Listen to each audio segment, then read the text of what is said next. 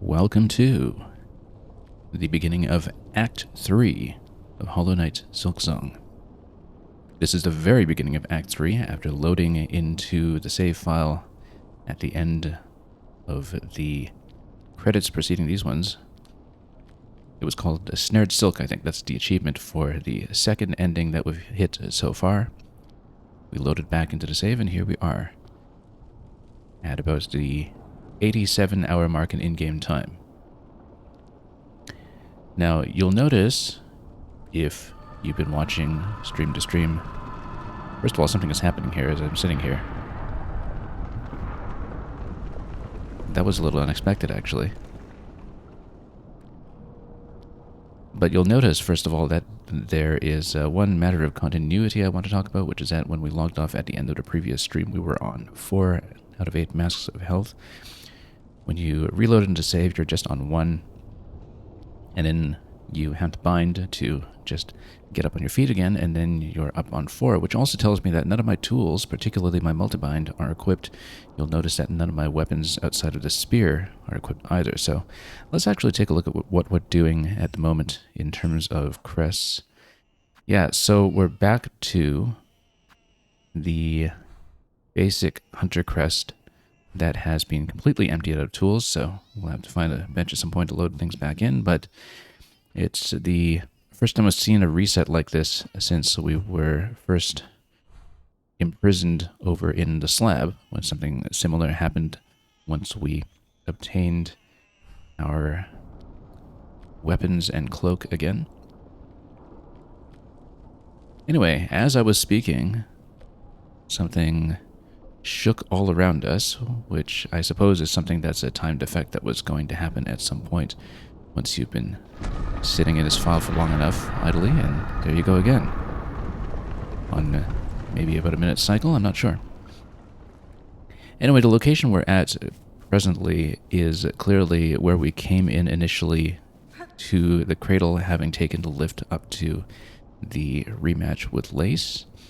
We fell back down towards here from the Grandmother Silk fight, and as you can see from the lift, that it seems like we have been cut off from the gentle way up and down to the cog core in the middle section of the Citadel. So possibly maybe I just drop down below and drop back down to the Citadel the long way, assuming that I can't find anywhere else to go. Previously there was a passage on this side that was our door over to the rest of this area. Oh, okay, so everything kind of collapsed under it, yeah.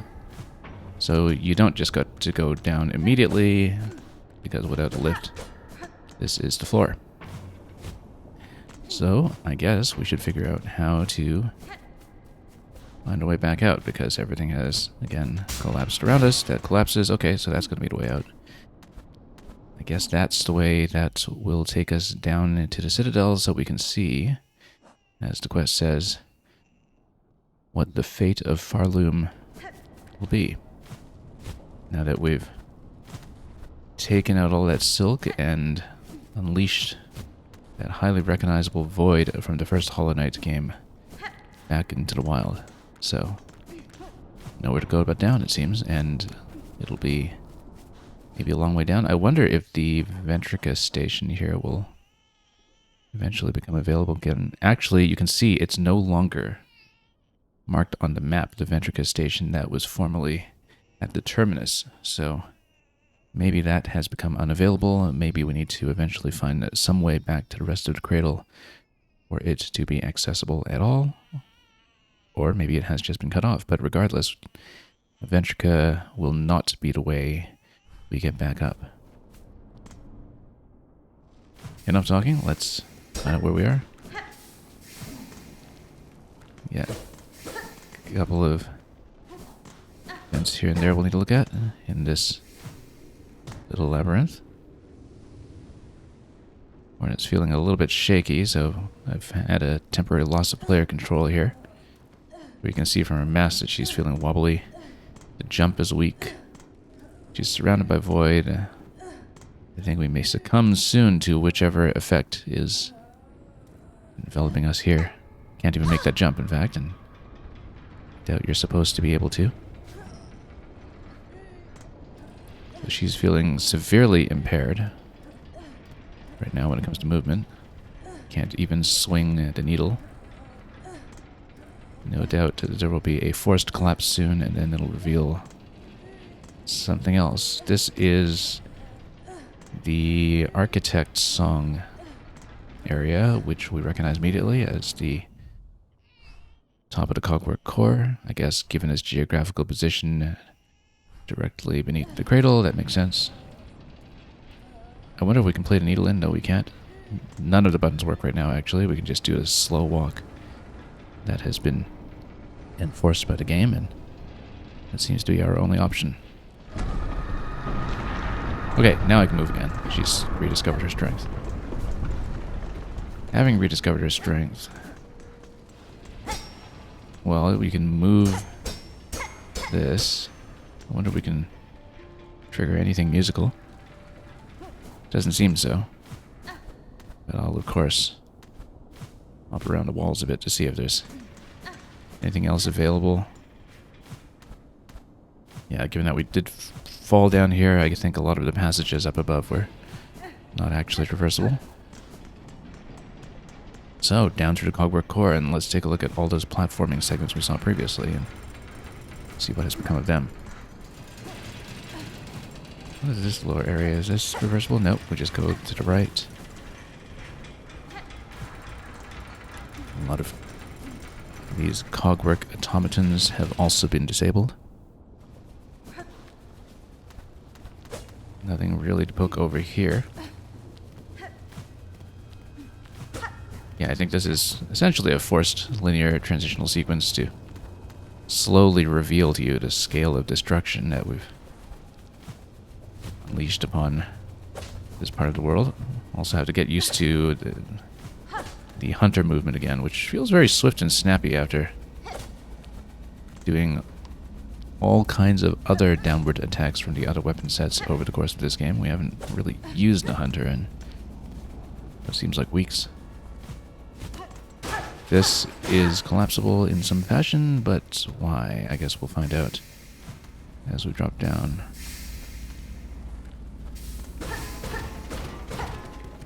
Takes you down here.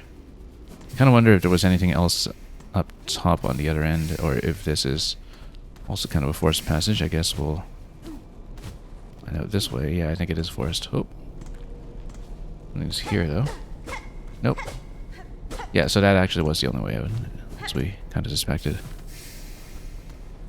Don't have our wall cling on right now because, again, all the tools have been removed.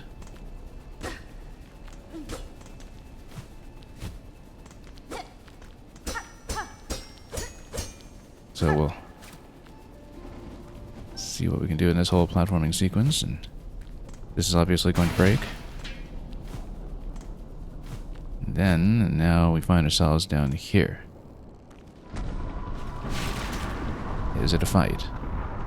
Yes, it is. And they're covered in void this time. Again, let's watch out because we're back on the old hunter movement. Have to mind that diagonal. Also our silk intake here. Okay.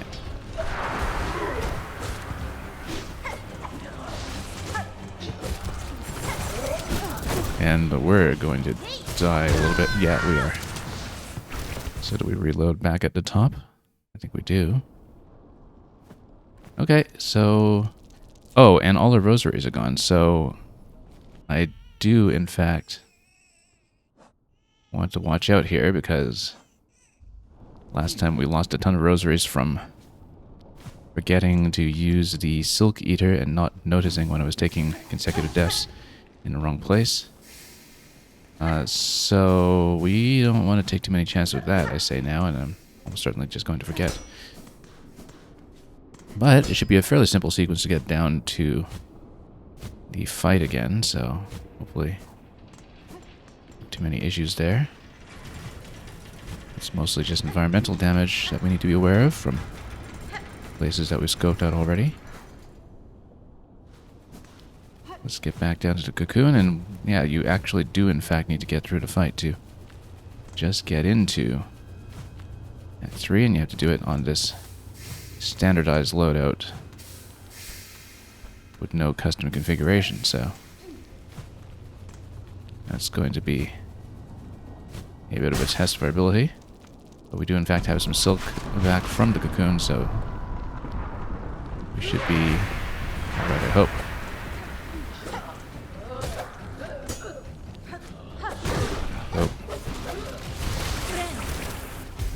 I have to do a nice slow standard bind here. Okay.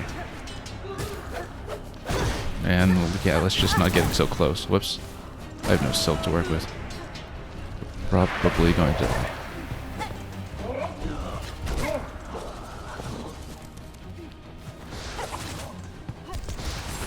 Nope. Oh, we need to watch out. That's a very clearly signaled attack.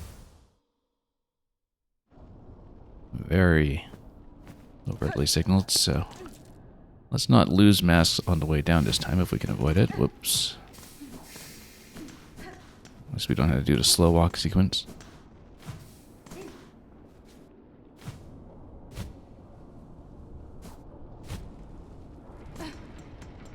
No hazards over in this room.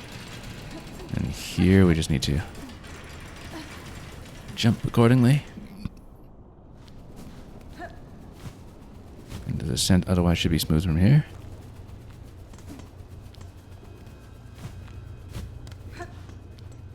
So we would hope so. Oh, nope. Not so smooth after all.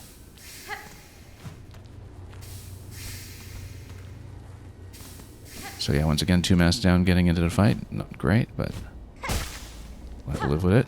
Let's charge up first attack just so we can whip these as quickly as possible. Yeah, the charge attack is going to work out well. And we back out when they're charging up the void. Here we go. Okay, charge attack is working out nicely.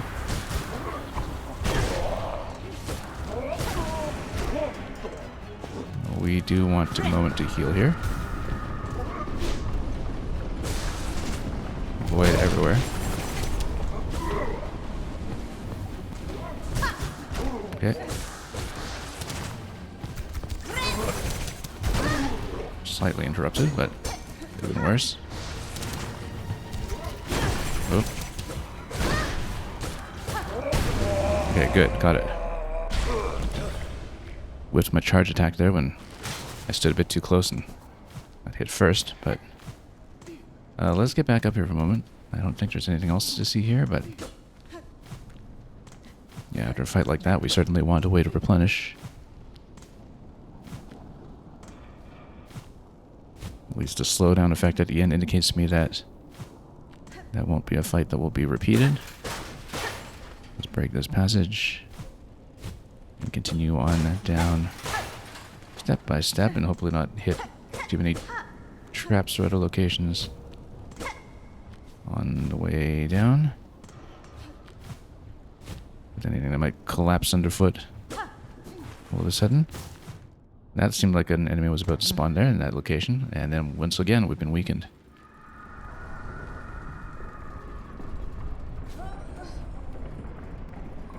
And I can't really poke anything, so we'll just have to follow this sequence and drop down to wherever the game is forcing me. Yeah, no flexibility to move anywhere but here.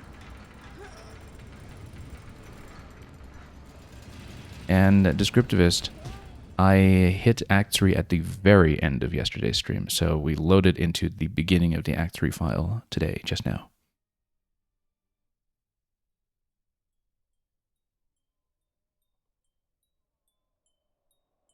Anyway, all is black. But luckily, Sherma to the rescue. Bedecked in some newer clothes here, too. As though Sherma has assumed a position of leadership. Boy Red Maiden, 'tis a prayer answered to see you safely wake. Little Sherma, what has happened here? To our safe haven, our home. This is what's left of it after the great breaking began. There was that terrible noise from above. Everything shook and fell apart, and the black threads sprung up from beneath. Many a poor pilgrim has already been lost to destruction. You might have been too, if not for some fleeing pilgrims who found you fallen and carried you back to us. Black threads. I may understand their source. Must speak with the old caretaker. Do you know what has become of him? I see he has left you his garb. How intentionally is left to the imagination? Well, I mean, something here has been implied. Let's listen to Sherma's explanation. Oh yes, he charged me with looking after those remaining here. Said he had to confer with his family down below. Okay, so they're still up and about down below, and they have slunk to hide away in their ruined chapel.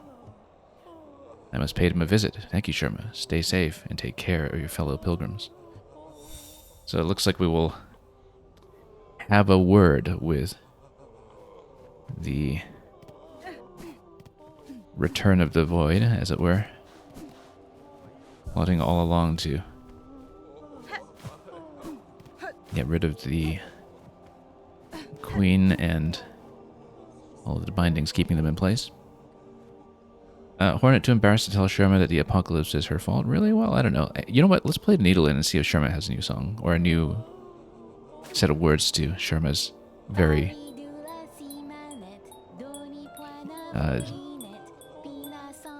lovely melody here. Telling all the brothers and sisters to huddle along. Yeah. Still as bright and chipper as before. Anyway. We need to get on a bench so I can actually plug in some tools again. Confront the caretaker and his family in the ruined chapel beside Bone Bottom. Now that we're wise to the true extent of their plot. Okay. Let's... first of all... in case we should need this later, let's configure Hunter anyway, even though I don't plan to stay on it.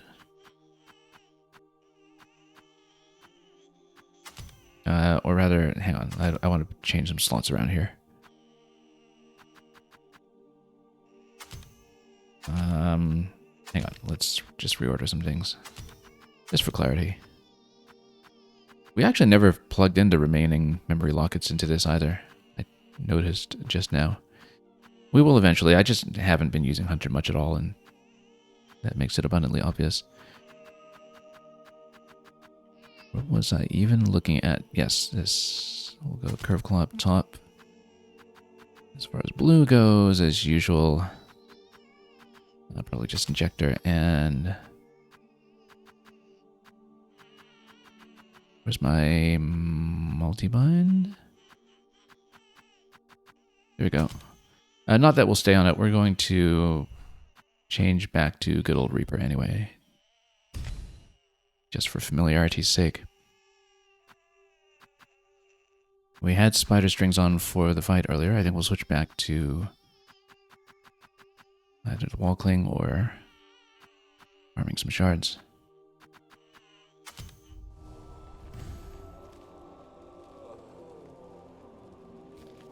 And descriptive is your favorite streamer built grandmother silk with every crest. I would think you're saying not credit, right?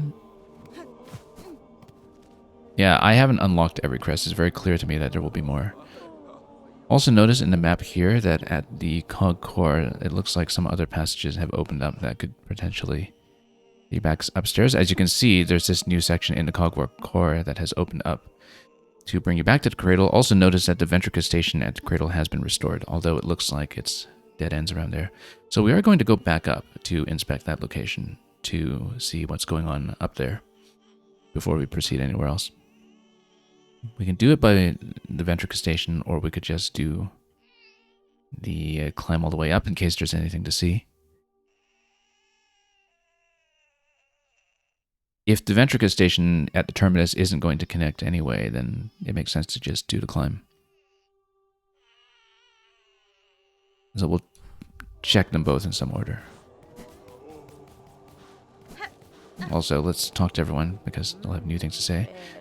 What new horror now besets us? Is this fresh punishment for our sins or yet another test to prove our faith? It is neither, good bug. In this disaster, you bear no blame. Hold close to your companions and I will work swift to see this madness stilled. Also, let's listen to them sing.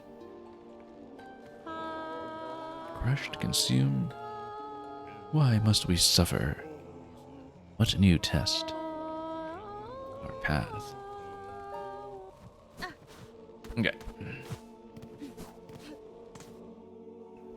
So yeah, big changes all around. Oh, this is a little different. Do we not have access to our station? I guess we don't. Unless there's an alternate way to break towards it. Possibly we need to take another station to this station and then unlock it all over again, so we'll see. Lots has changed. And yeah, you can see the cricket guards around here are also just scattered about in the foreground. This one's still around, but who knows what has become of him.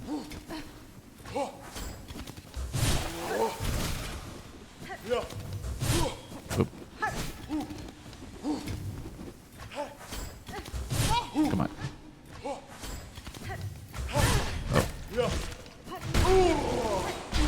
Okay, a little sloppy. But Horn is just getting warmed up again, I guess. So we come up here to the memoriam. We can see if the Ventrica port is open up there or if that's also been buried.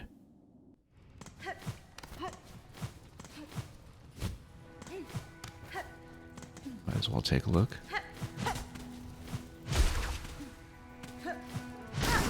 Oop, that looks a little different and threatening.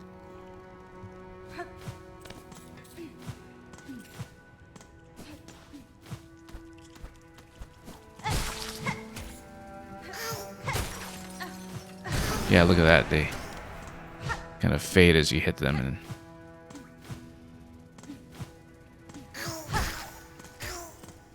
don't seem very friendly. Okay, is Ventrica open or is it also blocked? I guess we'll find out in just a moment. This is also collapsed. Also, yeah, this is one level down from what we need, though. Yeah, that has also been manipulated. Oop, that hits hard. Heal.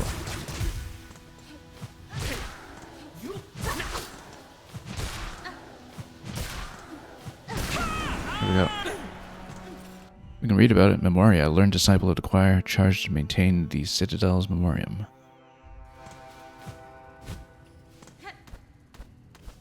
Okay. So, Ventrica, is it actually available? It is, but then which stations? So, interesting. First Shrine is available. Was this all the stations we had? I don't know. Let's do that, because maybe we need to break it back open in some fashion. Like, yeah, it's trapped here, and then we break it back open. There we go. Much better. Let's do something similar with the Terminus, maybe.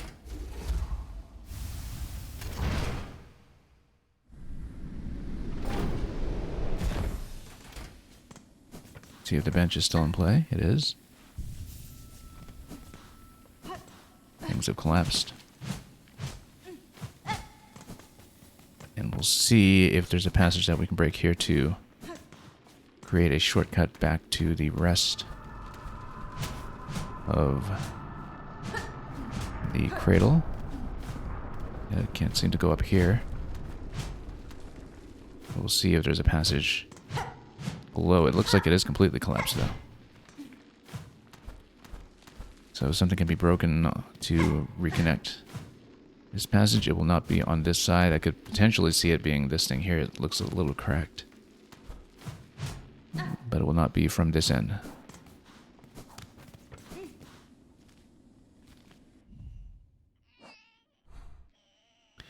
So we'll do the ascent up the cogwork core first, then I think.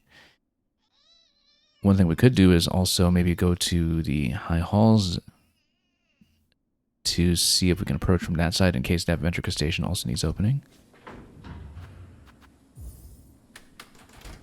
Just to get all of our transport notes back in order and make sure that none of them are like the first shrine behind other forms of environmental collapse. Yeah, all's looked a little wrecked here. I actually should pay the conductor a visit. See what's become of him. Oh, okay. Well, this is now a lot more threatening. I wonder if we should try this now. I mean, we're right by a bench. There's no real harm.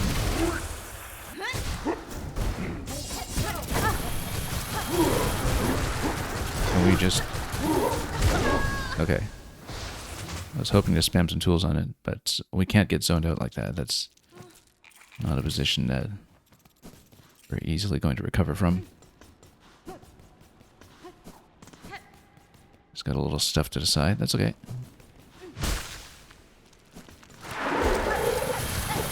You know what? Let's just try to wreck him this way. Whoa, no. Let's try to tap in for a heal. Okay.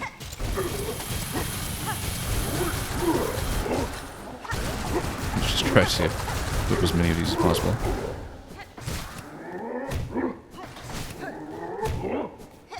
There we go.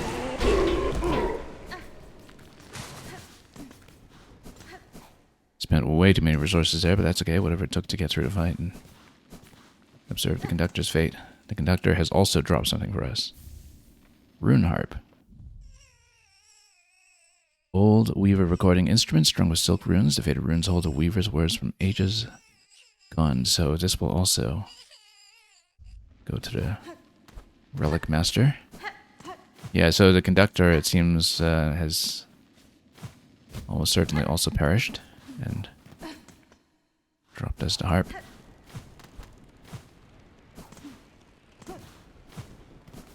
Now, what about the Vault Keeper? I guess we'll check that later. And yeah, Dr. Cliché, you're saying Hornets, Hornset, Rents. Oh, he's torn. All kinds of scrambling as possible. Now, this we had previously unlocked with a lock. This was where we got the Rosary Cannon. I don't know if there's much that has changed in here. Perhaps not. Oh, look at that. Look who's still knocking about. Oh, well, he was always here anyway, even before.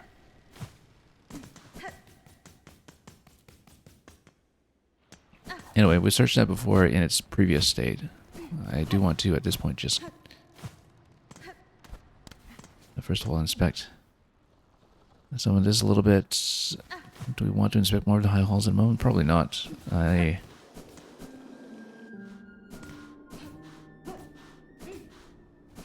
don't know if anything will really present itself here. Anyway, as I said, we were going to climb back up the cogworks. Let's see just how many resources we expended by dumping our entire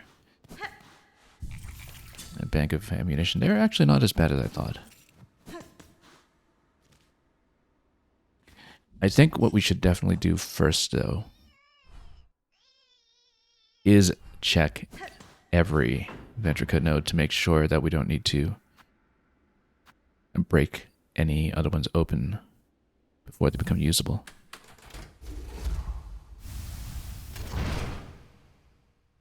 Just get the entire transport network back in order first, if necessary. Okay, this looks as accessible as before, so I don't think we should be too concerned about it.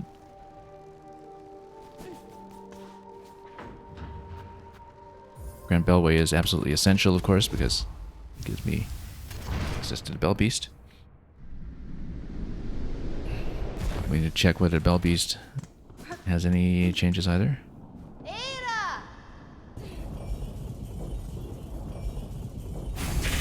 Yeah, thought so. Thought something was going to go wrong here. New objective, rescue the bell beast, right? Beast in the bells, descend into the bellway and defeat the hostile creature within. We want fast transport. Let's do this. We kind of have to.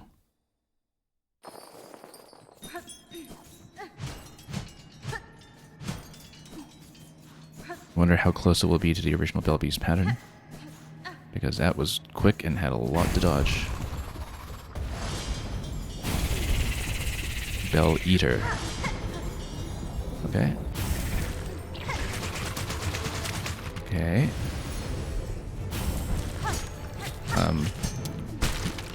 That's gonna hit hard. Watch out the sides here too, because the sides do kind of chop you. And it looks like you kind of need to do this quickly because everything would kind of squeeze you at the outside if you don't.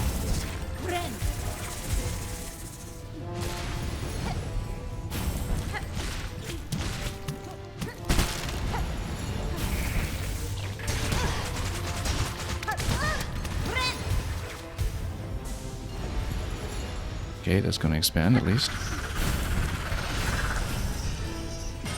Didn't need to tap it. We can just find a way to do it. Oh, it's going to crap all over me here.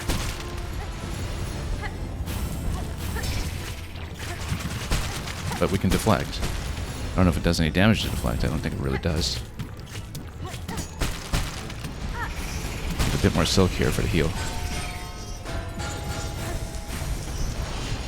Oh, nope. Thought I could tap it from above, and that was not the case.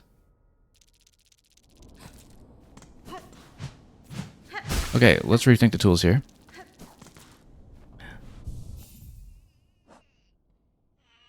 Just so we have everything appropriate that we need. We could get Compass off our Scuttle Brace if we wanted, but it's more the expendable tools that I want to think about. Traps could be good, maybe. Because you can see where it's coming up, so you go Sting Shard in those locations, that could possibly do something.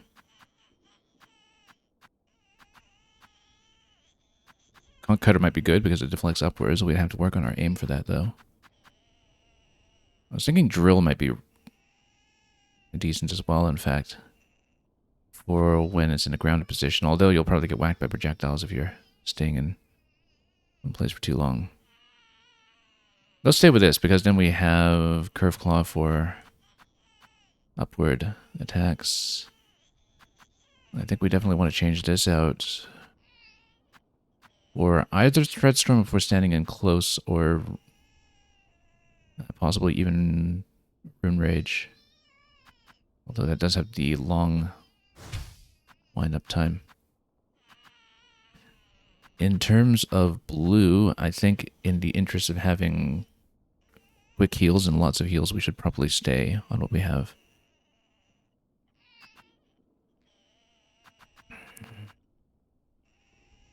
Okay, let's stick with this for the moment. I want to learn to fight a bit more before we start using things like traps aggressively, but we'll get in there and do what we can.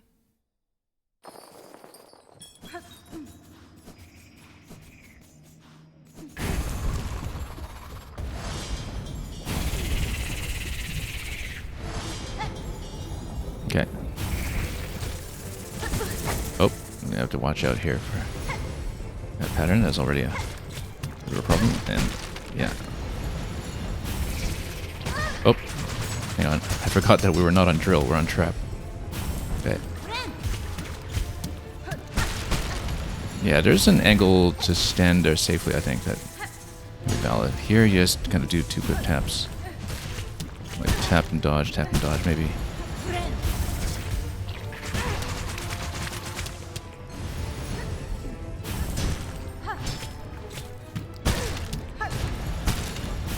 As long as we get enough silk refunded to get no more heals, we should be fine. If we find decent healing windows, we might even take off Injector Band and try to go for something to get more silk replenishment. Okay. Yeah, so the head zones you out. The arse here just kind of gets you projectiles, and so we should usually attack into the back, I think. Maybe. I'm thinking about whether it's better to attack into the back or the front. You know what? Let's rethink this. Let's go drill, actually. I'm not really seeing opportunities to place the trap on impulse.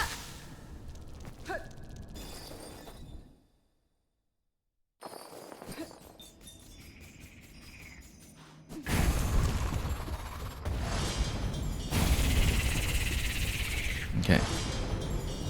Again, when it comes out like this, yeah, just single tap and then it seems to fire at opposite angles. So if you dodge one, then you can dodge the other.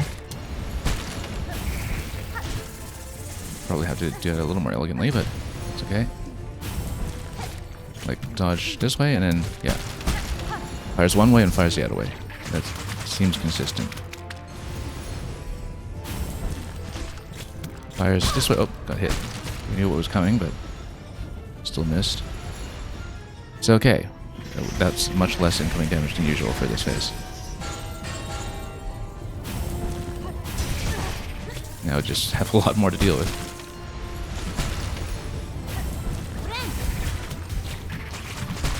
Oh, just a lot more to deal with. Okay. Nope, got hit. Good thing we had the warding bell, but unfortunately we did blow all the silk for the heal.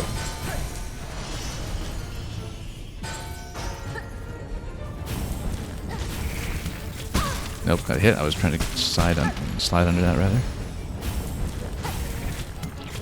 Nope. Poor reflexes once again. Yeah, when we see it firing the other way, I'm trying to get across to not get hit. It does have a very consistent projectile pattern. We don't know if it's going to go left first or right first. Usually if the animation gives you a very slight moment to read it, but the thing is, if you see the first projectile, you can predict the second one.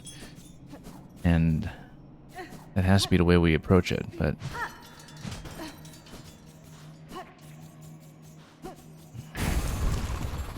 that phase is complex enough that it's a little difficult to dodge all that, so yeah.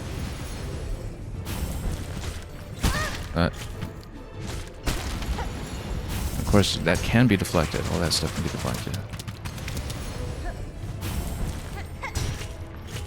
Nope. Right into it once again. Okay. Nope. Just walk straight into it. We know it's coming, but walk straight into it regardless. Yeah, we know where it's going. It's just still very difficult to avoid it mentally rather than going into its incoming position. Yeah. It's gonna crap all over me once again. I think we just... Oh. I was thinking tap the tail and go for the head or something like that, but maybe we should go for head on those because, well, depending on whether it's doing the swipe or doing the spray, don't know how easy that is to dodge, but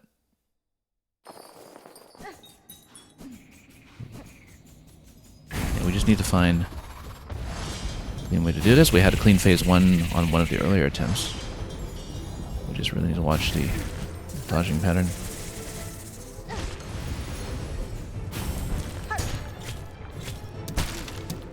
Yep, just need to prioritize safety first.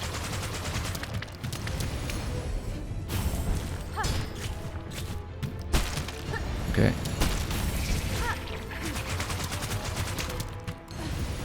Yeah, there is a tell for a lot of these things, so.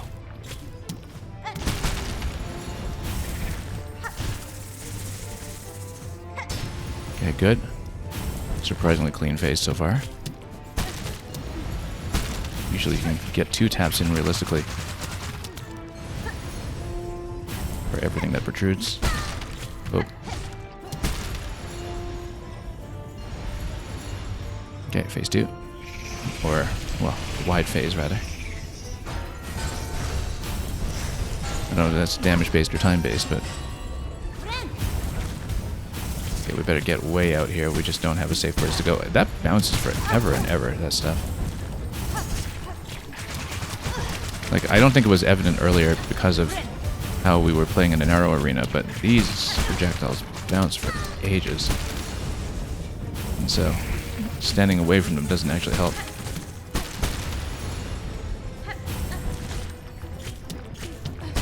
Nope, sniped.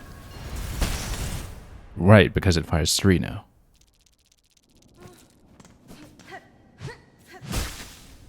Okay, so we haven't really gotten any use of our tools yet. I almost think we should go back into trap. We haven't gotten in position for the drill, because if you get into the drill, you might just get whacked with projectiles immediately. I feel like Conch Cutter's probably best here, because you can deflect towards the ceiling from a farther position, but we still don't have a very good sense of how to aim it, so we can try it. For the high position, I think it might be good. But for now, I'm working on a dodging pattern first, so we don't squander too many resources at the start.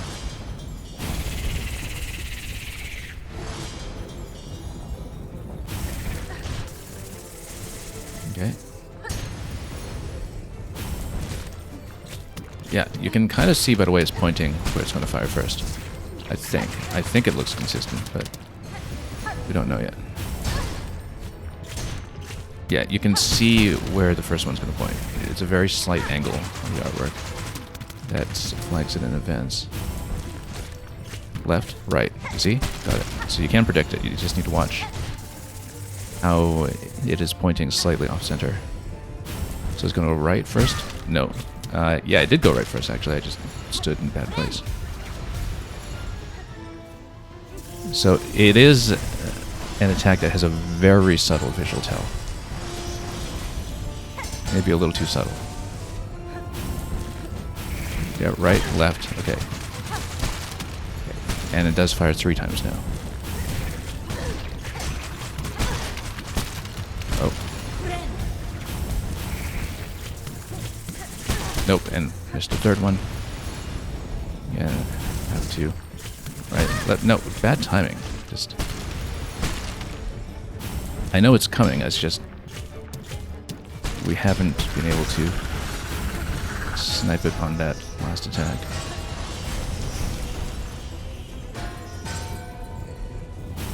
I'm beginning to read the tell on this, which is important. We got zoned out that time though, couldn't really do anything.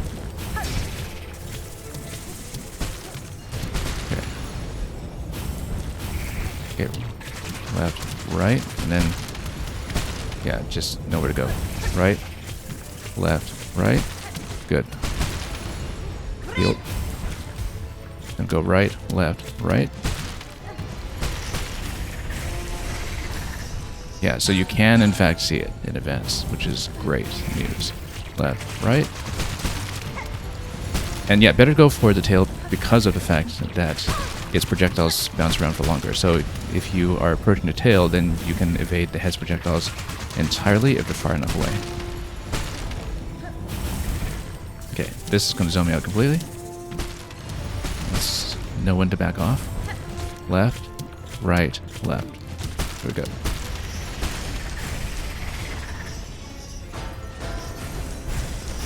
Need more silk for the next heal. That's the main priority right now. Right, left, right. We don't want to eventually get faked out by it doing 4 projectiles, but it's left, right, left. Okay, heal. Left, right, left. Oh, got hit anyway, unfortunately. That was rather needless. So was that. Right, left, right.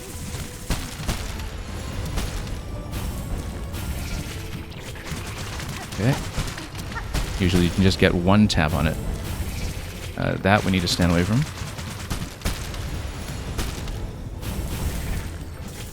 And then this we'll need to stand away from again. Oh, too close. Too close. What a large explosive effect on it. We still need to heal. Yeah, we have a working defensive pattern now. We just need to not make so many careless mistakes. But we have a pattern that is readable.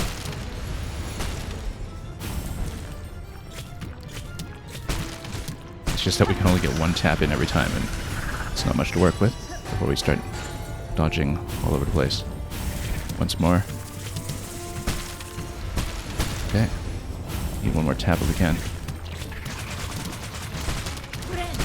Good. Nice safe position.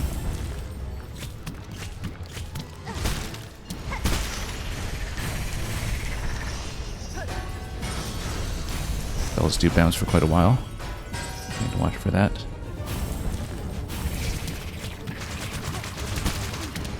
Yeah, they have to be very patient. The pattern is not becoming more complex. That's important. So as long as we play defensively, we're okay. Oh, standing too close. No, it would bounce that long. We should actually deflect back. If we're standing that far away, we should swipe and parry projectiles instead. Yeah, we're standing that far away. No need to just stand around forever to dodge. We do need to attack in instead. Just like that. Oh, too close to that one. Swipe too late, rather.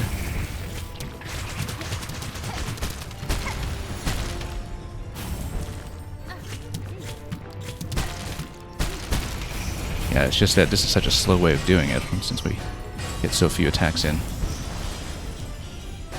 That there's a lot that we need to not be careless about in order for this to succeed. And yeah, swiped poorly there. And we just got caught by that. We've lasted very long in that fight that time, but unfortunately it is a very slow way of doing it. If we're standing that far away, that's a good time to start using things like the curved claw. But the important thing is that we can actually read what the tail is doing now. And we're reading it very reliably, so long as we stay focused.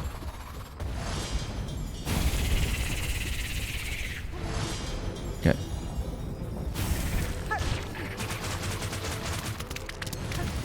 Okay.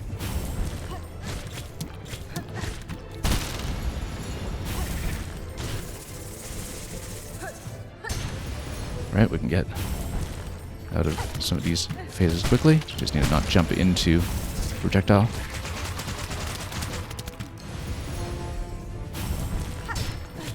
Okay. That was almost misread, but we managed. Nope. Too close. Floated too close, rather. It's okay, we're pretty much a full silk.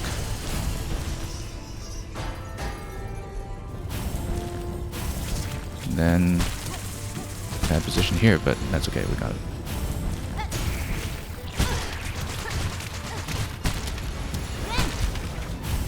Okay, get out. No, got hit by everything. Yeah, that's the problem with trying to parry into it, is that it may be a lot better to dodge if we don't know exactly when they're going to explode.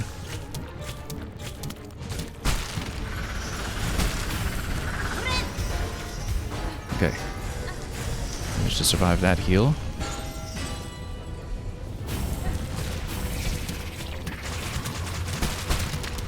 Oh, that was a very difficult dodge, but we made it.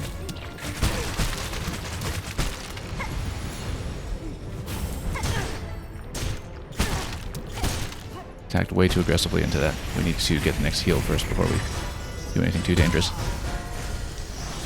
Yeah, no, we dove into that much too ambitiously.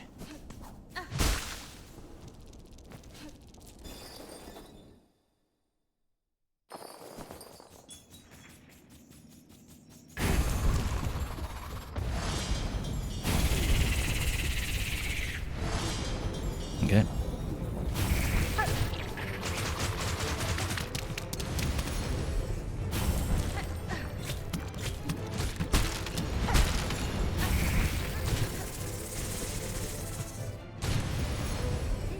Okay.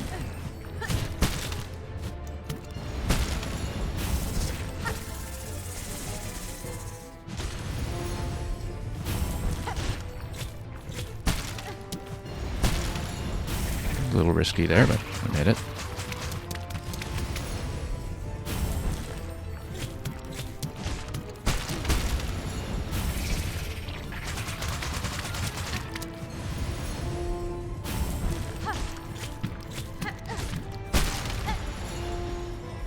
And into phase 2 already. Great. Yeah, damageless phase 1. That's encouraging.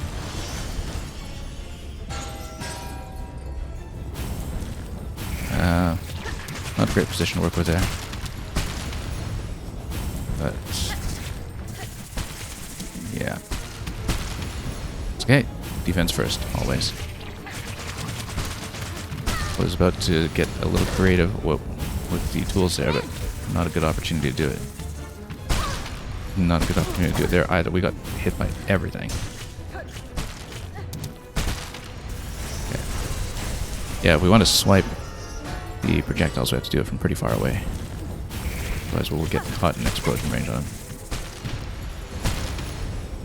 Very large explosion range. We do have heals available when we need. Okay. And full health once again, that's good.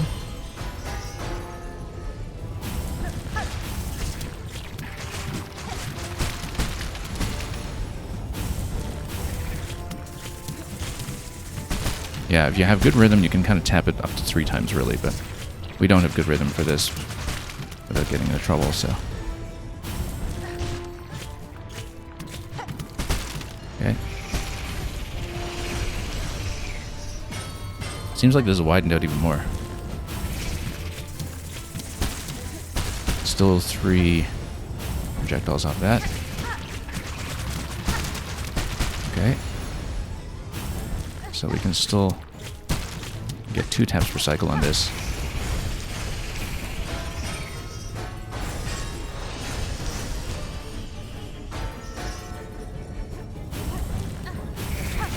Okay, that's going to zone me out quite a ways. Let's just be careful here.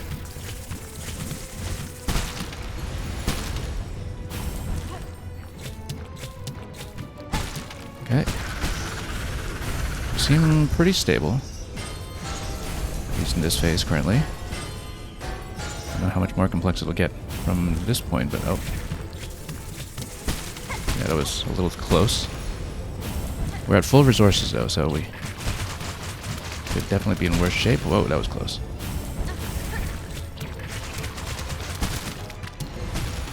This is a slow fight if we're doing it this way, but caution does have to take precedence. I say as I get hit by both of those, attempting too courageously to swipe in.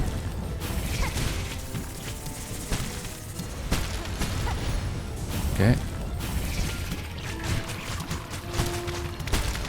Alright, got hit.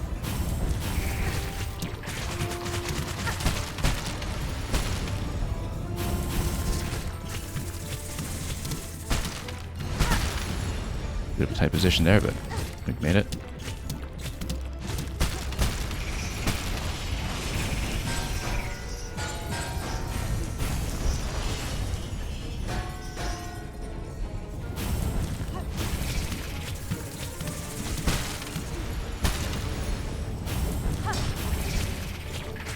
Yeah, we could spam our tools against some of this, but I'd rather not mess with our muscle memory pattern too much right now while we're just trying to stabilize and not take too many hits. We have something that works right now, it just works slowly. Oh, that was a mistake. That was a mistake, I didn't mean to hit bind. Now we're in trouble. Yeah. Yeah, it was almost a very critical error there. Actually got plenty of room to hit them from the side.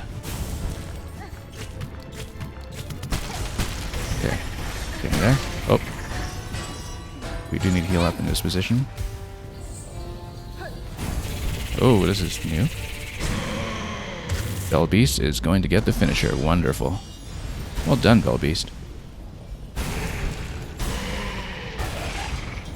Something tells me that I want to jump away from this and let them settle their score. Alright, Bell Beast. Well done. Gonna sing for me? No? That's alright, let's talk. Thank you for the GG. Yeah, didn't make me work too hard to have transportation again. And indeed, you actually get to... Oh, hold up plus needle in. That's new. It hadn't occurred to me to modify the needle in before. I wonder if you could do that before. Hey look, it's the little elevators.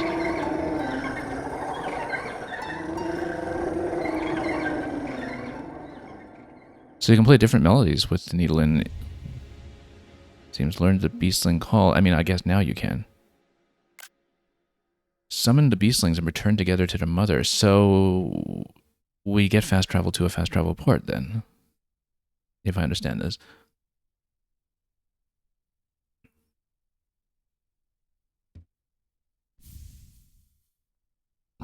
Bonded.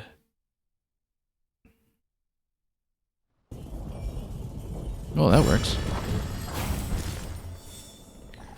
Okay, objective completed. Travel unlocked. I mean, I guess we'll try it. I don't know if we can just do it here. Like if we... do the beastling call and then... what happens? And then it'll just take me to... wherever the Bell Beast is, right? I mean, the Bell Beast would be at the station where it was most recently summoned or taken to, presumably. So then now we have an escape back to a bench. Wonderful. Okay. Yeah, that fight came together pretty much as soon as I saw that you can predict the angle of the tail end's first projectile. Once I saw that you could do that, then it was just a matter of being cautious. And yes, we now have lots of friends.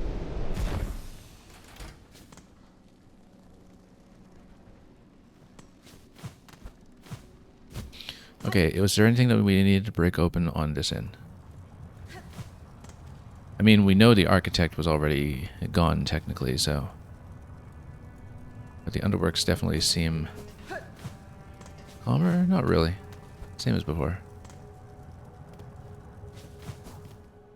In this end anyway. So, let's go back up top. Because what we wanted to do was, once again, do the Cogwork Core climb. And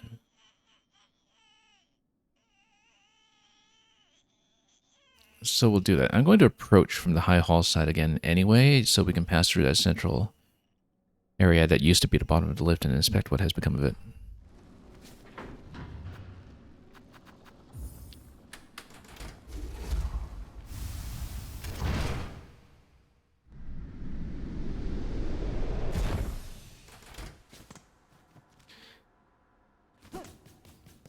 Okay. Now let's continue.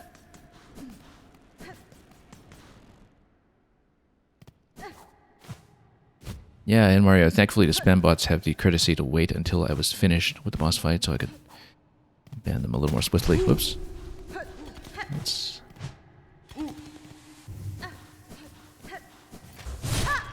okay.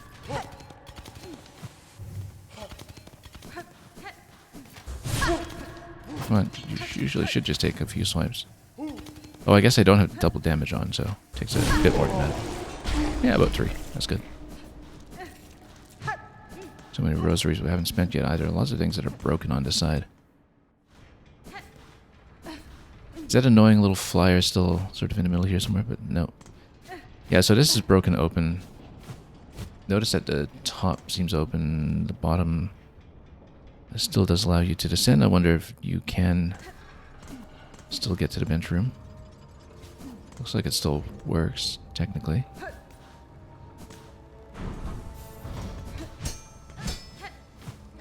Don't know if much here has changed. There is a passage.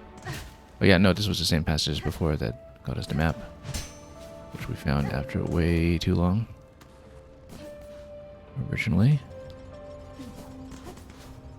So we know that everything up to the architect's room has been rather broken down.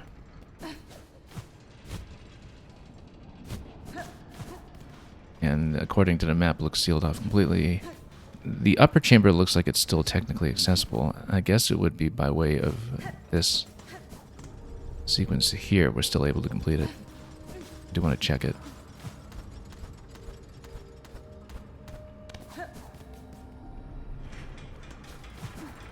Just to see what is here.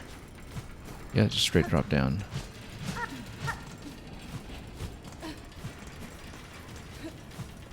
Everything is broken. The wall jump, or rather the grapple belt that takes you up here, is all broken down, so... Okay, as we know, nothing there.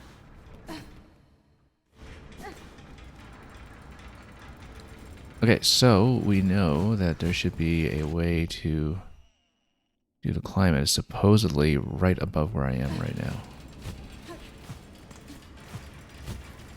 So is there actually a way to do it? Curious. Supposedly on the left side of this room.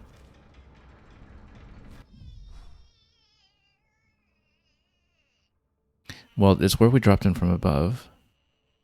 And clearly there is something protruding out the top of the cradle that we should be able to reach, but it seems like I'm not actually able to get back up. I don't see how or where to do it anyway, in terms of where that connection point would be. Maybe we lured an enemy over here and bounced. Okay, so it looks like that's not actually a climb we can do yet, then, unless there's a way to break towards that from the left side of the memoriam. We should in fact check that. Because even though it looks like the passage that we dropped down previously, my suspicion is that it is going to be traversable.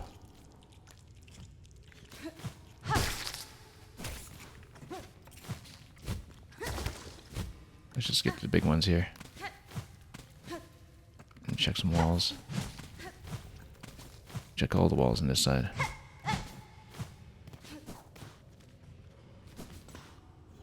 Nope, but it looks like it's down to this passage. Okay, it might still be worth it to check all this. Whoops. Except this looks like it's kind of descent only, though. So maybe we need to take the top side passage back down.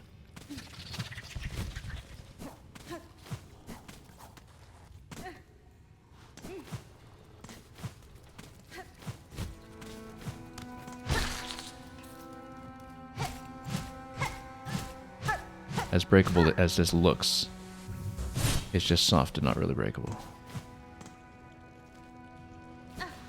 But let's see if we can take the top part of that passage close to where the Ventrica station was, and then see if there's some way to break out the left side. Oops. Yeah, because the way all this collapsed looks a little bit different than it did before, maybe.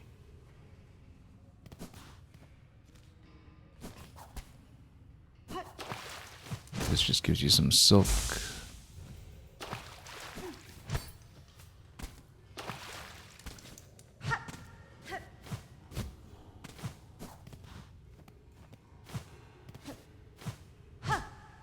Oh, nope, hang on, fell all the way back down.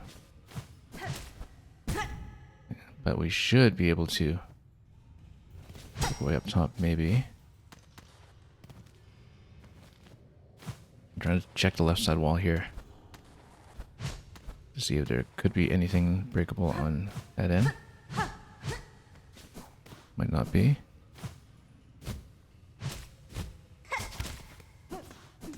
Okay, guess not. And then this passage just gets you back down to the lower area. Okay, so... You know what? Guess what we can do?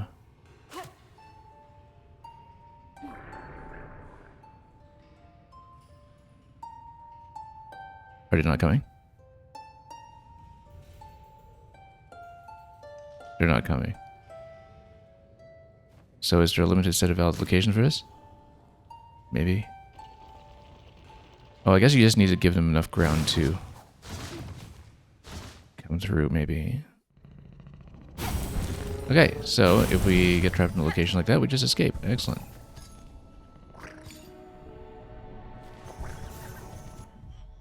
Okay, then by the looks of it, we don't have a way to ascend back up through the Cogwort Core just yet.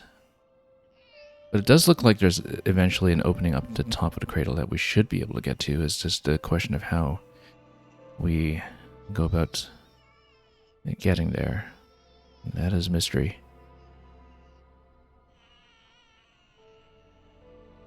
Anyway, let's visit different locations in the world and see what has become of them.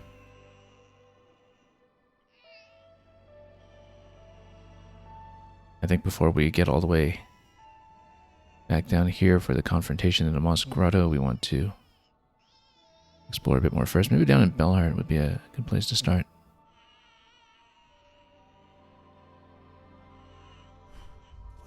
We'll see. Probably lots to do on the map. That will be impossible to keep track of.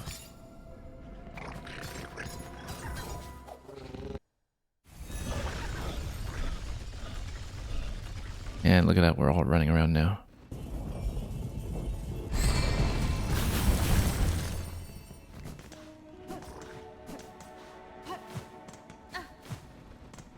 I actually kind of wonder if anything down here has been newly broken too. A lot more traversal in Belheart. But we'll get back up to town first, I think.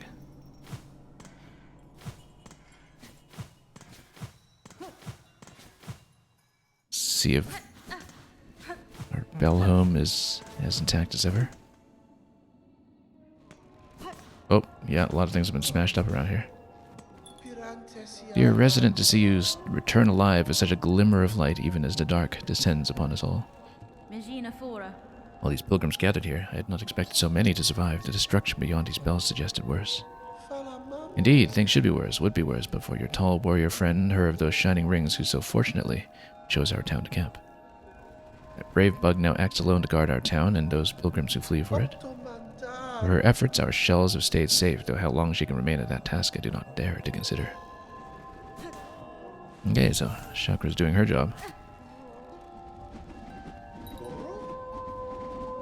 She's going to sing a little more mournfully now. Dave, Farloom, we failed. What did we do? Why must we suffer? Anything new in the shop? Fellow resident, welcome home. The world may quake and crumble and threaten its end, but while my shells stay safe, my shop stays open.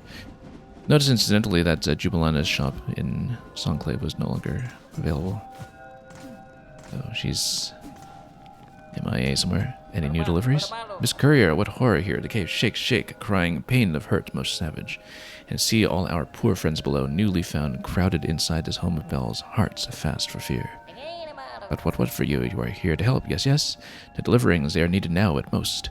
When caves turn dark, the deliverings are essential, more than more.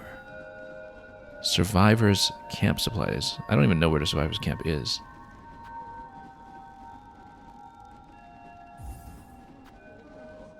What even is the survivors camp? I guess we'll find out.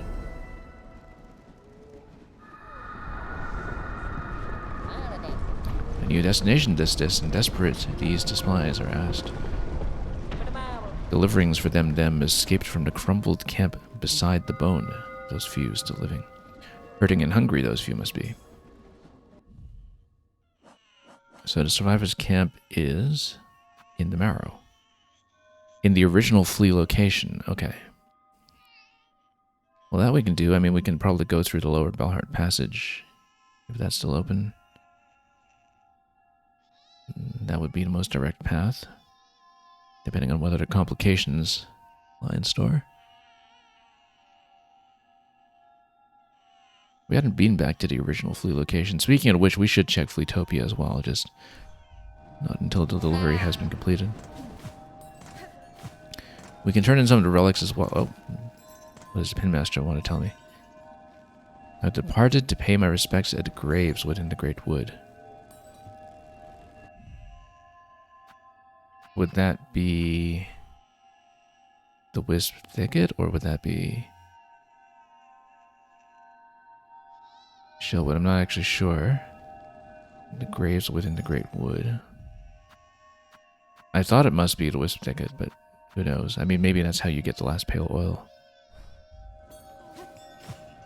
Or rather, you'd have to get the last pale oil first and then turn it into a different location. Oh no. Okay, home is still sweet home.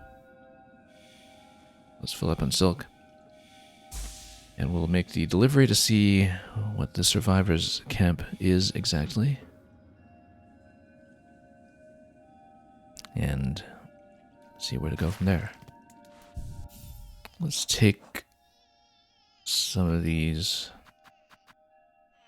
out for the moment. So, yeah, Conqueror, let's put it back on wheel. Since we've wanted to play with that some more. We'll stay on Threadstorm.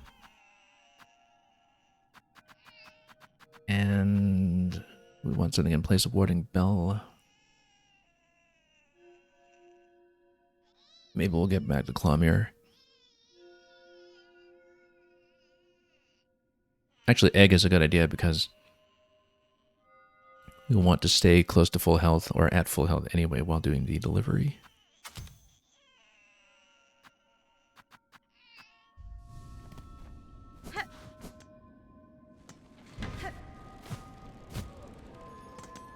Yeah, we'll hold off on relics until we know what we want to use all that cash for.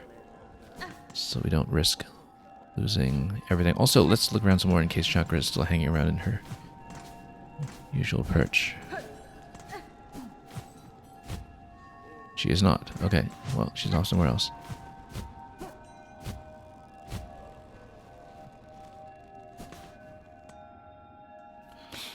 Okay, how much more dangerous has this descent become? I guess we are about to find out.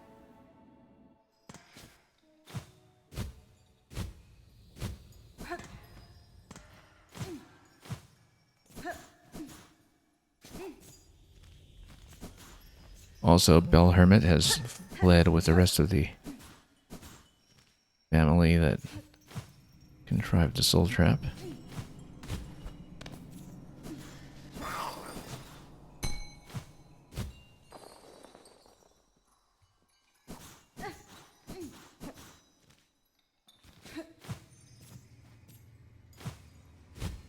The big guys moving up and down seem to be missing.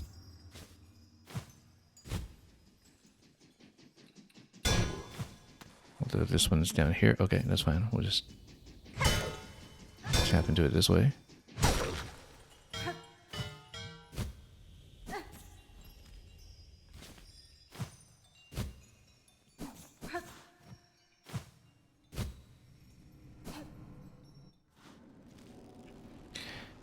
And bottom path or top path? Top path because that drops down towards the fleas, I think. That was the original passage over.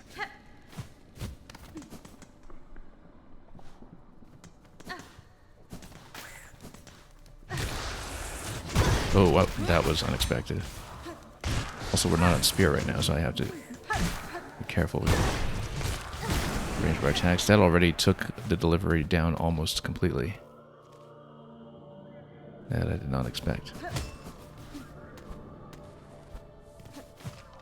Okay, so we have to watch out for that kind of thing. With all of these enemies spewing void attacks everywhere, so...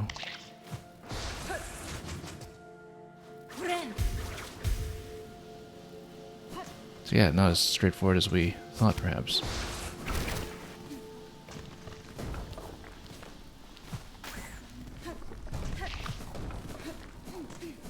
Oh, whoops, nope. There we go. Swag is destroyed. That's okay. Let's finish the path first, so we can see what the survivor's camp looks like and know what we're dealing with.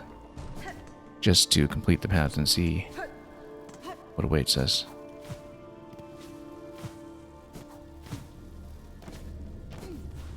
Yeah, such an easy path as well.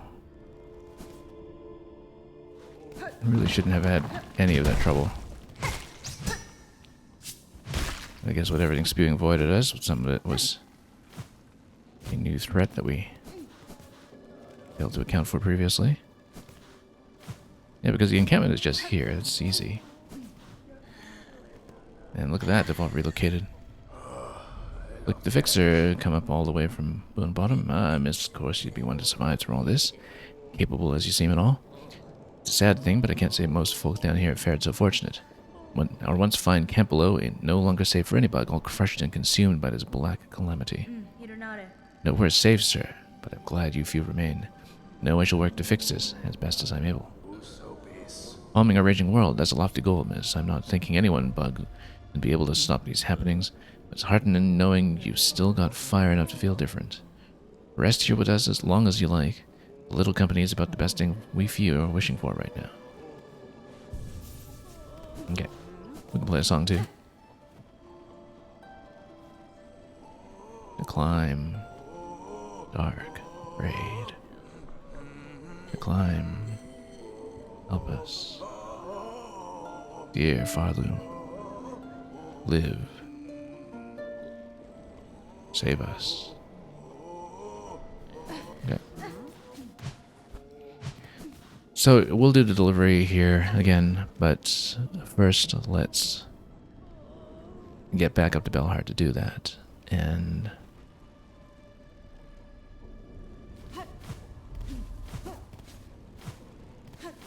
yeah, a little tidier about it. I'm going to switch back from Threadstorm to Spear so we can stay at long range for some of the enemies we're facing here as well. It seems to make a certain amount of sense.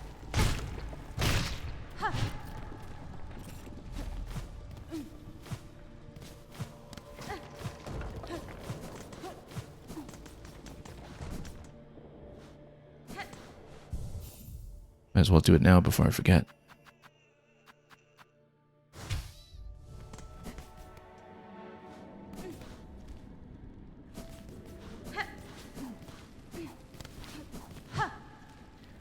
The original Belbeast location seems unavailable.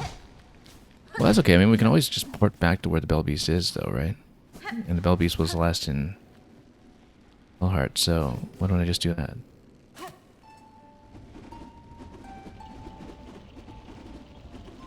So that's kind of interesting that we just can't use the Belbeast here. But yeah, at the last known location, so that's an easy port back. Works out very well for the courier quest, actually, specifically, because you are not doing any fast travel with it anyway, so you can always port back directly to the Belbeast. Let's silk up just in case. And we'll do the same delivery.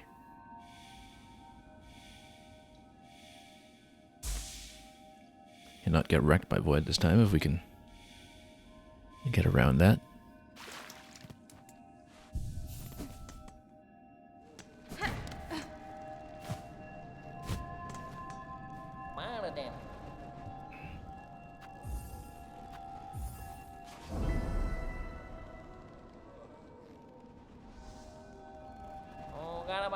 Okay. Same passage should be fine. I mean, we had the whole path mapped out, we just didn't seal the deal very cleanly.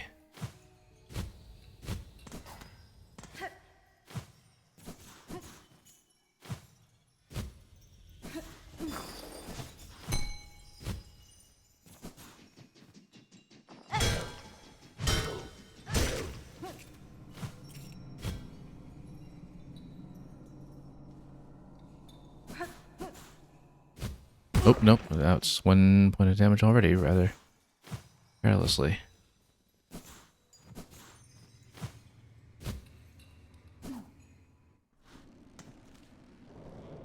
Okay, but we should be able to just do the rest. As long as we avoid some enemies here.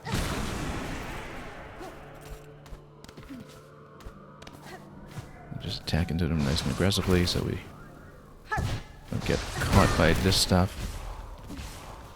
Got caught by too much of this stuff already.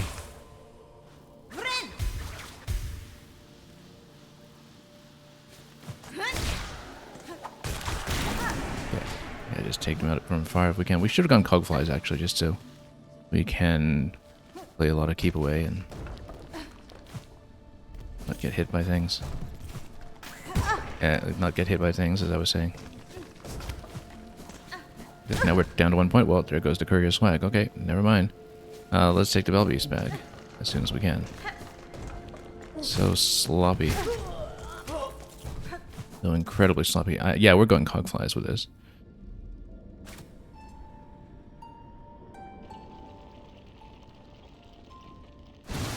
Luckily, we now have fast travel 2 to fast travel from the little elevators. Little bellevators, I should say. The little bellevators. All coming to the concert. Okay. Let's do this again. I don't know if we'll take the time to go full silk, but it certainly didn't hurt. And yeah, let's go cogfly. If we can, where's my crest? Maybe even go poison cogfly, in fact. For the damage output. We can do that in place of one of the heals, perhaps.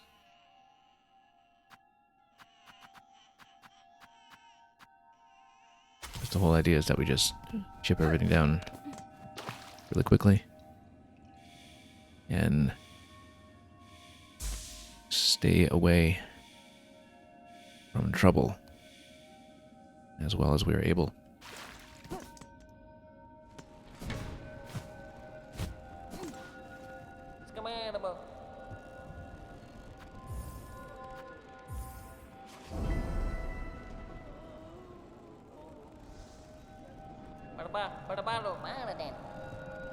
Okay.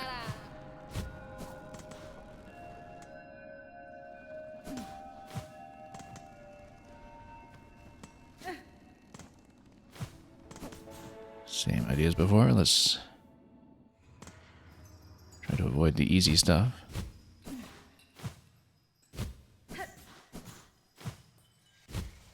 The obvious sources of damage, like when you drop down.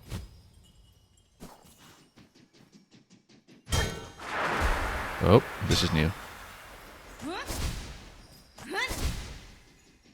You know what? Okay, let's expend all the silk, but let's let it have a chance to come up and then... Yeah, because it's probably going to do some massive attack.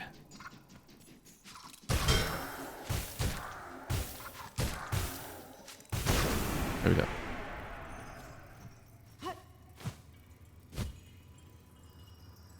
So yeah, it looks like it's just a random chance of enemies being consumed by void like that.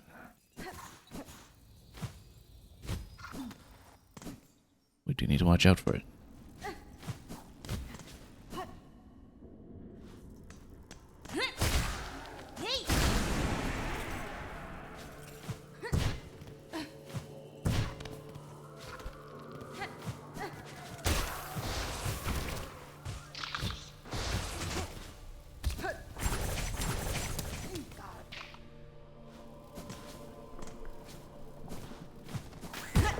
Nope. That's what got me last time.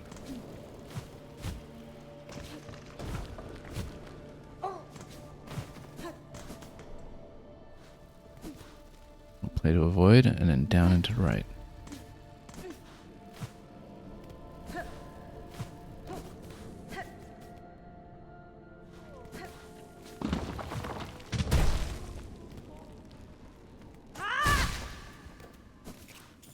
Okay, I can slot down quickly at least. And then one more rung down. That should do it. What fortune is this? Our wish answered, even in a moment so dark. Proved quite the savior, miss, and you certainly earned the appreciation of this whole sorry lot. You're welcome, sir. For you few, I hope these supplies may aid. Okay, new destination reached. I don't know if that'll change anything. You can't be leaving without some reward for your work. Take these beads for labor. Rosaries ain't proven much use to us lot anymore, but hopefully you and all your journeying can still put them to use. We haven't actually found anything new to buy yet, but we'll take it. And we'll go back to Belhart because that way we can see if there's anything new to buy in the shop.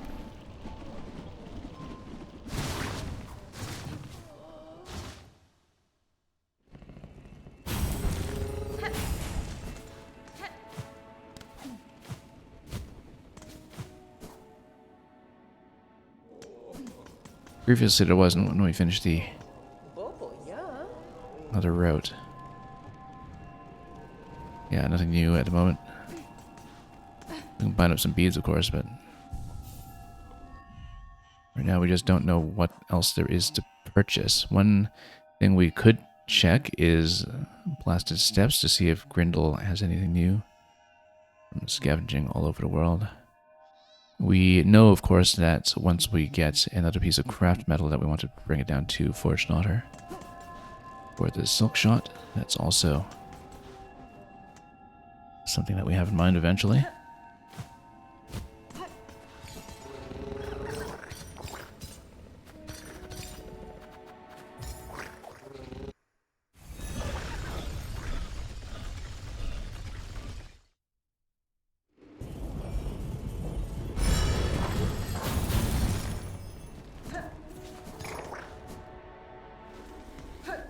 So let's see how blasted everything is around here.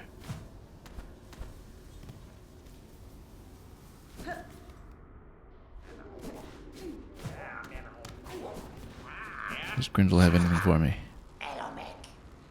Oi there, Fancy Bug. How you faring? That the old world's creaking and cracking around us. Desperately need some supplies, I'll wager. You seem in good spirits, Steve. Are you not disturbed by the great rending of the kingdom? Yeah. And if the world don't bother old Grindel none, we'll just go and find another one to plunder, won't we? So this is new. Magnetite dice. Nice little pair of roly-rollies we got here. Sure to bring luck to any snitching expedition. Well, it's the only thing to buy, so we'll buy it.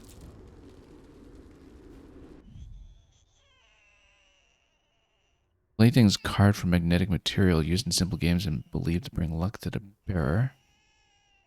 Okay. Interesting. Also on yellow. We should actually put it on.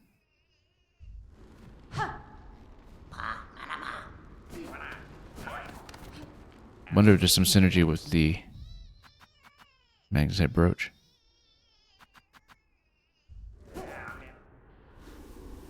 Descriptive is where the fleas. We will check on them. They are up here in Fleetopia. And I have not yet seen them today, so that is a priority.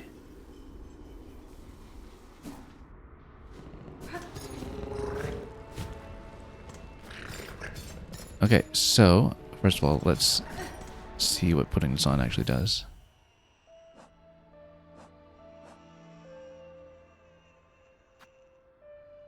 Let's, yeah, change out the shard pendant, see what this does. We don't know yet. Maybe it just gives us extra cash or something. Or any number of random effects that go either way.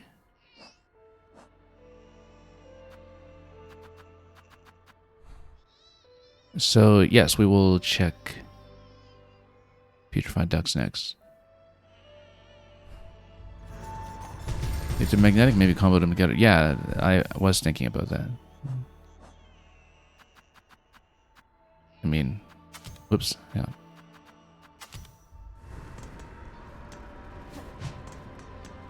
We can try it. I'm so accustomed to having the silk speed and anklet speed, though. Might play with that later. I think we have to take it into some fights to really see it properly. In fact, one thing we can do is we'll just check Grand Bellway because we can fight some things immediately. And see what happens.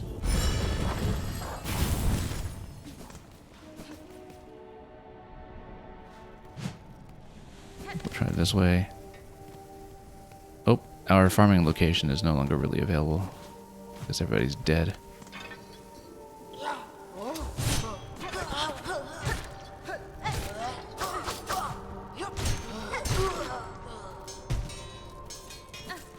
Yeah, I don't really know what it does just yet. We'll keep it on. Things might happen. Who knows? Might just give you some favorable random rolls for how much cash is being dropped or something. You're annoyed that they didn't immediately do something when you pair them? Yeah. You know what? Let's just try it in this column here because we can. We'll try it with a compass, actually. We'll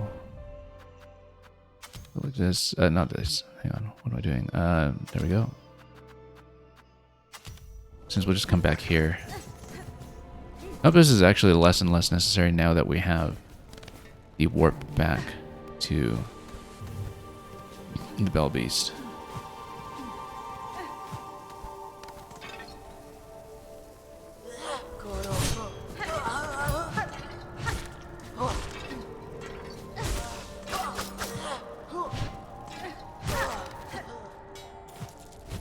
So yeah, the magnetite just picks it up. I don't know that that was particularly beneficial. So, still a mystery. You'd think the magnets would interfere with the compass, but never mind that. Anyway, we'll keep the dice on for now, just in case anything happens. Because we don't really know what the luck systems in this game really are anyway. When it comes to, say, how many resources are spawning off everyone.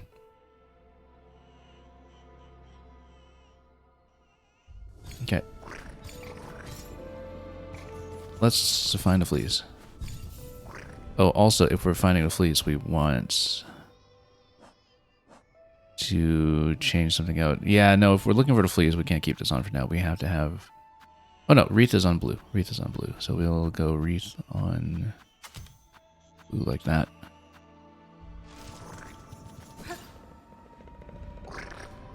And let's get back up to putrefied ducts.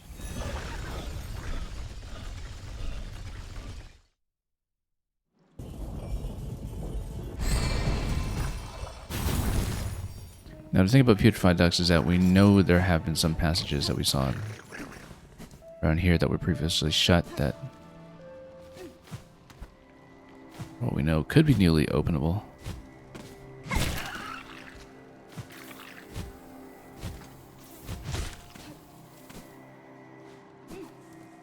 We'll go through here first. Have I noticed special interactions with other pairs of tools? Yeah.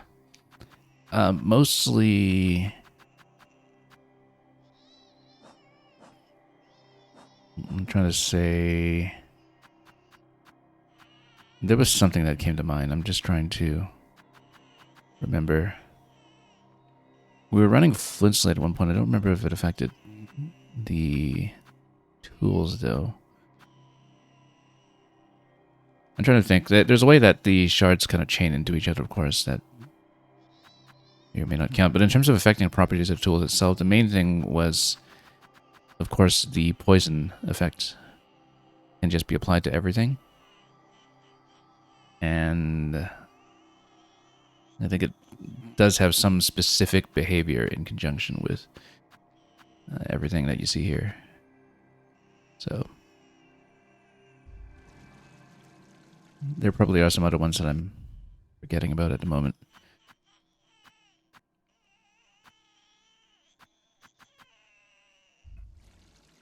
But yeah, there's definitely some thought to synergies that are able to produce unique effects, I think. Also, since we're here, we might as well check that location where we got the wreath in the first place. Oh. Yeah, that is the passage upwards. We don't need it right now, though. This was the location where we got the wreath. Previously saw nothing here. There's still nothing here, I think. We can proceed through. Was there something in the spot? Not really.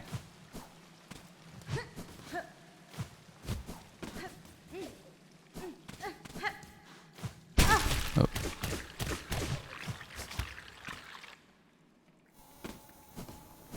And yeah, I haven't really been looking up anything on the wiki. I think I was aware that you can kind of put a poison cloud on yourself, though. That must be with the plasma. Like, it must be with one of the brews that you can use. As usual, we've been going in completely blind, so we've just discovered all this stuff ourselves. Whoops. Got caught in that position. It was really kind of rough.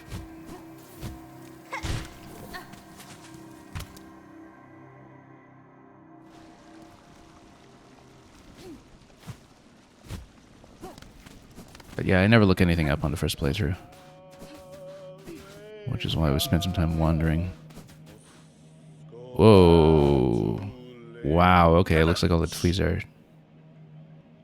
all bundled up and dead, maybe. So it looks like they are not okay. Here in Fleetopia. The dirge I sing is for the end of our old lives. Here at the end of times, our paradise crumbles beneath us.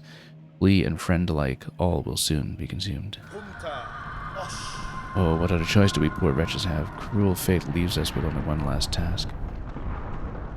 Dear friend of Miss Hornet, forgive us, but we beg one more favor from you. Will you accompany us in our final act? Ecstasy of the end. Can we talk to him before we promise this? No, let's just promise this. Whatever.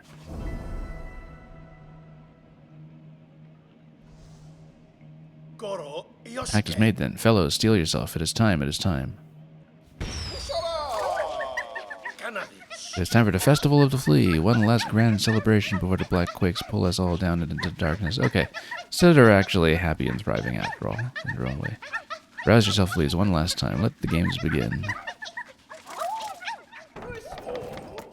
What are we even doing here?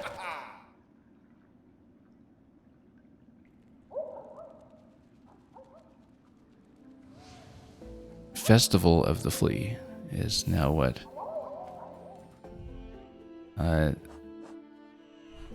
Fleetopia has become.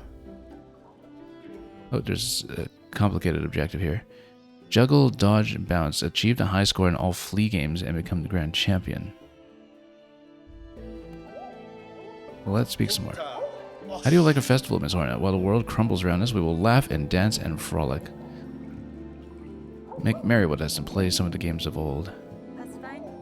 I see now why the quest to set the snare trap didn't open in the first place until it seemed the fleas were transported over here. I think that was implicitly the condition for that. My time is slim, Flea Master. If I am to join your games, no, it will only be to hone my skills for the greater trial I must soon face below.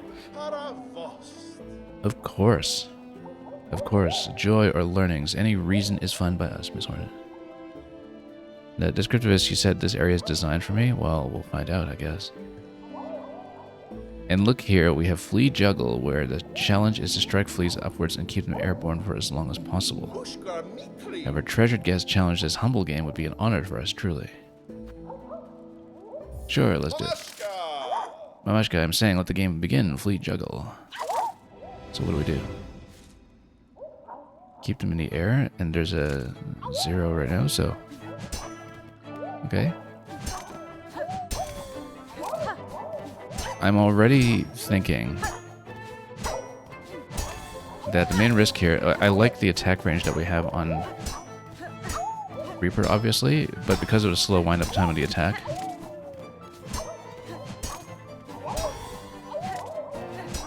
I'm considering that for this we might want... Whoa, 2 failures. We should go Wanderer Longnail. And 3 failures, okay. So we've done 8. So it's per flea, not per juggle. Okay. Game has ended, but you can play again as much as you wish until the end of the world comes for all. Yeah, we're changing this out a little bit. And look at all the fleas coming out the party again, so... Good friend of fleas is you, Miss Hornet. Now must join and drink much. Be merry before all ends. Brew is made enough for all. No charge for you if needing more. Why waste when future is final? Sure, let's refill.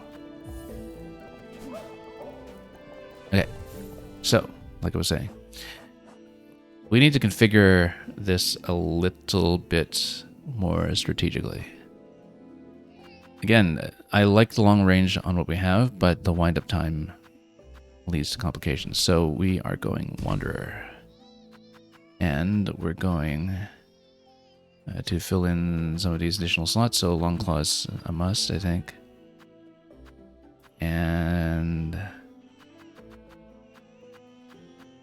to a certain extent, I think, maybe Sharp Dart.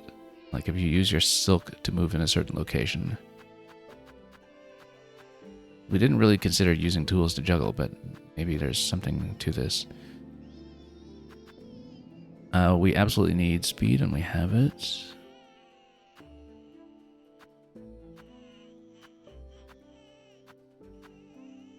Let's see what would be useful here.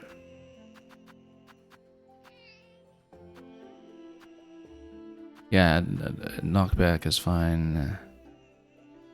I don't know if Wisp-Fire Lantern would do anything for us here, but we should consider it. Well, I mean, we're going to have full health, so we, you know, have Silk as much as possible. Also, why not just put the dice on and see if that does anything for us whatsoever. We need a bit of luck.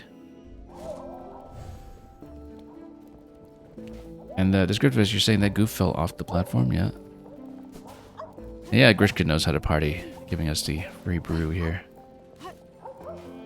Look at this. What kind of creature do you think this came from? I mean, I guess they're here in the clean water section of the map, and so we're not worried about this being infested with maggots, but what did they lug this from? It must be from, I don't know, the tyrant that would kill Butcher or something. Or from Moorwing, actually, yeah, given that they were encamped in Greymoor. 06, you were saying it was bigger in the Grand Gate. Yeah, I actually maybe didn't pay attention to that. Look at this total fake out here. That, you know, in the back it looks like all the dead fleas are bundled up. Oh, also, well, let's talk to everyone first. Bug, world is ending. Nothing left but to test ourselves. This trials flee dodge, stay upon the platforms, avoid attacks, longer stay gives bigger score. We're built for juggle right now, so we'll do juggle first. To score most is to become champion. This is the only thing left to strive for. We'll do it later. Is this a scoreboard? Okay, so Hornet is not doing well with the juggle right now, but I guess maybe we need to beat the high score on everyone. Since so much changed about this area, I want to see if that place that we looked at so many times over might become something. This looks like it might be the balance challenge. Dear one, how shameful for the world to end while poor Kratzel has so much living left in him. How sweet of you to join me here. Will you play the flea bounce game that I may appreciate the beauty of your agile form while I await my doom? Play is simple. Leap up and keep bouncing on the fleas who fly past for as long as you are able. Juggle first.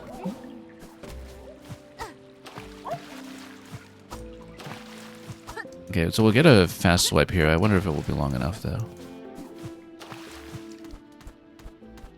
But I feel like we need the speed. So this is still...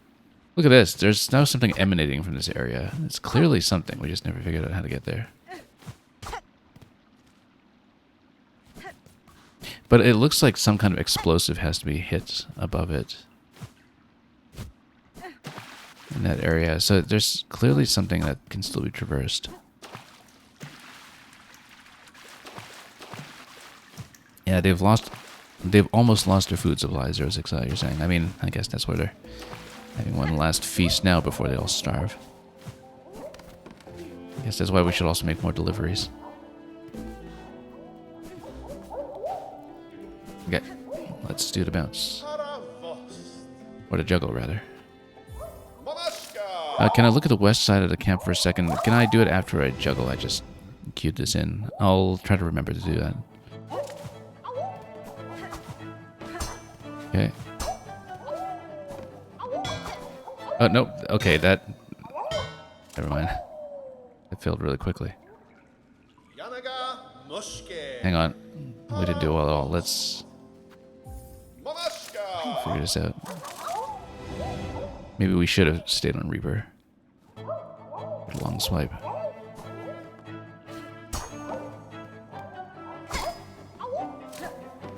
So, how long did it stay?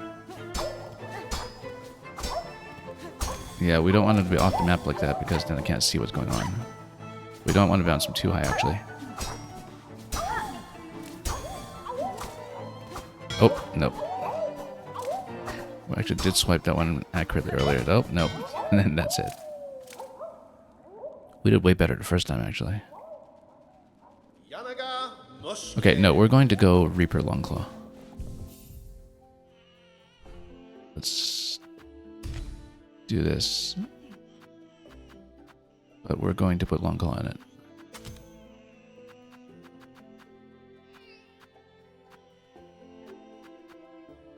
Maybe we actually do stay on Spear in terms of what we'll work with.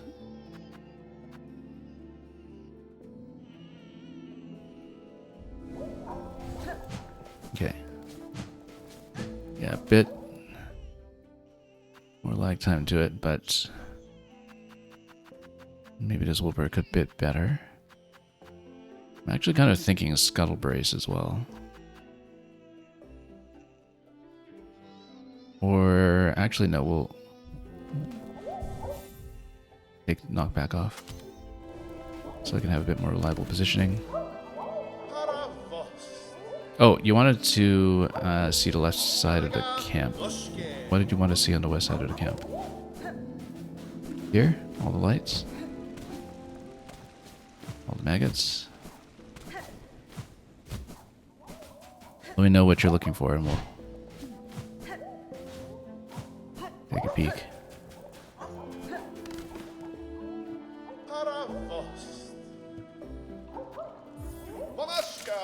Okay. Reaper and Longclaw, we should hopefully not have to aim quite as precisely, even though we need a long wind-up time. Yeah. Oh, we already lost one.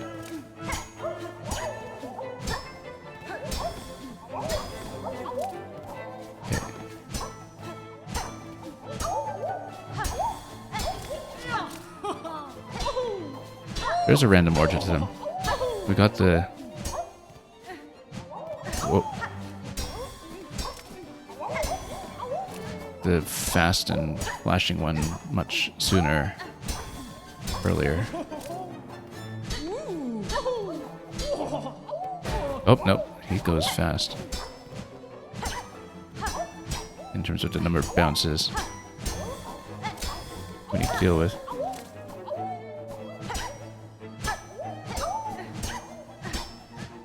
Nope, nope, that's it. 12, though. Oh, we need to do a lot better than that to get up to 30. Seriously considering Scuttle Brace, although we should just stay grounded more. I mean, I've been jumping up towards them to buy myself time. But that actually throws me out of position sometimes. And we want to do ground dashing, perhaps, a little more often. So we can actually catch what's coming out. Oh, maybe not. The case for jumping up towards them is that you buy yourself a bit more time. That was already an embarrassment. I can just tell we're going to be at this all day.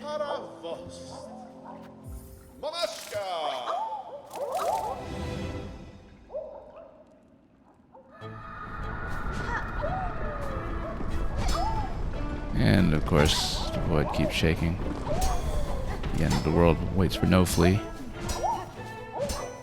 Yeah, we want to keep them nice and high, actually, because we don't want them to be off-screen. I still want to see when they're coming down, but I need to buy time to make sure we can catch, whoops,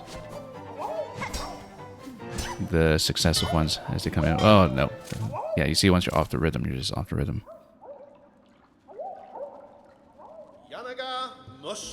I guess the tools aren't allowed.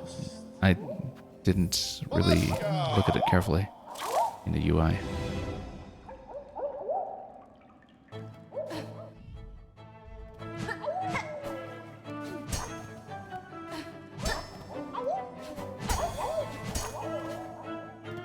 Oh, no, totally misread that. And both came down at once.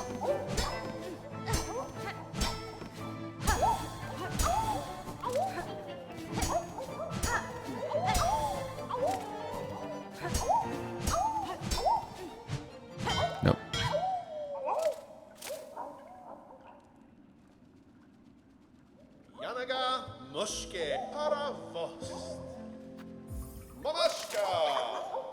So do we really need to hit 30 to fill the quest? I guess we do.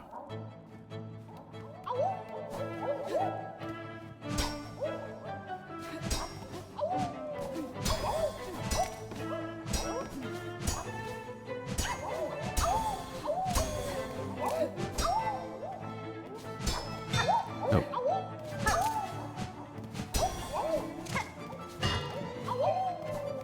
Yeah, if I can figure out how to play precisely, not to play Wanderer for the faster swipe time, I really should switch to it. We had some issues just aiming previously, though, when we did that. Because, yeah, definitely the wind-up time on the attack is causing me issues. Let's try Wanderer again, just to try things out again.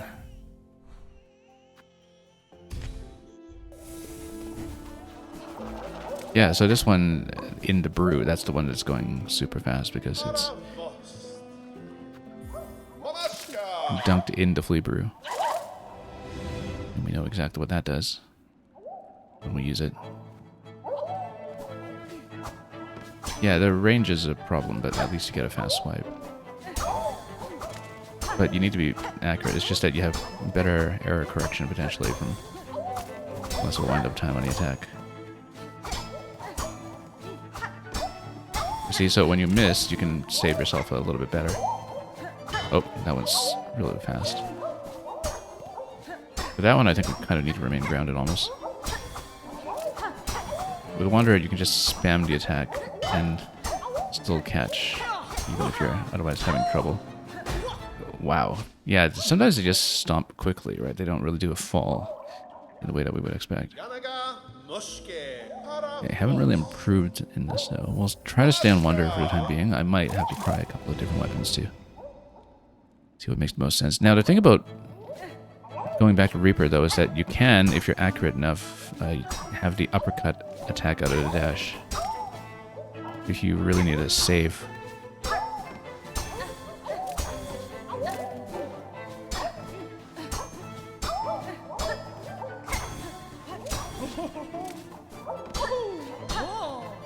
Yeah, no, he just slams his way down. We have to really watch out for him. And there's a particular animation that he does when he's about to do that.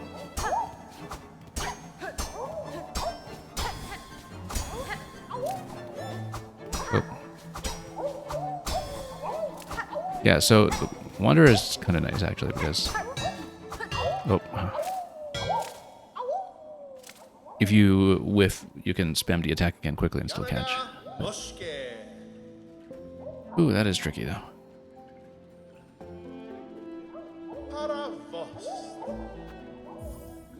I've tried a few times like this.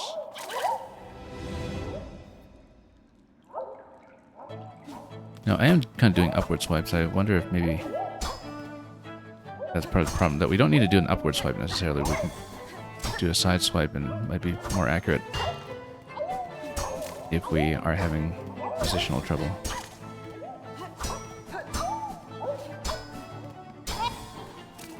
Oh, no, landed all the way over there.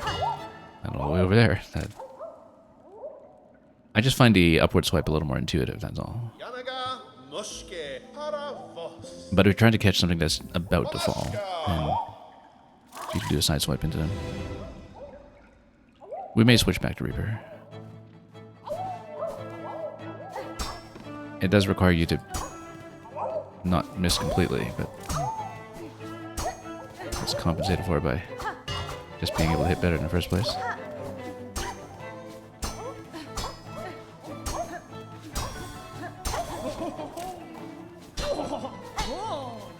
Yeah, you see, it just does a fast stomp. I know it's coming every time, and yet we miss.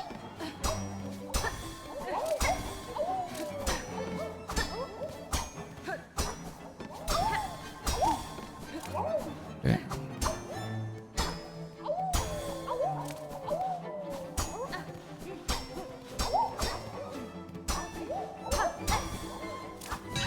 Nope. Still 10. Not to cliche, you're not fond of the Flea Master's voice acting? I mean, how did you imagine a Flea Master would speak instead? Okay. Let's go back to Reaver. Not really succeeding better, I would wonder. Looks of it.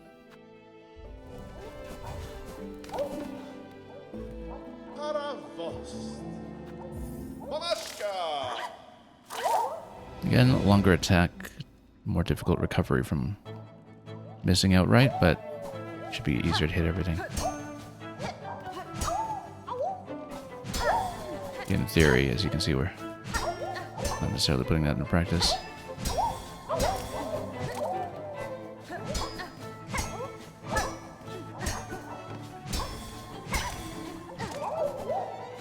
Nope. Outright missed that. Oh.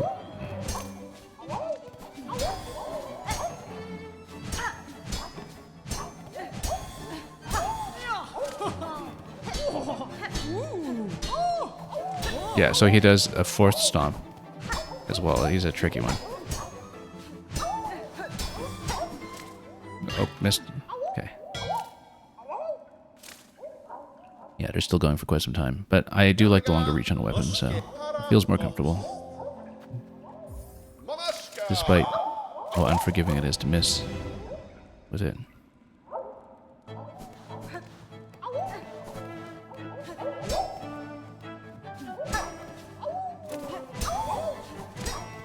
And yeah, Dr. Cliche, I'll read your comment on the Flea Master's voice in just a moment. We'll need to juggle first. Whoops.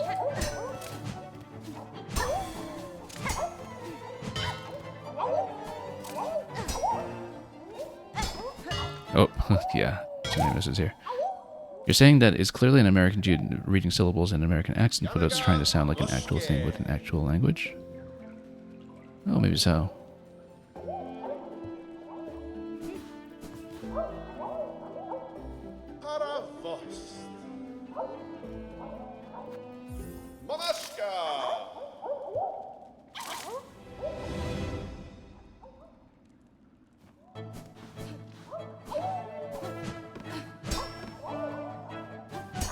Yeah, like if you're thinking about the phonemes as being, you know, sort of entirely within what you would get in American English, like if that's what you're saying. Sort of within that entirely familiar space. Okay, so yeah, 4 taps for them.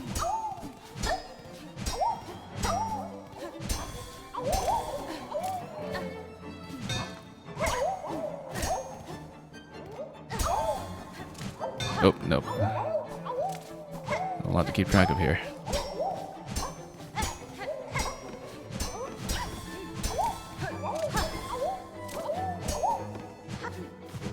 Oh no. 12.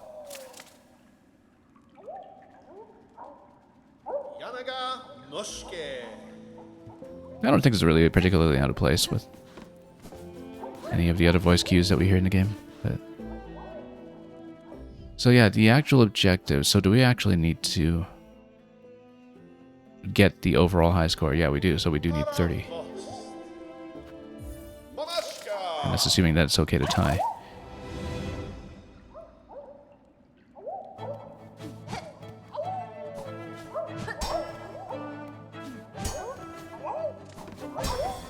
I now see why 069 was saying in a previous stream. Well, now for another 87 hours of this game.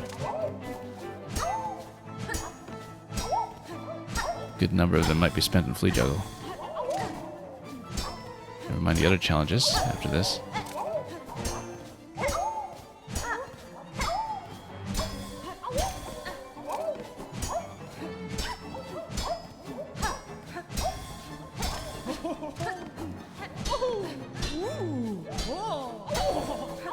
Yeah.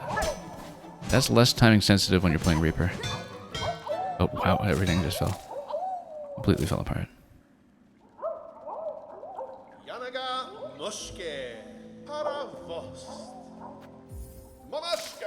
We may be here for some time.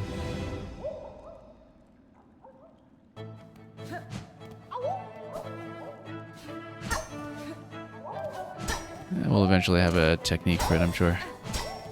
The technique is just, you know, more accuracy. And understanding when you need to make an emergency save.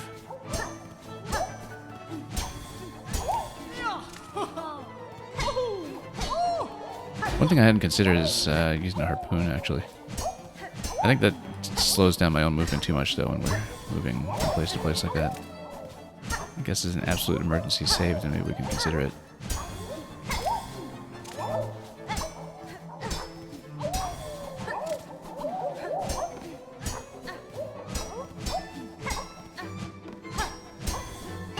Nope, missed. And missed. 11. So we've hit 12 more than once, but haven't been able to pass that, so I think the end of the world is going to come for them before we manage to hit this objective.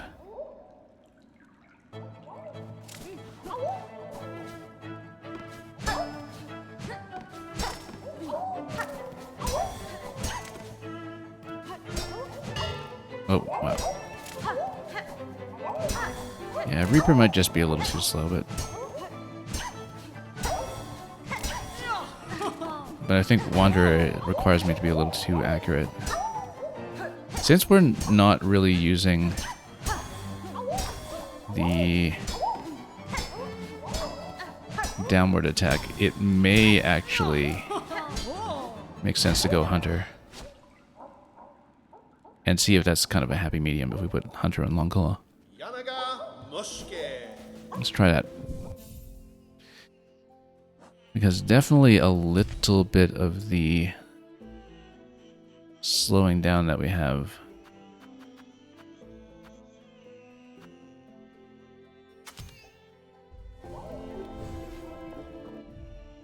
Was this? Oh wait, hang on. Right, we are on Hunter. It's just that I never opened up these additional slots. That's okay. I don't think we should need them for this challenge.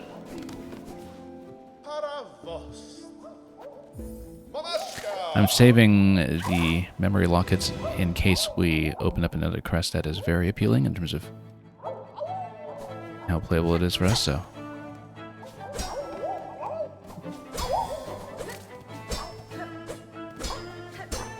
Yeah. Okay, this feels alright. A little snappier. Yeah, Reaper again is just possibly too slow. Need to find a happy medium between responsiveness and wiggle room that it gives us for accuracy.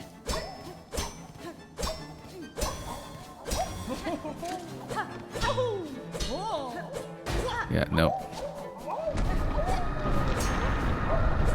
That's totally throwing me off. And, whoops, landed all the way out to the side.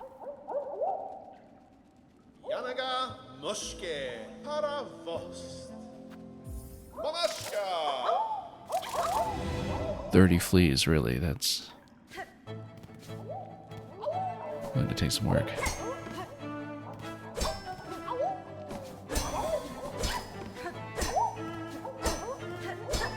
I can already tell this is one of the tougher bosses in the game, essentially.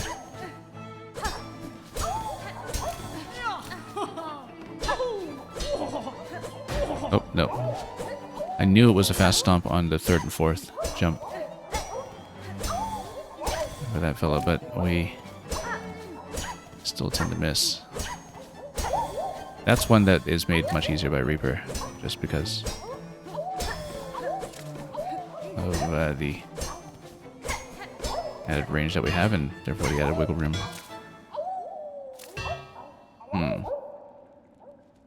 Yeah, let's switch back to Reaper. Still having a little bit too much difficulty with some of that.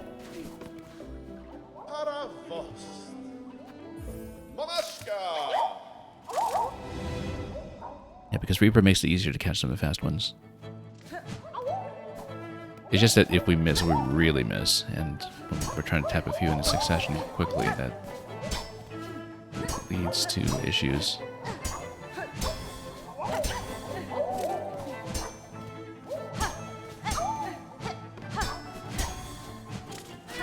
Oh, nope. Nope. Already thrown off of that.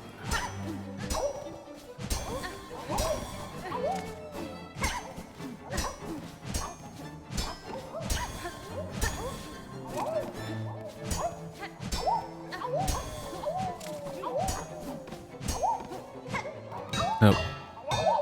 Yeah, just outright missed that one that time. So yeah, we're nowhere close. That's going to require significant improvement in our technique, I think. What do we try to go for? The uppercut. Nah, that is a long wind-up time. Only we're trying to do a big save, I think. Like that. Then it works for a save if we're really far away from where we need to be.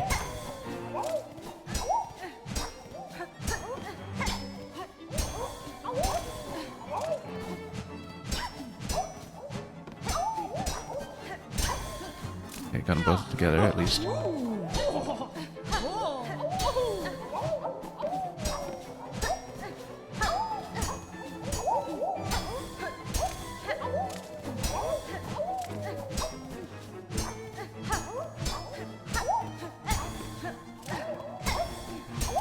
Okay, good.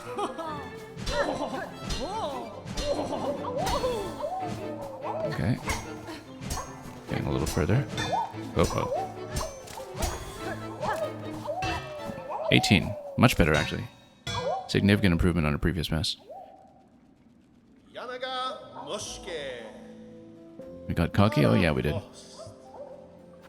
Shouldn't have kept an eye on the score, as things were looking good.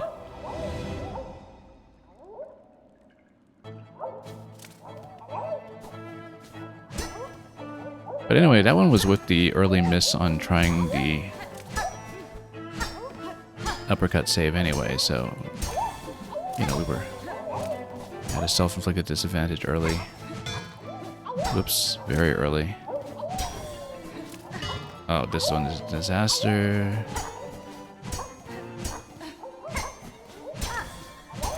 But yeah, I think we had to stay on Reaper. It's just much too comfortable.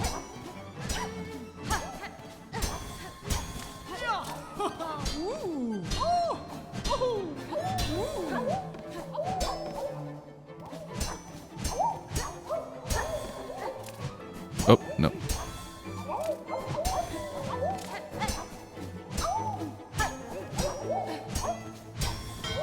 Oh, didn't even watch the one on the left. There is some sign of improvement, at least.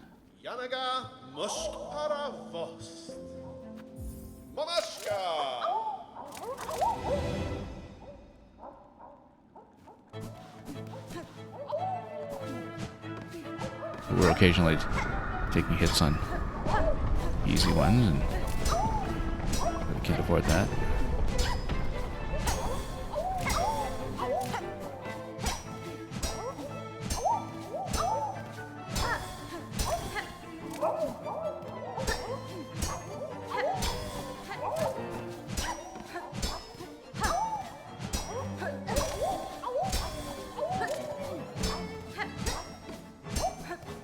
Not really counting hits. I mean, as long as they stay on the board, we go for them, pretty much.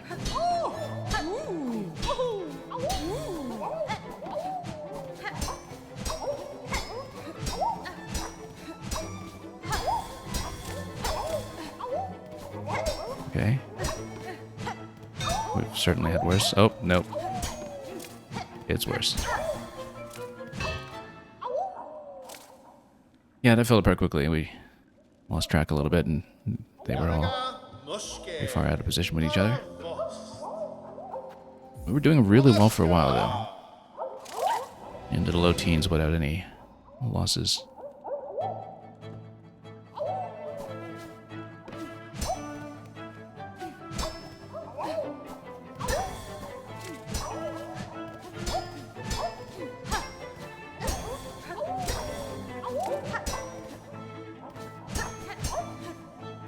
No, they're too far out from each other. That fell apart completely. I don't need to keep them together.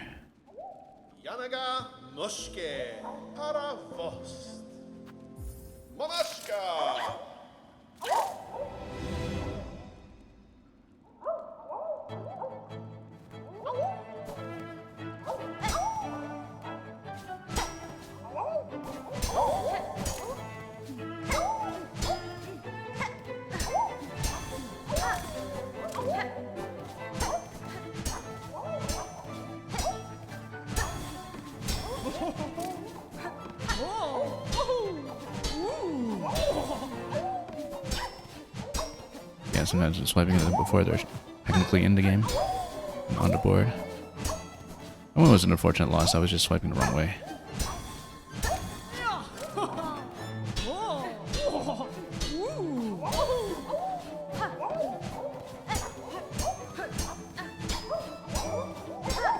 Need to be really snappy about landing back on the ground for some of these when they come in quick succession. Oh. Nope.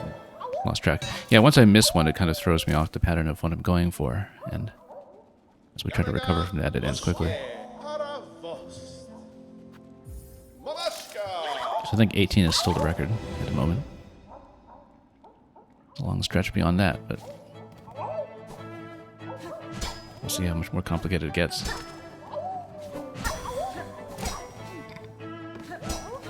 Oh, nope.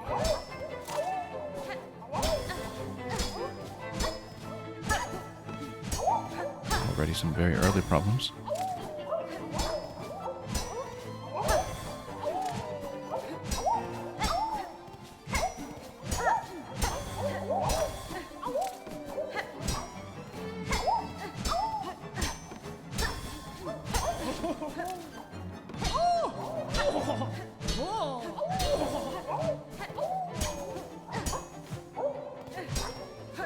Nope. Yeah, trying to catch everything at once here was not working out.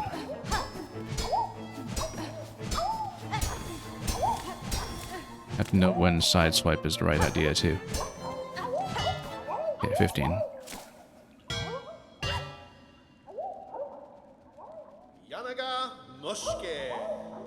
lot of avoidable mistakes. I mean, they're all technically avoidable mistakes, but some more so others than others.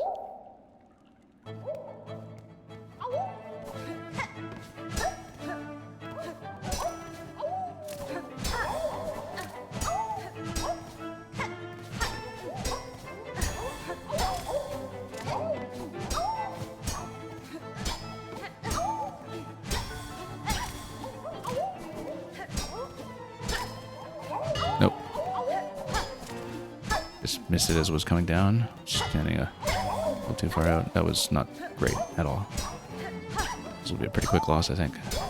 But we may as well practice.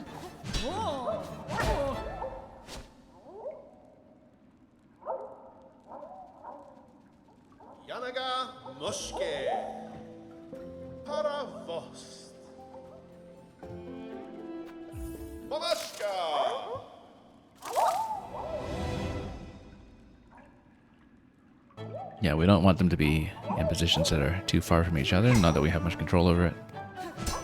I mean, I'm not really controlling position at all, I'm just mostly just trying to tap them whenever I can and playing everything reactively. Maybe that's part of the problem.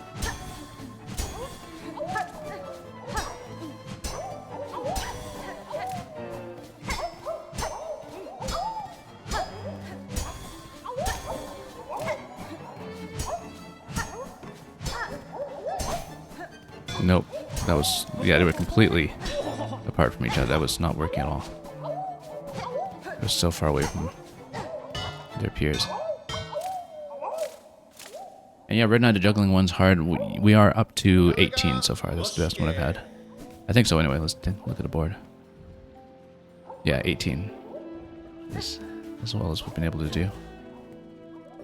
We can get into the mid-teens often, but it's taking a fair bit of work. And yeah, if we miss at all, then it just falls apart from there. And sometimes I don't have a good read on when they become a valid target, like how early you're allowed to hit them. That has offset the timing sometimes.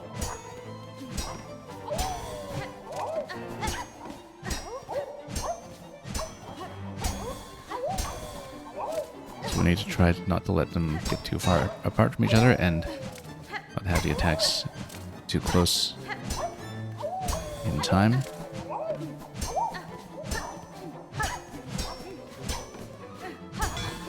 No, they're so spread out.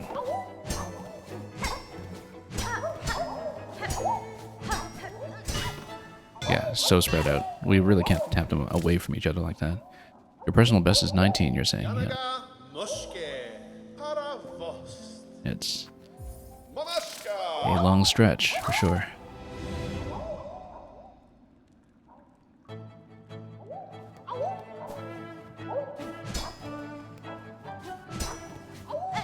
But we'll see if we can do it. 30 does seem kind of absurd, but, you know. This oddly reminds me of Super Mario Odyssey and how... I think... Oh yeah, we fell off the platform, so if you fall off the platform, then you lose. Well, which means that if you ever want to abandon this quickly, you just get off the platform.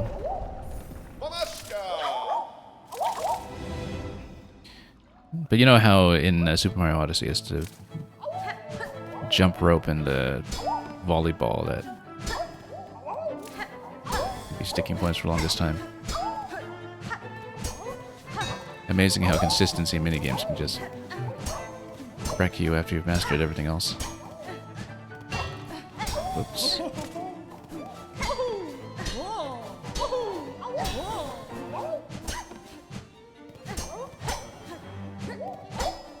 Nope.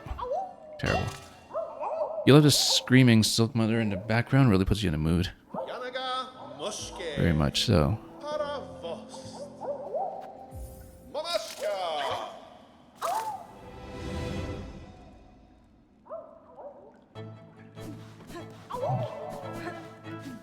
Screaming that she wasn't able to make it to the festival.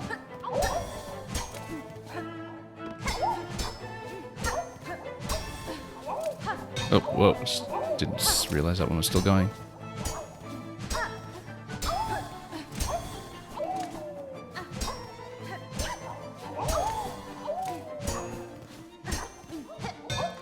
Nope.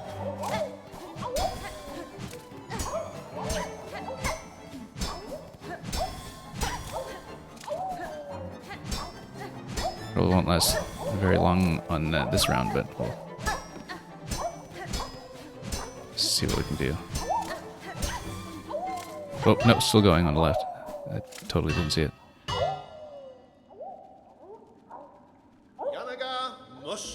Yeah, sometimes when you're tracking 3 at once, and you just miss one of them, then the rhythm for taking them out can be thrown totally off course just because one of them is still bouncing around when you don't expect it.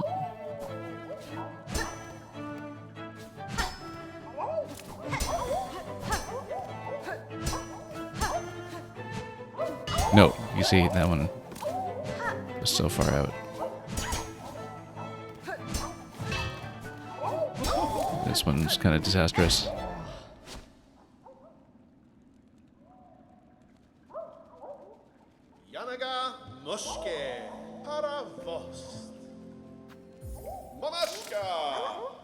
I guess very recently we did that jump rope.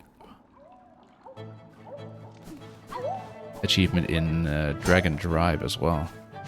That was also kind of similar. Although that one, you know, once you get a single pattern down, you just need to be consistent about it. It didn't really get more complex than that.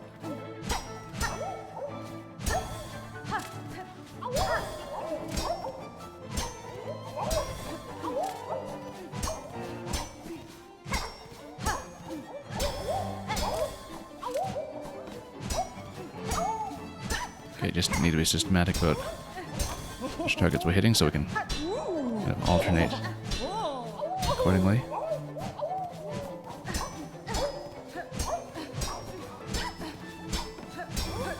Yeah, you catch them in their spawning order and really pay attention to their spawning order,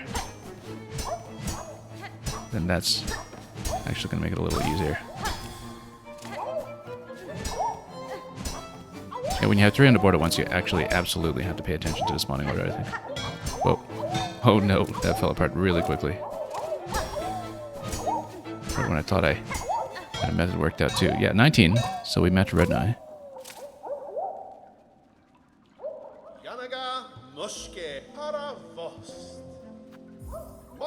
The spawning order does matter, but if they're way out of position from each other, that doesn't necessarily help.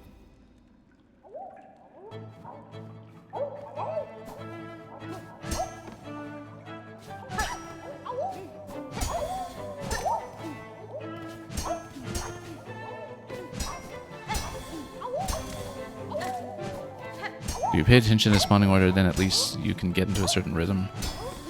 And that might simplify things a bit as long as you don't miss.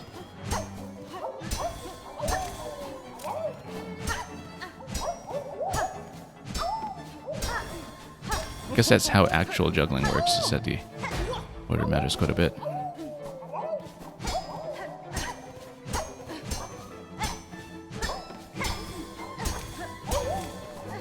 Okay.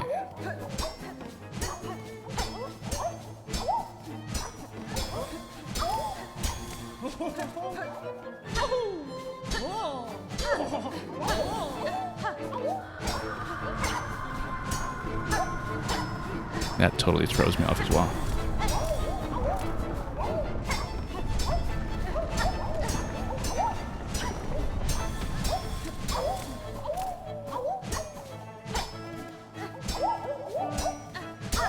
Okay, catching some of them together actually helped a lot there.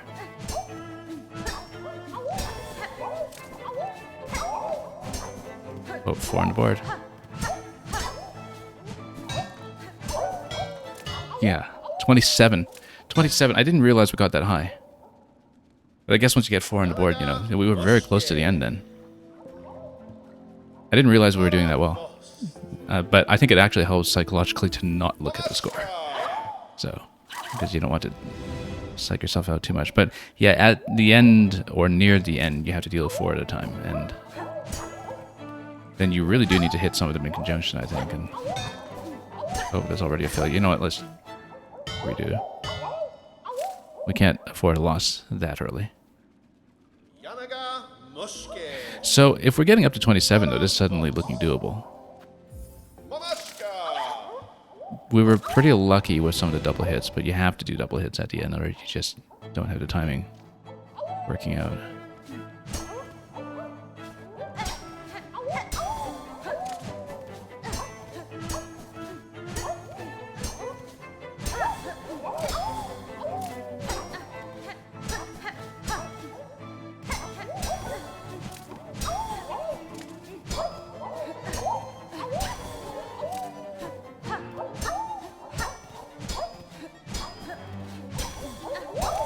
Okay, there we go. Yeah, you have to hit them in alternating order, or you lose track of your own timing.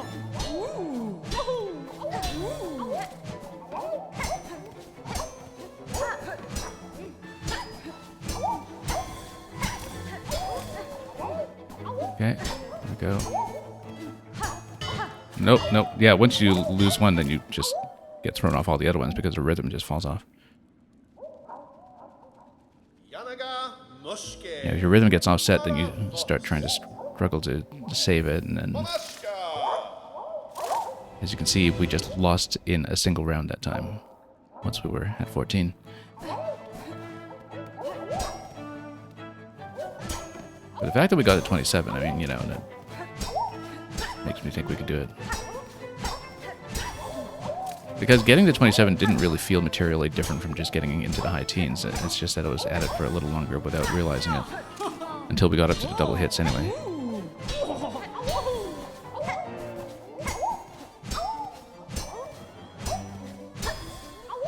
Just had to make it feel really natural.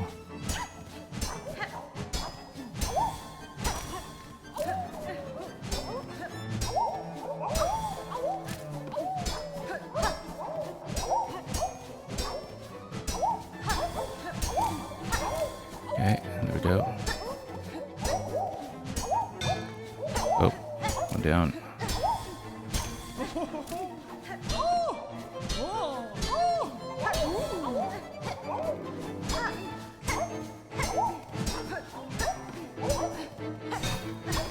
Nope.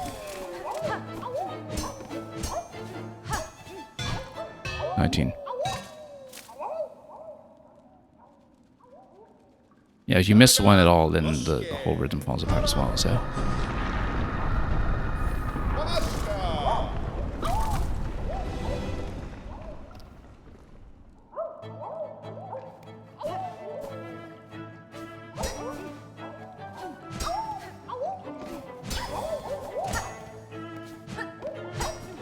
Nope.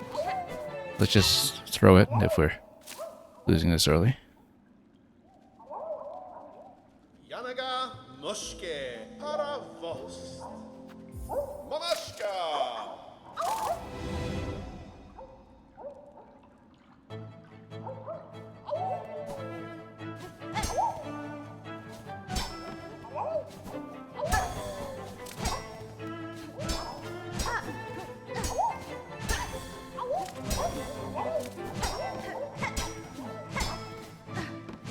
Nope. Okay, let's keep going to practice. It's a much earlier loss than I would have liked, but let's just stick with it.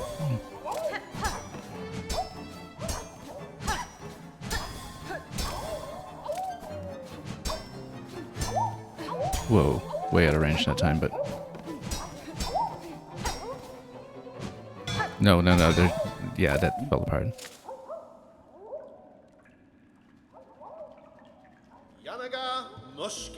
Had a bit of trouble with the positioning on that round that time. Partly because I had a double hit that I wasn't really expecting in there, and so the positions were a little bit off of what I was hoping for. Yeah, when they're spawning initially, once they're past that ring in the background, that's when you can start hitting them, I think.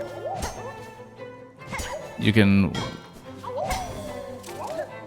watch it from the character animation too when they straighten out, but it's usually around the time they get within range of the background ring. Oh, no. Usually. It's the character animation that matters, though, when they straighten out. Nope, yeah, once again, it's sort of an unexpected double hit. And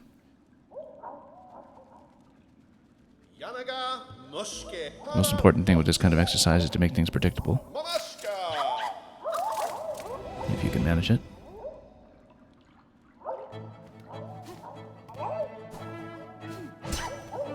How did I get 27? That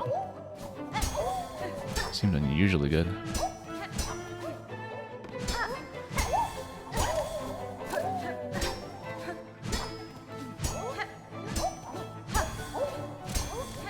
Okay, just need to stay focused.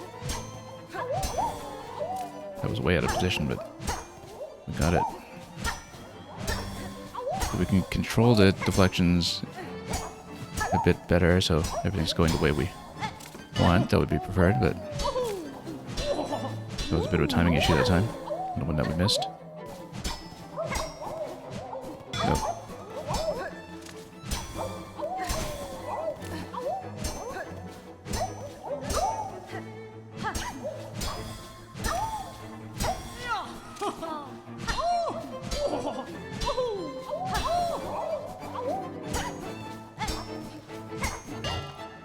16. Yeah, too many early losses.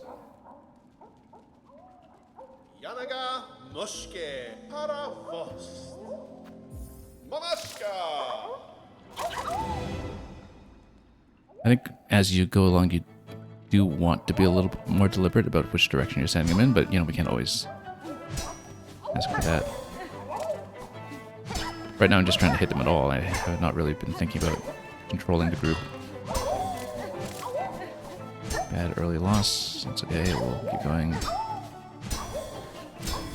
Try to improve our method a little bit.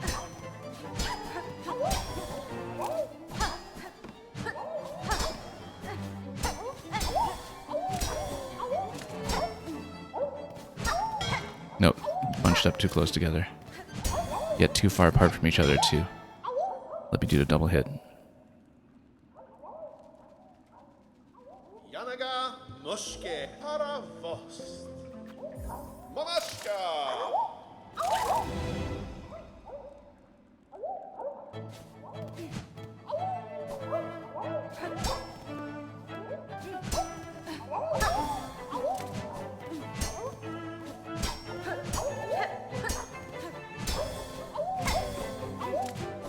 The thing about Reaper is that it allows me to hit at a bit of a diagonal if I'm off center.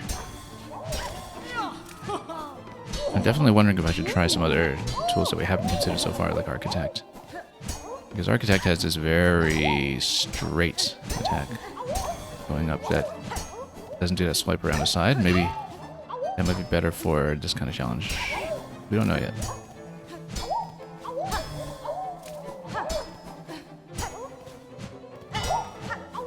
Because then you don't have to deal with that initial movement where you're swiping up. At this point, for consistency's sake, maybe I shouldn't change things too much, but let's try it at least once with the long nail as well. We might even try beast at some point as well. And yeah, we got long nail, long claw rather. I keep saying long nail like it's the first game.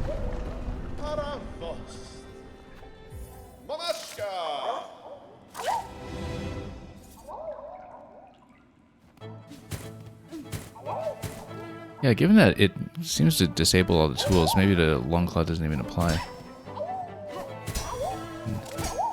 So this is kind of snappy.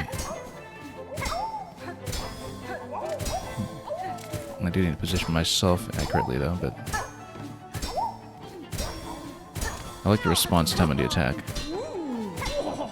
And it's still nice and long, so.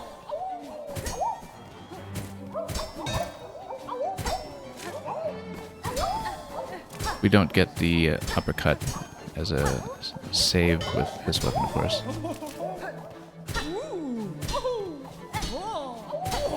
But as a standard upward attack, I actually like it quite a bit.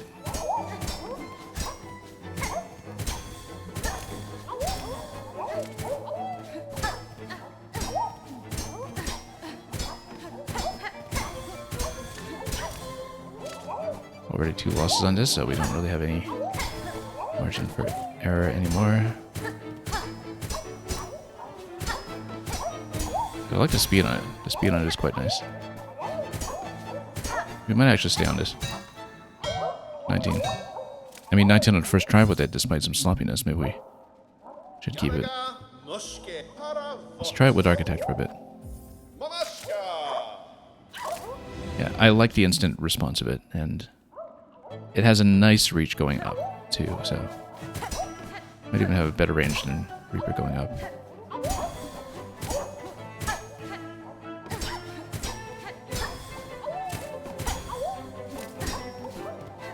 It's just that we can't be horizontally inaccurate.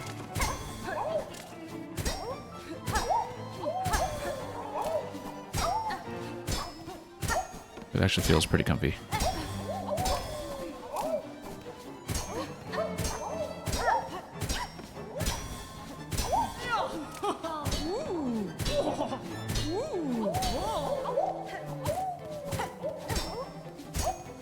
Nope. Yeah, the fact that we missed one there was what threw off that pattern. Nope. There's 2. Yeah, that fell apart. Actually worse than first attempt, but we'll do it again. We'll switch back to Reaper if this really isn't improving, but it does require me to make some adjustments. Like, the side attack is obviously not going to be as good as a save. But the initial upward thrust feels actually quite nice.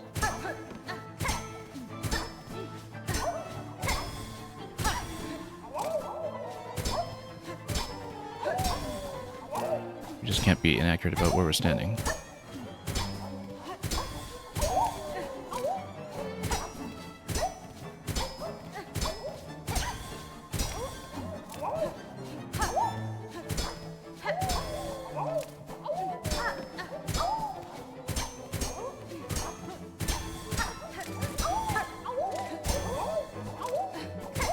Yeah, and again, more responsive than Reaper as well, which... Oh, lost two there all at once. Yeah, again, when we were out of position sideways, we couldn't get the save. And that's the risk with this weapon. Tried a few times like this. We are consistently kind of getting into that pocket in mid-teens, but we need to do a little better than that. In particular, it might not be as good as the double hits that we need later, as Reaper will be. Because Reaper does that swipe around a diagonal. That is pretty useful for this kind of challenge.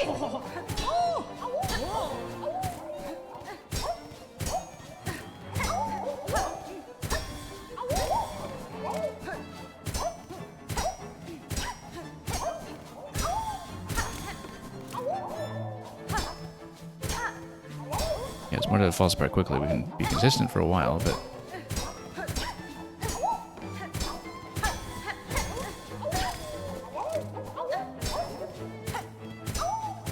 Nope. Yeah, once we... with one attack there, that took down the rest of that round.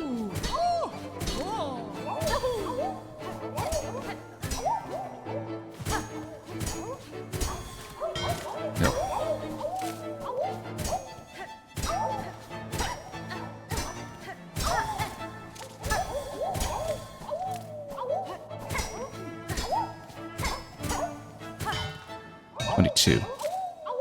Okay, first I'm in the 20s in quite some time, since the 27 round, I think.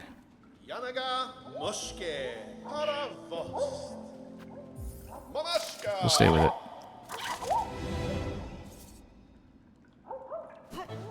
It's just that we're not saving on the side as well.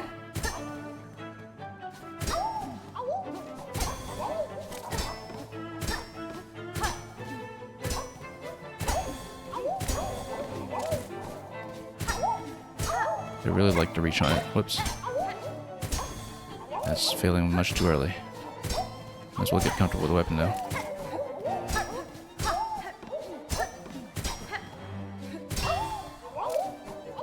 But I like how long the reach is. In fact, even a side attack can do quite a bit for you if you're cautious.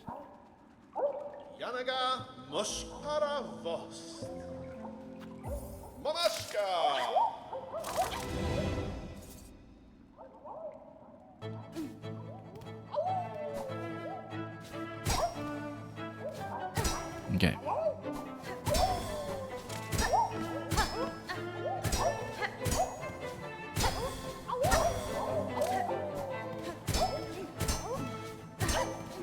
It's usually when we just miss a single one of them that pattern falls apart.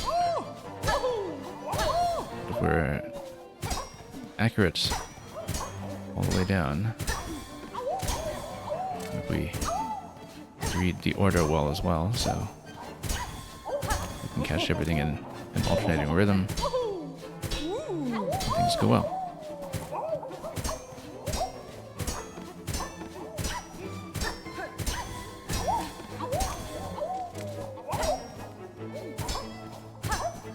Nope, missed it.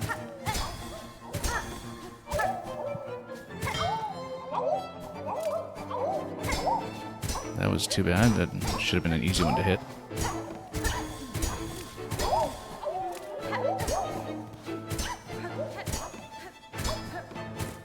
Nope, no, that was just a whiff completely.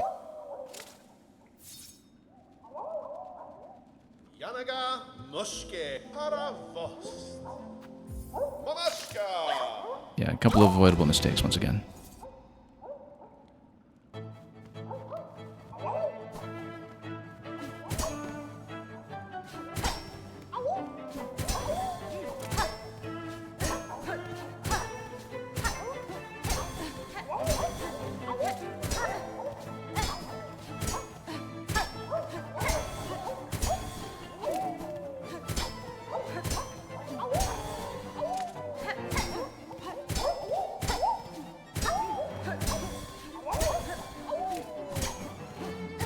You can actually hit them a little earlier than you could on the Reaper weapon.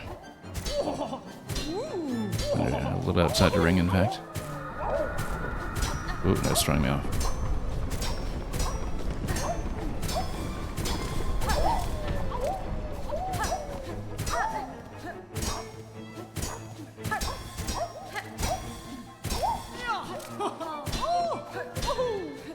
Nope, missed. I knew it was a little late in the timing that time. Yeah, that's too far out. That's why we don't want to tap them to the side like that. They just get projected outwards instead of in.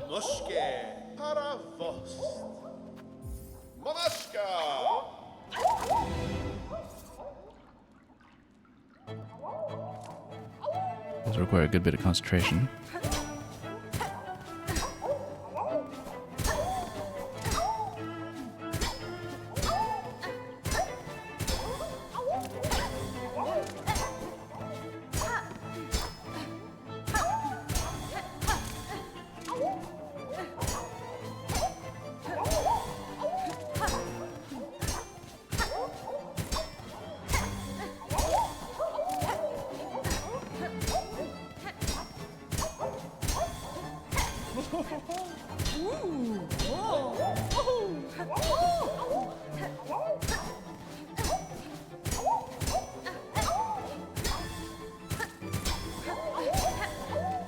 It could have gone badly, but it didn't. Nope. Oh, lost two at once. I was trying to swipe the right side one and then go back, and then that just didn't work. Because if they have that timing that's kind of a little bit synchronized, then you really need to lunge at one of them early so you have enough airtime to hit the second one after that.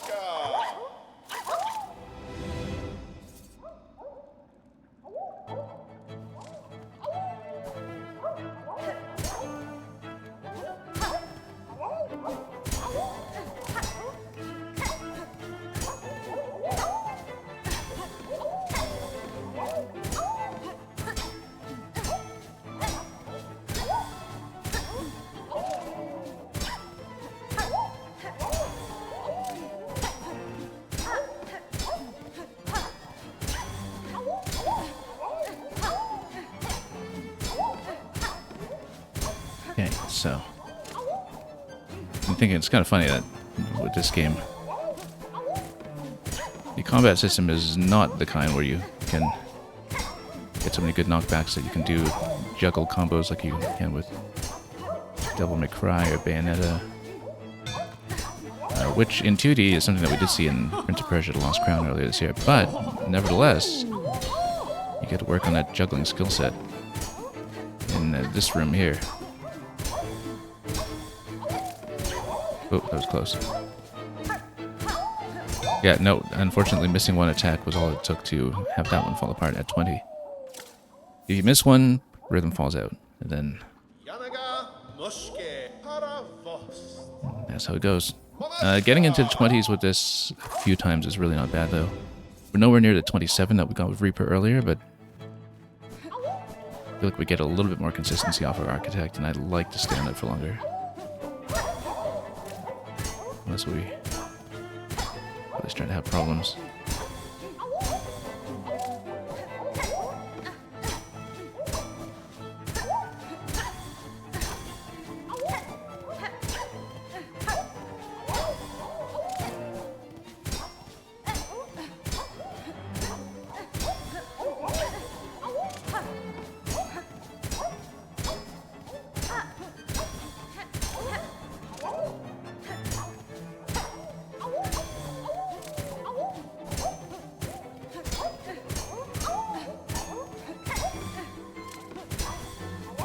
Yeah, that could have fallen apart quickly. Luckily we saved it.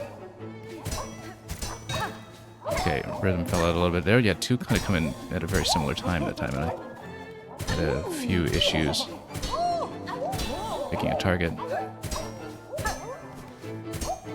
Nope. Nope. Yeah, and then if you miss one, everything falls apart, so... Didn't like the timing on that one that time.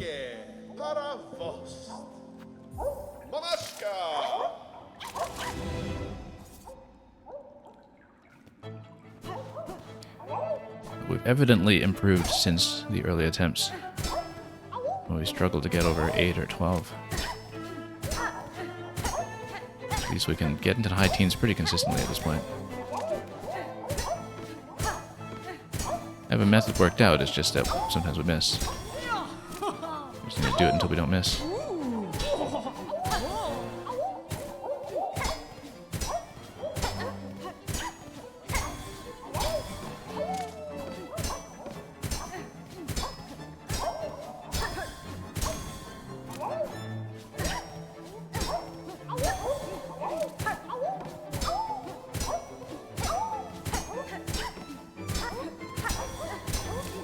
Okay, there we go.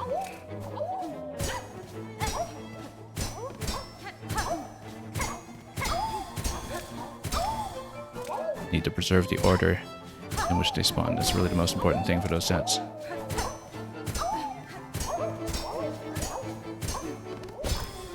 Nope, we had to sacrifice that one. There was no way.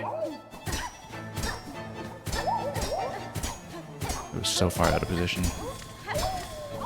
I was not going to catch it. Nope.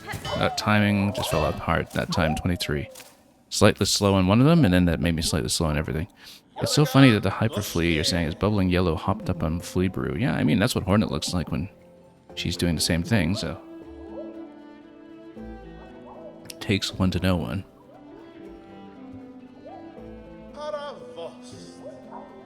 Okay.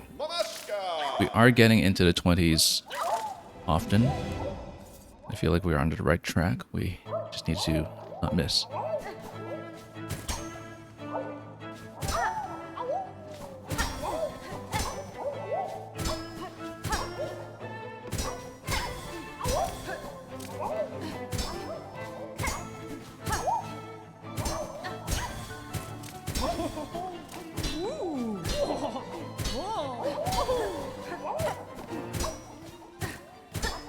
Yeah, almost whipped that one.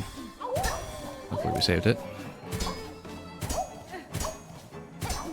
That could have gone quite badly.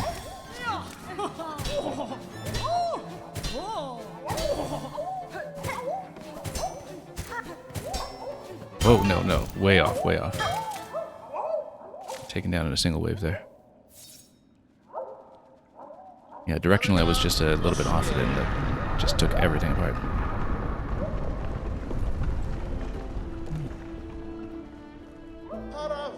Let's let the screaming subside first.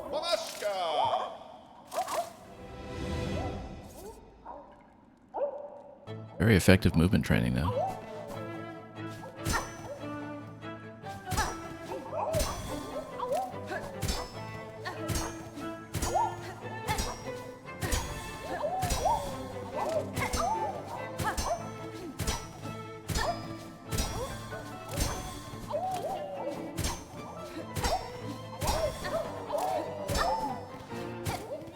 Nope, nope.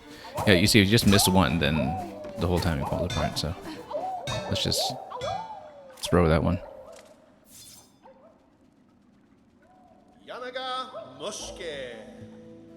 Descriptivist, you're saying Bro is becoming the leading expert in flea arrow science? Well,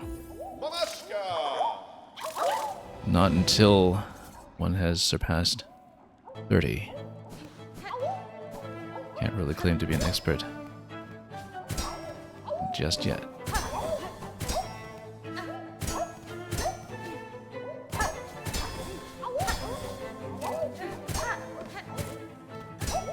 Yeah, you see, if you miss one, then you miss the other. So. It's all about just avoiding the mistakes. You know, you can position yourself all you like. You can think about it all you like, but none of the timing works if you have even one miss. Oh, I didn't even see that one was still valid on the side there. Let's just redo it.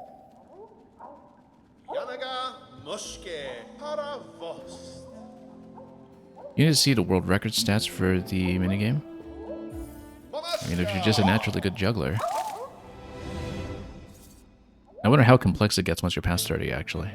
Whether it escalates from there, or whether it's just a holding pattern up to a certain point. I wonder what the high score is right now. Globally. You know, somebody has probably just been pushing this record category like crazy. Found some kind of way to go nearly infinite on it. But that's the thing about video games in general, is that for every task you can think of, no matter how forbidding it may be, somebody has pushed it to its limit.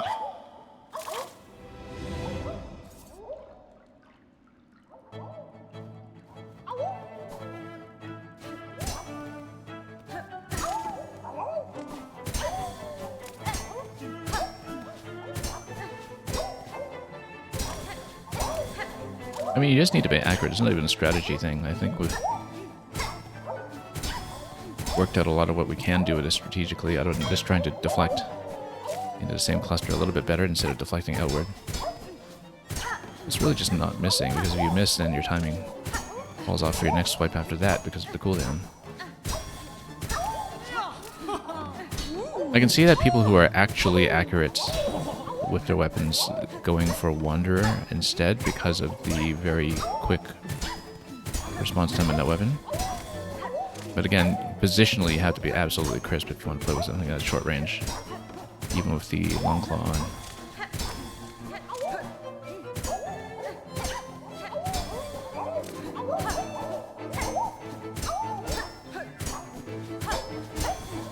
And you know, that's the trade-off you make for when you're trying to go longer range with slower weapons. So, 42 down. We got up to 21. I didn't realize we got that far, actually. That was better than I thought, that round. 06i, you think the record... Oh, you saw the record is 982? Yeah.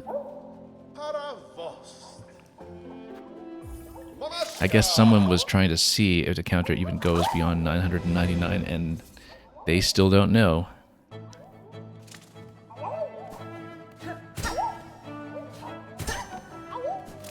Let's make for an interesting video.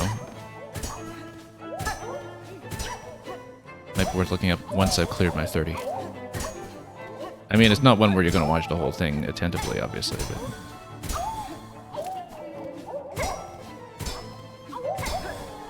The thing is, some people are just inhumanly good at input consistency. That's something we've learned from watching far better people play Kaizo Mario as well as that. To a certain extent, input consistency is everything. It helps you learn faster, helps you get through later phases faster.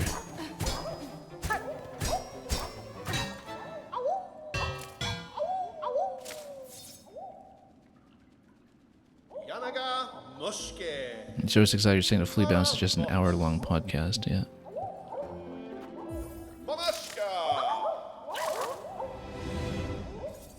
I mean, after a certain number of bounces, how much more is there to say about the method, right?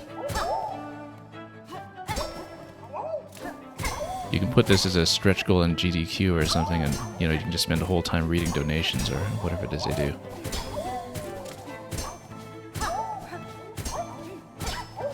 Because what else are you going to talk about?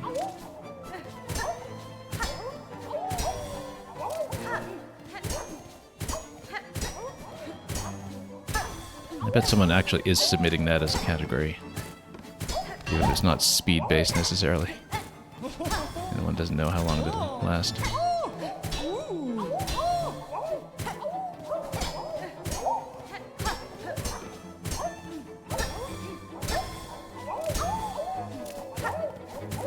Nope, missed completely.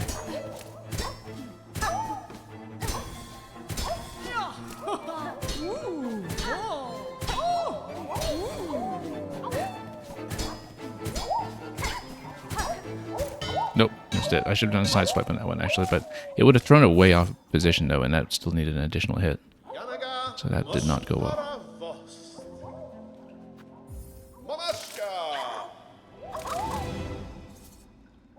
But yeah, I am liking Architect better than Reaper for this.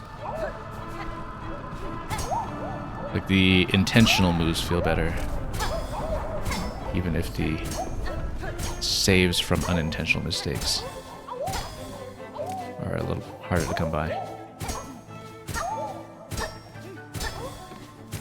We don't know how it'll do when we need some of the double hits later. In high 20s, we haven't gotten that far yet. Best we've done in the Architect weapon so far, I think, is 23. And Reaper still holds my record at 27. But again, we're getting to the higher numbers much more comfortably with Architect, and so... Oh. Timing issue there.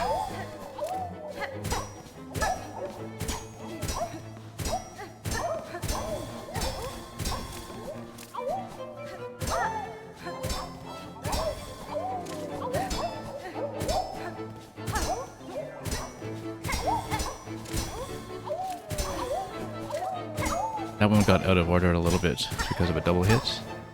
We thankfully managed to rescue it. Nope.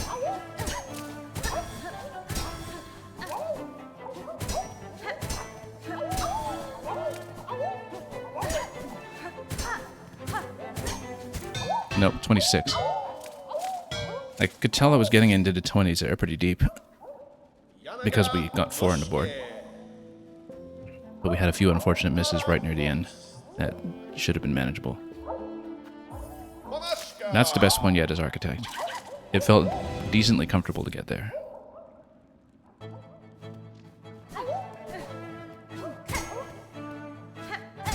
You're saying speedrun.com doesn't have minigame leaderboards? Yeah, I guess it wouldn't. Because it's based on time challenges. Oops.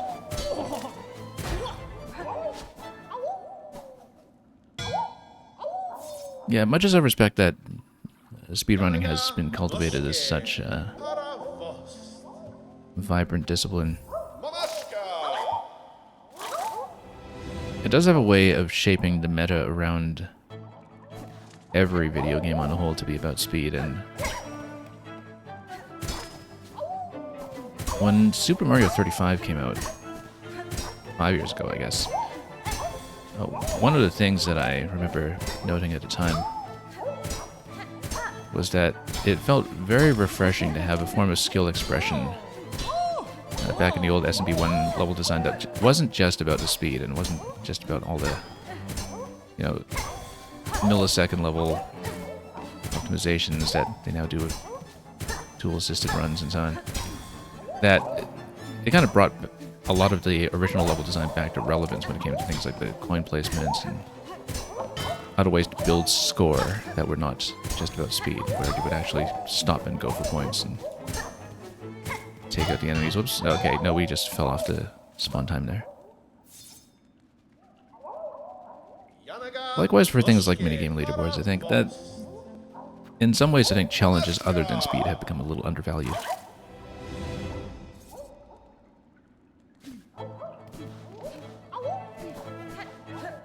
Due to speedrunning being largely the competitive meta for anything that isn't just a head-to-head competitive game.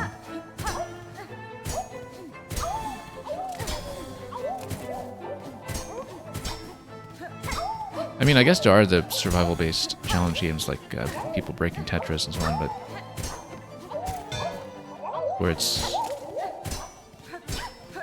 more explicitly and easily understandable arcade record.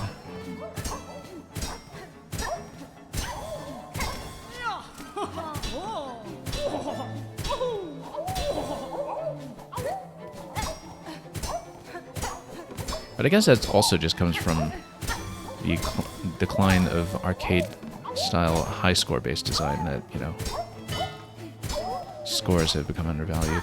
Particularly with a lot of score leaderboards and minigames being taken over by hacks and so on.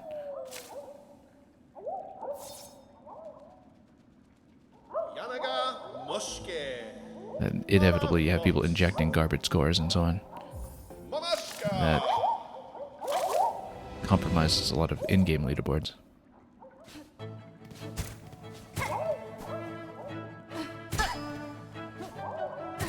Much as I also like how this game is sort of entirely offline, this is exactly the kind of thing that does make me wish for a friendsless leaderboard system, which was one of the few online features in the Super Mario Odyssey, and which worked very well for that game when it came to the Koopa times as well as volleyball and jump rope. Because this is the one kind of thing where you do want a social feature of sorts. So you can see how much better or worse than doing than your friends. Yeah, missing one takes to run apart, unfortunately.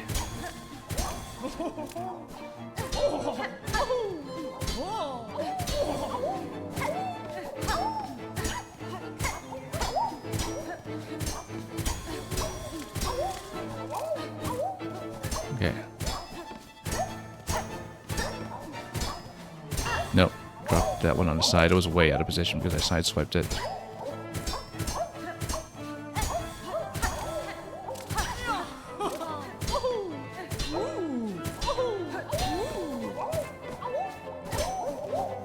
Okay, we're in a set of 4 now. Up to 26 again, yep. That was just a straight miss on that bottom one. I think once we saw 4 on the board, I realized I was very, very close and then choked immediately. But we were already in a fairly tenuous position going into that. If we can get up to the 4 spawn without any mistakes, then we just survive long enough to get the marker past 30, even if we have to drop you immediately afterwards. Or even if we have to drop 1 out of 4, you know, you still have the wiggle room to do that and still juggle the other ones as normal.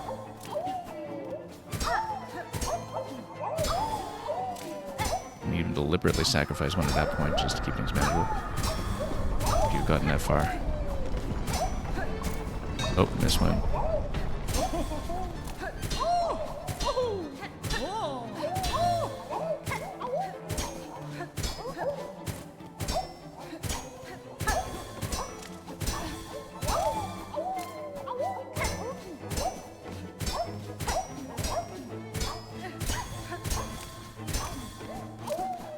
Okay.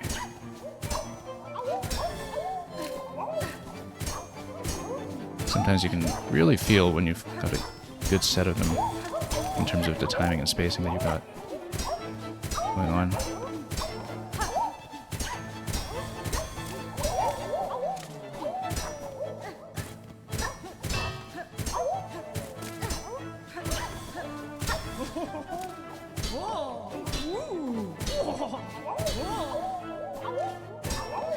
Set of 4, but we have no margin of error right now.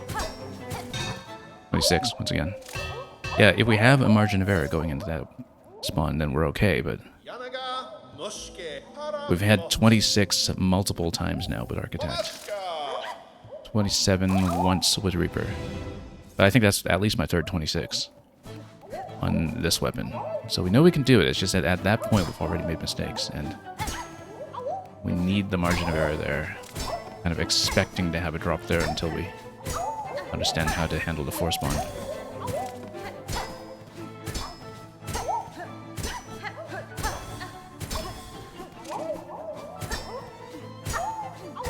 Oh, oh, that's a bad drop. What should have been an easy last swipe on it. No, yeah, no, I got thrown off. Let's redo it.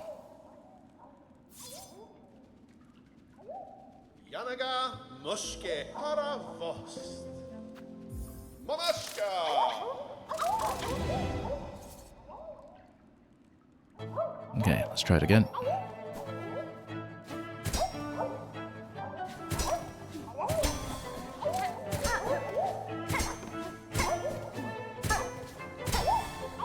Oh, no, I totally misread that. Didn't realize it was still on the board. Just miscounted completely. Still mentally lingering on one of the previous failed attempts, I think. Never a good sign.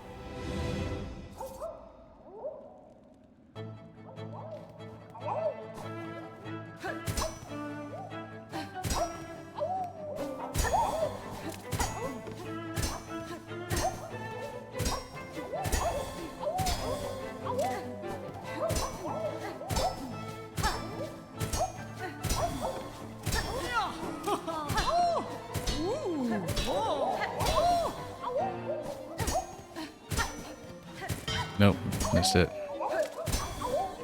Just way out of position that time. Just couldn't get there horizontally.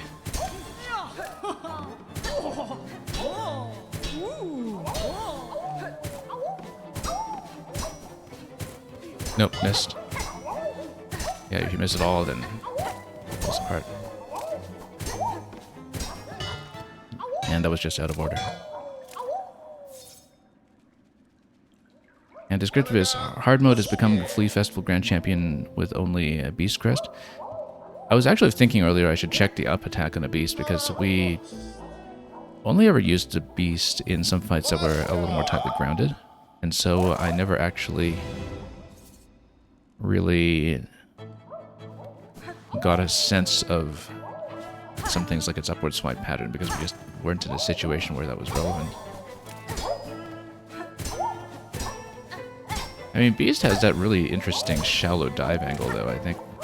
I don't know what the sequence breaking meta is for this game, but I assume that that gets you through a couple of different trouble spots when you just need to reach a certain distance without adequate traversal powers in the standard routes. That the Beast Crest just gives you that extra distance sometimes.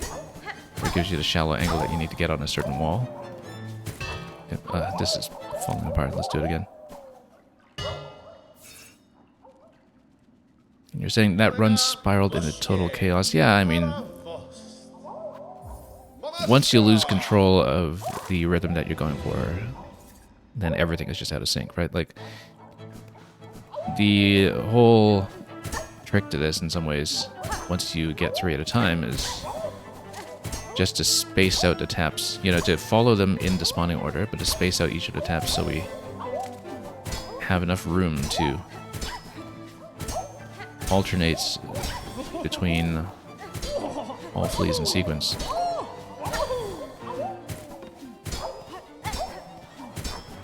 Which is why missing even a single one is so punishing, because it throws off the sequence. Yeah, as you can see, just way out. Yeah, who would have thought? It's just like juggling. I feel like doing enough of this might even teach a person how to juggle.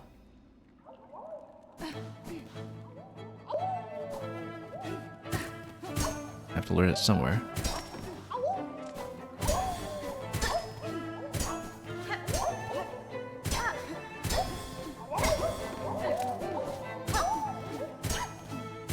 I can't actually juggle.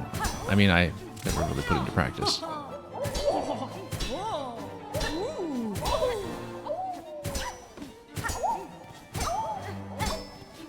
Here's a hint if you want to learn how to juggle. Use the architect weapon.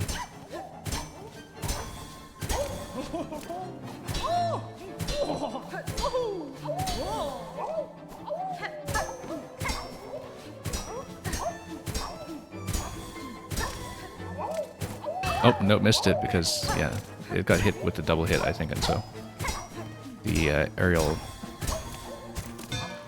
time on that threw me off. And unfortunately, this run is falling apart. We were doing well with this one, too. Let's keep going. But, yeah, as you can see, once we lost our rhythm, that did not go well. So you just kind of need to space them out as a set of 3. Sometimes we're getting between successive fleas a little too aggressively instead of spacing them properly. So can't be too frantic about it.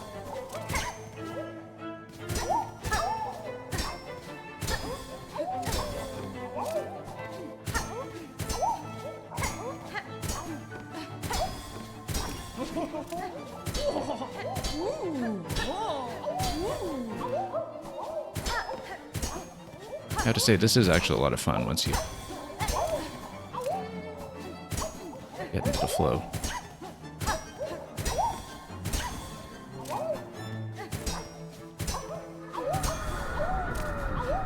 Oh, and of course, here's a distraction.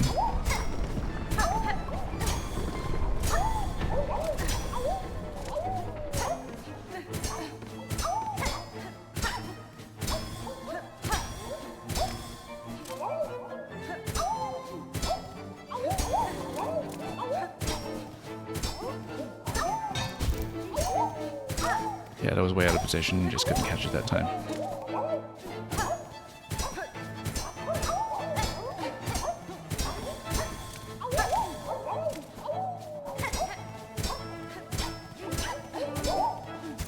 Nope.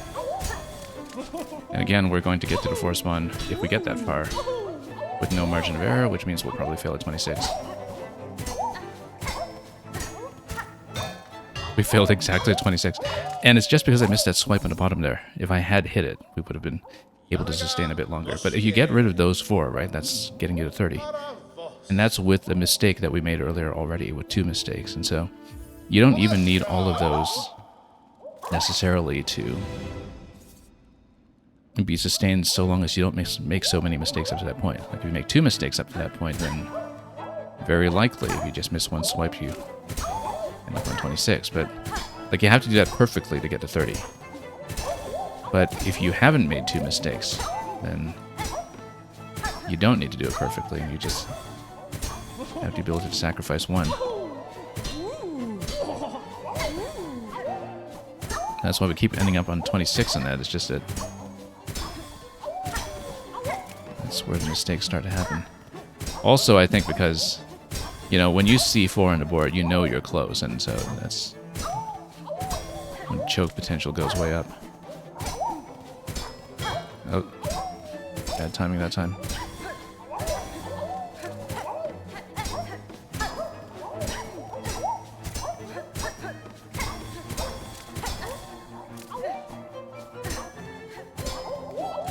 Straighten this one out.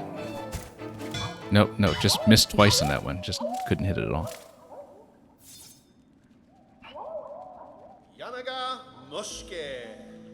You're saying the spiral's effect on spawn timing looks crazy unforgiving? I'm not exactly sure what you mean by that. You mean when they become a valid target? Or... yeah, you kind of have to watch the animation when they straighten out of the initial somersaults or curl that they do. You wonder if grinding these minigames have made some people no longer able to love the cute little awoo noises? Oh, I don't know. I think you get used to them.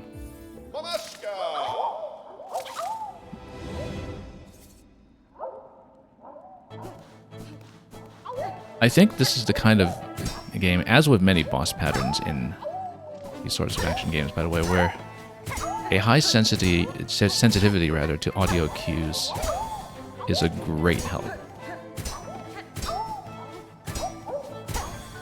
There are so many bosses in this game we've seen already, I think, where you can tell how much easier they would be if you just have a very precise response to audio cues, like the people who play Punch-Out Blindfold or anything like that.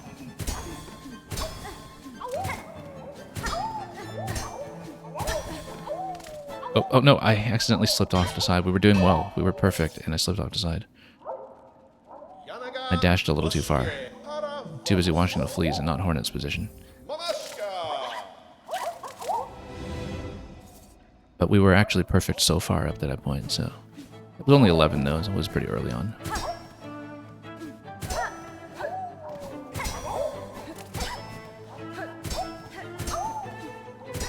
I think we'll get it. Like, we're hitting 26 often enough that if I just get there with 1 fewer mistake... you know, if we only have 1 drop, or better yet, 0 drops when we get into the set of 4, I think we'll do it. And, yeah, missed. But you really just can't afford to miss at all up to that point. Yeah, let's redo. Descriptivist, you're saying blindfolded Punch-Out cannot be real? Well, with the way Punch-Out is designed, it's actually very blindfold friendly. And it's true for a surprising number of games.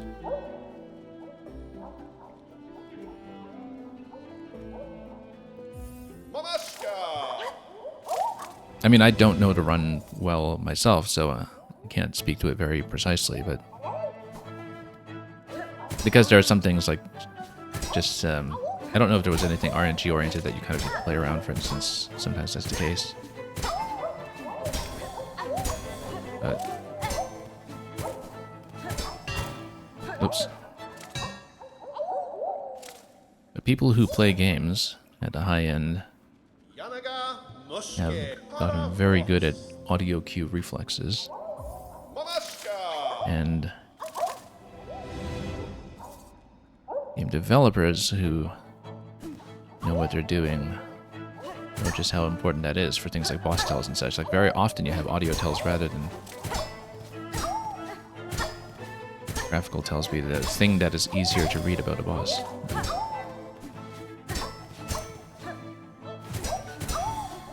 Okay, those two were packed a little too closely together, but we made it. That was not something I was very confident about doing successfully.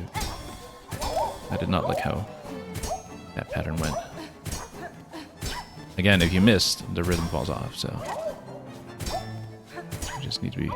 Oh, nope, that one, yeah, the trajectory just came down a little surprisingly. No, and this one, yeah, as you can see, if you miss one, completely collapses.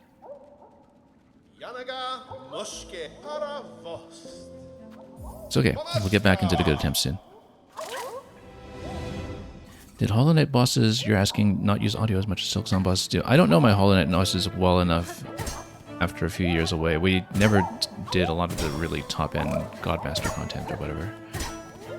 The Pantheons. No, there was a lot of audio going on in the first game as well.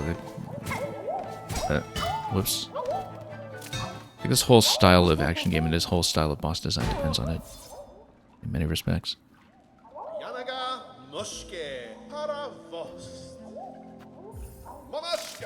Okay. It's alright, sometimes we just need to shake out the bad attempts. And just get back in focus.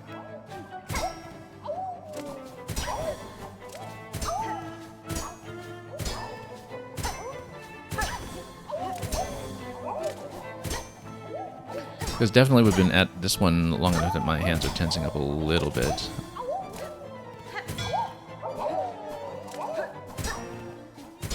So, since starting this game, I've been using Joy-Cons in the included Joy-Con grip on the Switch 2, which is something relatively new and unfamiliar to me because we actually never used a grip on Switch 1 and never did on Switch 2 either until this game, but we kind of needed it to get some of the movement to straighten out more consistently.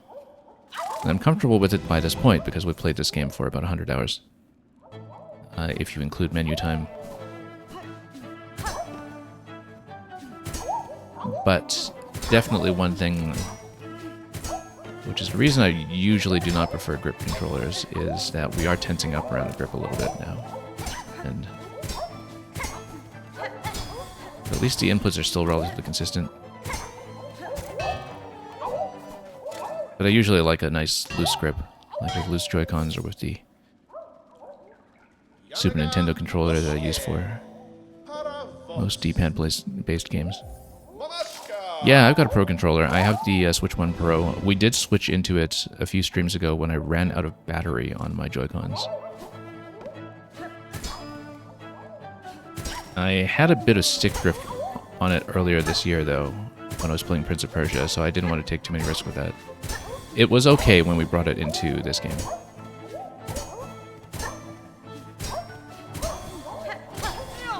And there are a lot of games that we've found that very comfortable for, in spite of the fact that I usually prefer gripless. I will probably get the Switch 2 Pro at some point. Then we can map everything to GLGR and never do a stick click again. But I'm not desperate for one yet, so I want to wait for a good recolor. Like if you have a, you know, tropical fruit-colored Splatoon Raiders Pro controller next year or something, that really would be quite pleasant.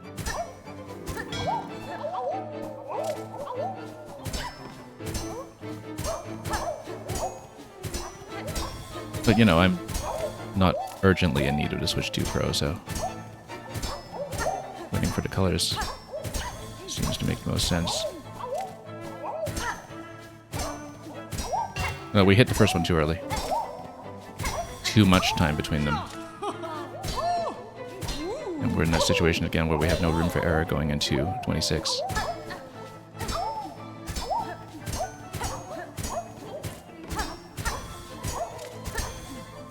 No, it's going to land on the side. 28, that's the best one yet. The one on the left was way too far out. I just couldn't reach it. So that's the best attempt yet. I've actually mainly been using my Pro Controller on my PC. Like, I have my Pro Controller as my main PC controller. I refuse to use the Xbox-style reversed ABXY button mapping, and have gone to great lengths to do tons of remapping on the PC side to get everything to line up with Nintendo controls. I've used the Nintendo ABXY all my life. I will never adjust to the backwards Xbox layout. So it's like one mental adjustment I refuse to make.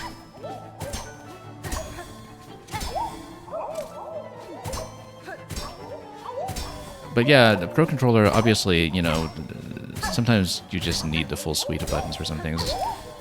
I used it pretty heavily, actually, in the later years of the Switch One because while it had a bit of risk of drift that we were dealing with earlier this year, the drift of my original Joy-Cons was much, much worse. And I love Joy-Cons. I love how lightweight they are, how loosely they can sit in your hands, how you can do free aiming with them. But the drift was out of hand in terms of how often I just had to clean the things, and so I did wind up using the Switch 1 Pro Controller for quite a few Switch 1 games. Although, again, Mario Maker, we always use the Super Nintendo controller whenever I'm just playing, instead of doing any making or anything else.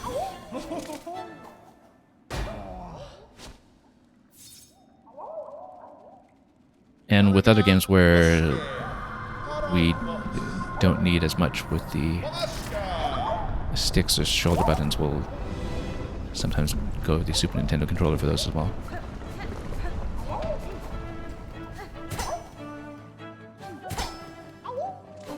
But there are some games that are really designed for stick movement nowadays, even when it comes to 2D platforms. We've been playing stick the whole time here in this game, for instance.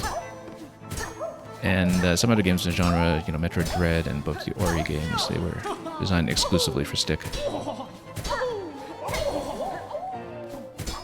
And the thing is, if the game is designed for it properly, then it's okay, even as somebody who's usually accustomed to D-pad. As I've been saying, in this game, we've been using stick for movement and directional buttons for tools. I found that to be the thing that ultimately felt comfortable.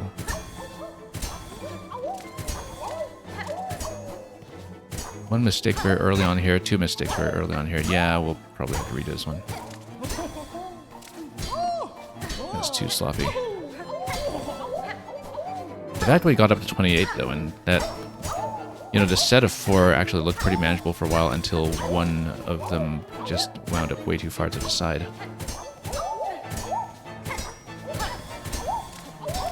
Even when we went into that one, when we got to 26 with no margin of error remaining, we still managed.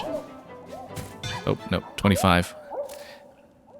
So yeah, that was the last one before the set of 4 that time. So we almost made it. And that's despite having 2 very early mistakes that time. We were already 2 down at about 13.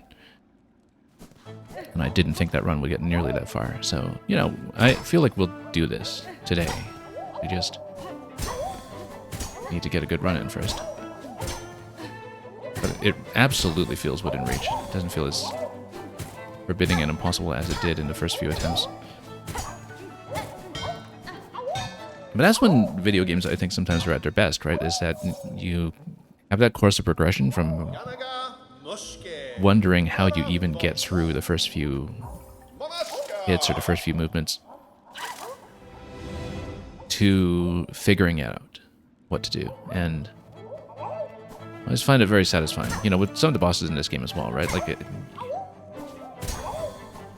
it's great to have bosses that give you a few attempts early on where you can't even get past the first 10 seconds, and then you get consistent with them.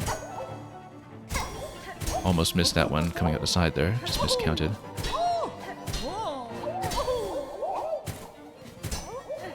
The boss I always think of when it comes to that sort of progression curve is Fire Leo from Beautiful Joe 1. Still one of my favorite bosses in any game. Because the learning process was just incredibly satisfying. Like, you die so quickly in that fight the first few times you see it. It just takes you down to 5 seconds flat. But then you learn it. And, you know, this game does that very well. Some other games like Cuphead do that very well. And yeah, Dr. Cliché, you're saying that's the Kaizo mindset. Yeah.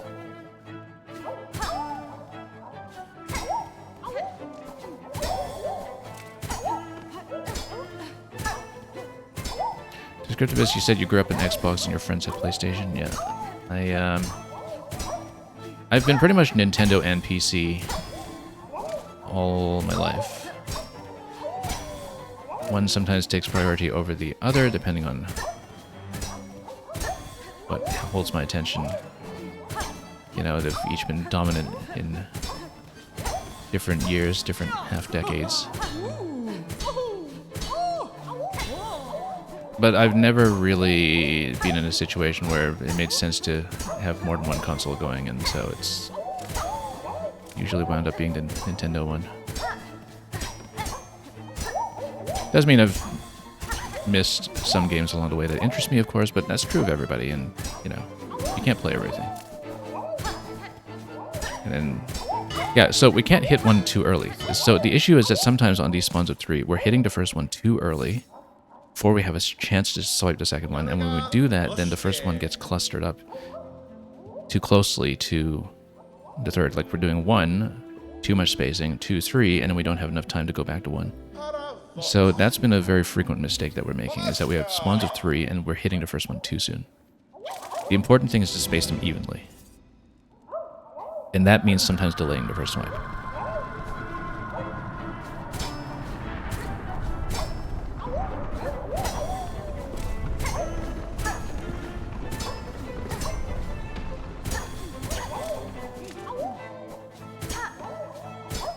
Yeah, the important thing is the rhythm. And it doesn't help to go for the first one too aggressively. Wow, what a miss. Completely whiffed that one. Didn't even get a single swipe on it.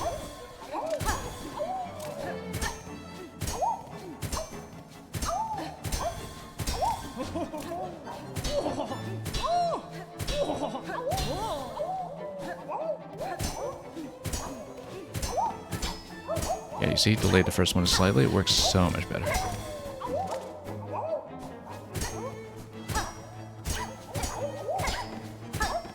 Nearly lost a few there, but you see we got it just by having a better initial entry timing on the first one that we want to hit.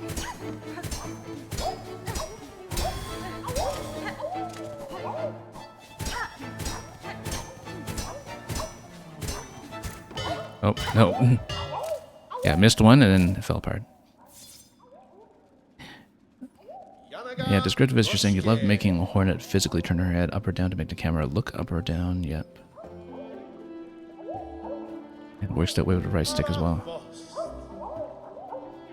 Yeah, I don't know how far along you are. I know you were asking over some previous streams about whether to start with this as your first Metroidvania or whatnot, but hopefully you're having fun. Even if you're having the whole game spoiled for you in advance.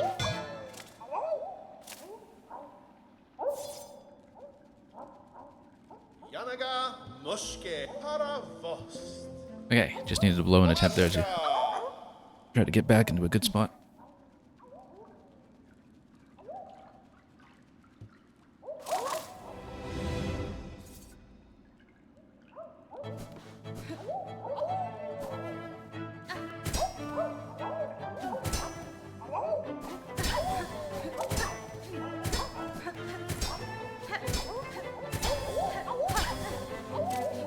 Okay.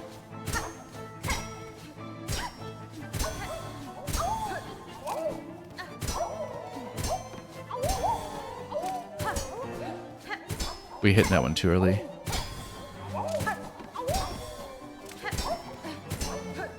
Again, need to watch the spacing These are just as a 2, so it wasn't a terrible mistake just yet, but we need to shake some of those bad habits.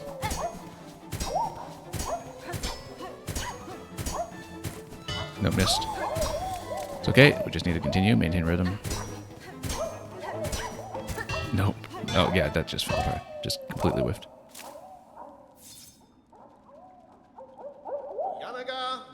Dr. Cliché, your first Metroidvania should be Within a Deep Forest. I've not played Within a Deep Forest. I don't know about it, actually. And I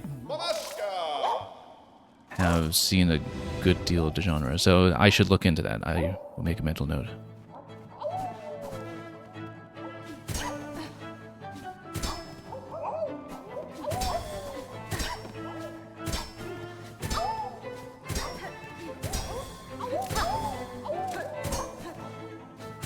Yeah, I'm usually more prone to talk about Metroid-alikes rather than Metroidvanias in general because of the way that the term kind of was designed to capture more of the Castlevania side, essentially. Like the subset of Castlevania that had Metroid map design was what it originally was designating back when Jeremy Parish was kind of popularizing the term in the late 2000s.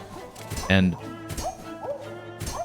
to be frank, I've never been as fond of the Castlevania side anyway, in terms of like stat-based progression and RPG systems and the like. And one of the things I always liked about Hollow Knight, which was very clear about the first one, was that despite some things going on with things like currency systems and, of course, other elements of RPG design like the Paper Mario charm slot system, that it was kind of much more back to the Metroid end of things in terms of having a lot more the progression be very task-oriented rather than grind-oriented. Yeah. Okay, oh, well, this fell apart quickly. Yeah. Yes, this is salvageable. We've had attempts that have gone worse and which went further, but that was a needless set of mistakes. And that one we swiped too early once again.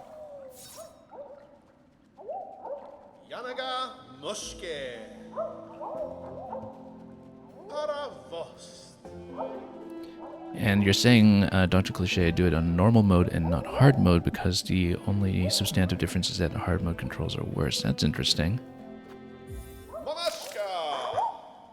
Wonder what that's all about. Hard mode just impairs your control somehow, what you're saying.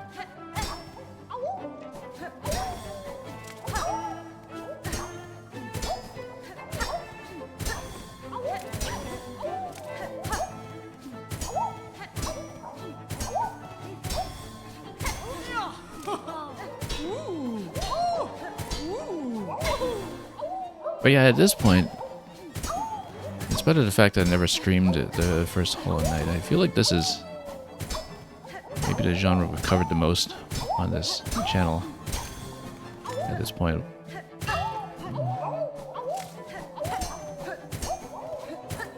And might even continue to be. Because there's a backlog I want to get through at some point. Although we'll probably leave ample space after... Well, we've missed both of the fast ones in this run. Ample space after Silksong, too.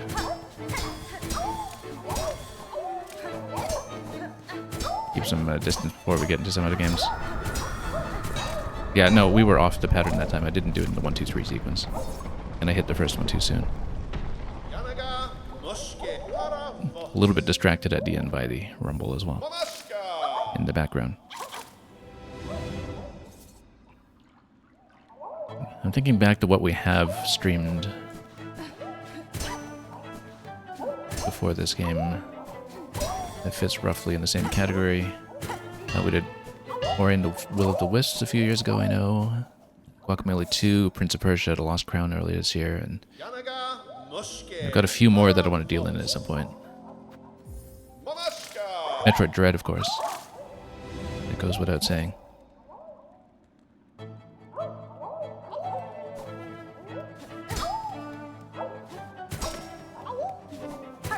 Oh, wow, what a huge mistake on the first one. Anyway, let's get back into this properly. But yeah, this is within reach. We got up to 28, and that's with a lot of early mistakes. We just have a clean run to getting us up to that 26 point, which is the critical mark when we get into the spawn of 4. Then I think we can do it.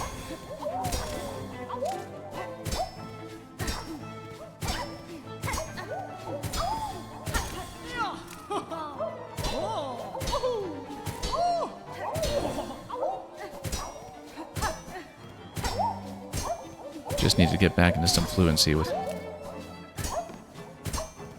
the fast flea brew ones in particular, like this one, because we've been whiffing those lately.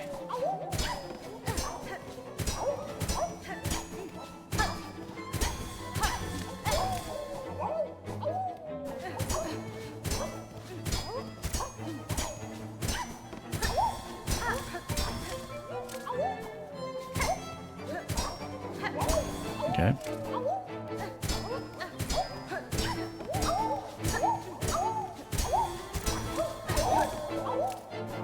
Wait for it. Oh, misread the order. Misread number 2 as number 3.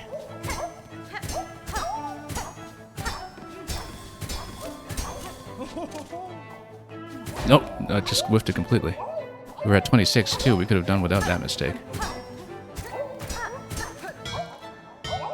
Yeah, were it not for that mistake where we just completely missed a big guy, we would have gone into the final sequence on 27 and we would have done well. That was not my high score, but actually one of the best attempts in terms of how cleanly we were able to get there with the juggles.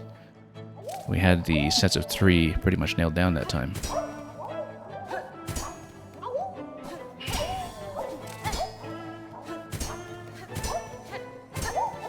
That felt tantalizingly close. Even more so than when we got to 28.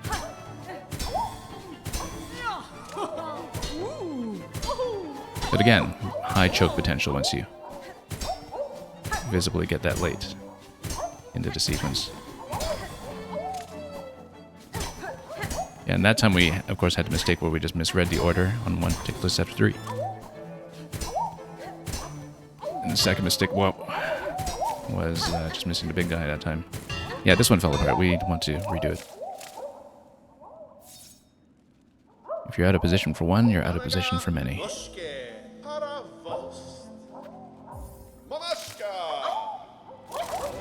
And sometimes, you know, you need a bad attempt like that to just wash out the regret over the one that was close.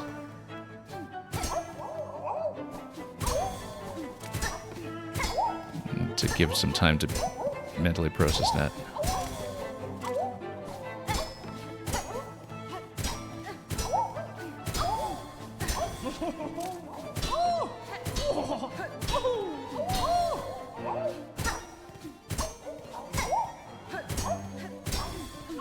Okay, sets of 3 are coming, I think.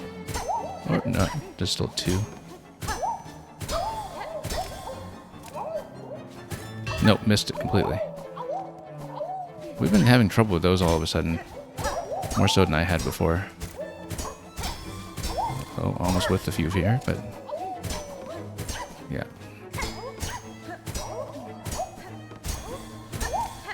Okay, big save there despite being way out of position. Oh.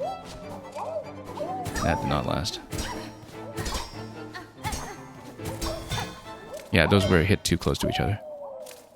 If you double hit like that, you really have to double hit again, otherwise that fails.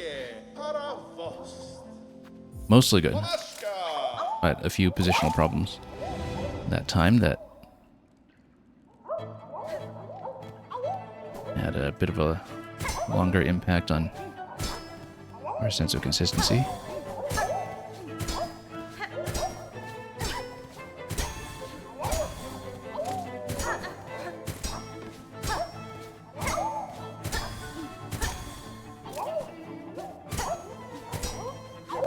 We need to really fix those ones up, the flea brew. has actually been getting worse for us recently, I think.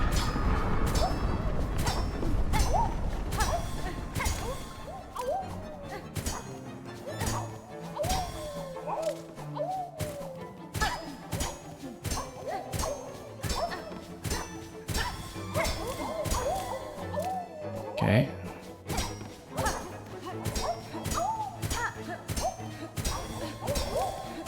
Nice and clean.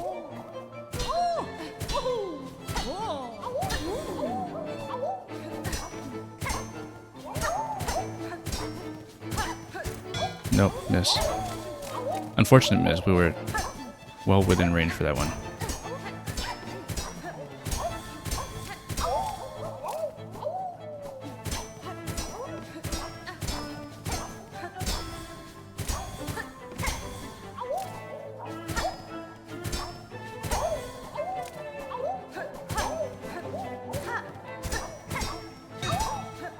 Just sacrifice one.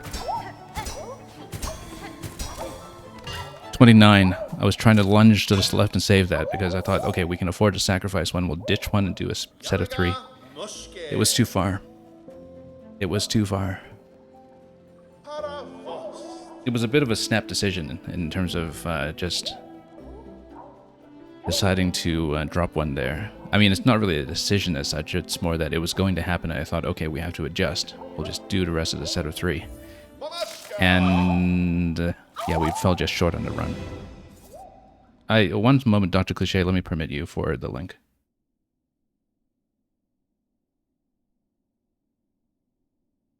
Yeah, we aggressively filter a lot of the links here, but go ahead and repost. Couldn't really handle that while I was juggling. No, wait, hang on. Get distracted. Let's get back into this.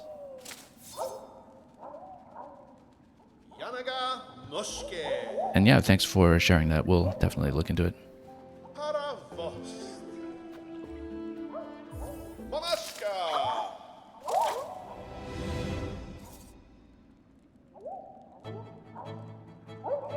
Okay, let's try it again.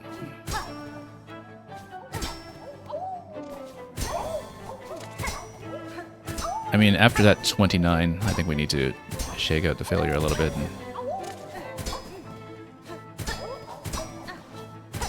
get back into this. Clearly doable. I mean, I saw it that one that we were on 27 going into the set of 4, and that, I think, again, was a choke waiting to happen, so.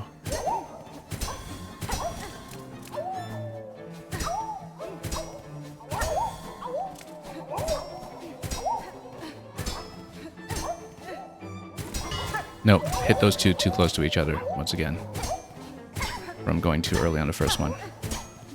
Very common mistake when you're eager to get it done.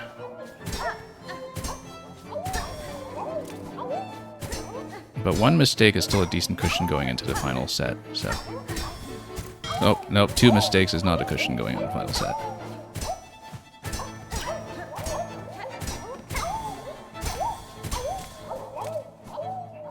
We can still try our best, but that was not looking good, so let's redo. Yeah, the thing is, if you don't hit the first one too early, you can avoid the double hit. And I am lunging for the first one too early sometimes, and if you're doing it too early, then sometimes the second one that you're going for isn't in a position where it can be hit when I'm going for it, and that's what is throwing off the whole timing. If you hit number 1 too quickly, number 2 isn't in a valid spot in the rhythm that I want.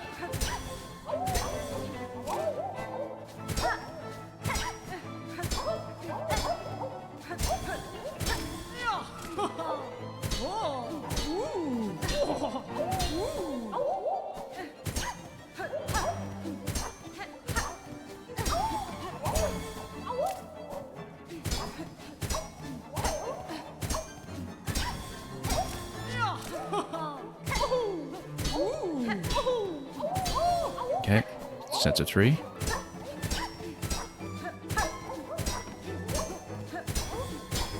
very clean when you have a regular rhythm to it.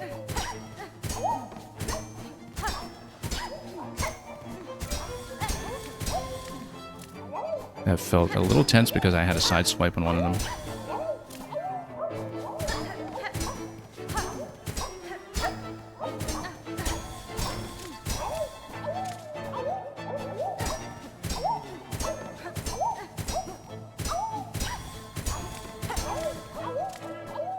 One more. Oh. No, 2 failures there at once on 24. That was awful. Awful. We were perfect up until the early 20s. And then we just slipped. It's okay. It's encouraging. It is very encouraging that we can play it that cleanly up to that point. That was the cleanest I've had it going into the 20s, I think. So we shouldn't take that for granted.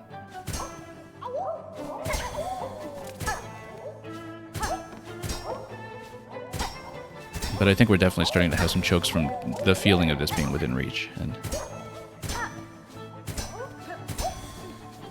all that entails. You know, on that one when we were in 29 earlier, I'm too busy thinking about that. On that one when we had 29 earlier and we were reaching from too far away, I should have used a harpoon.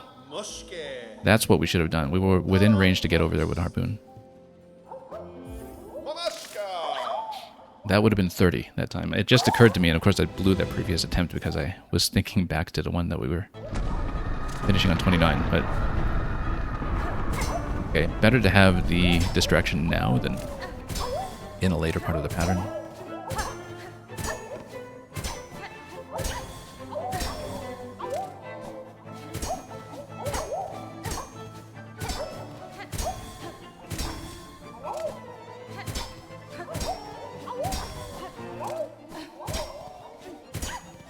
Imagine having to do this with the enemies that bobbed up and down in Crawl Lake. Actually, we don't need to imagine that. We can think back to how the Crawl Lake fight took me about 2 hours to get through. And honestly felt harder than this.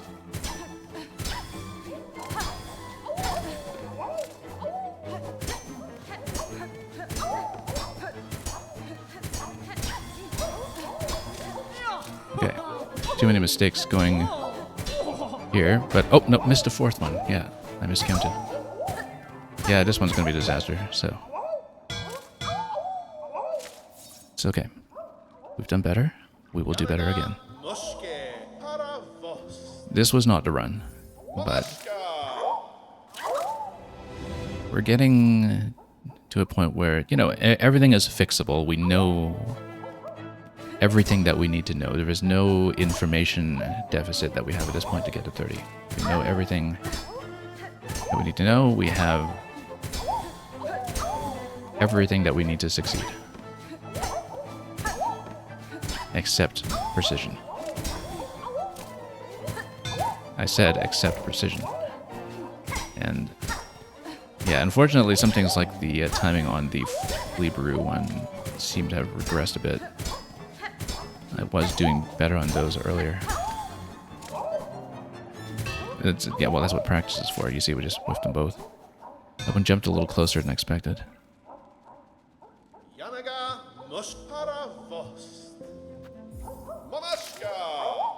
It's okay, we'll get there. We will do it. I know we'll get it done this session. I'm actually not too concerned. It's just a matter of how many attempts it takes to get there. And how worn out my hands will be at that point. And we still have 2 more minigames to do after this, remember, so... Whether we do them today is an open question, but...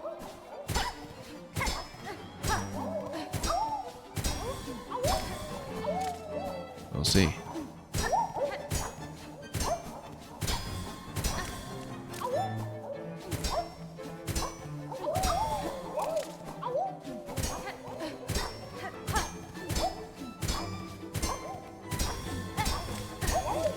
Sets of 3 now.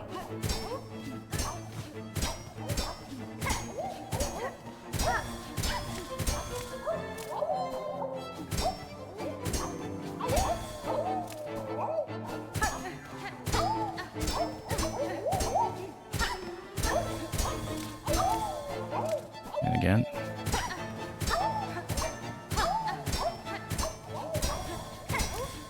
Just a consistency check on sets of 3. Nothing complicated about it beyond that.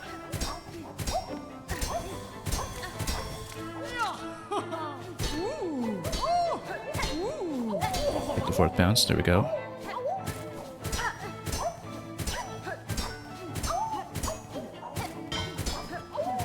Sack that one. Yeah, just sack that one. Not even gonna try it.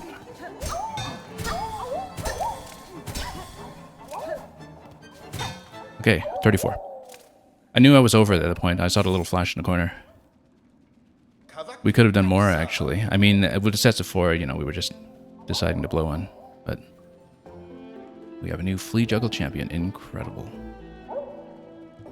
Miss Hornet, with your skill, I'm certain you could best all 3 of our games and become the grandest champion of them all. So you're saying, well, first of all, yeah, 2 more mini games, and you're saying it truly is packed with 100 hours of content. I mean, we are over 100 in terms of total playtime, including menu time at this point. In terms of the in-game timer, we're a little over 90, I think. Anyway, we got it. And, we'll even look at the board here. Look at that. Hornet, 34 on the juggle. Okay. We will dodge next. I might change the loadout a bit, but yeah, Architect worked out really well there. I am happy with it. Now, in terms of dodge, I think we'll see what it is we're dodging, but I suspect the downward movement is the thing that will matter here when choosing what to use. So let's stay on Architect for the moment and just see what we're dealing with.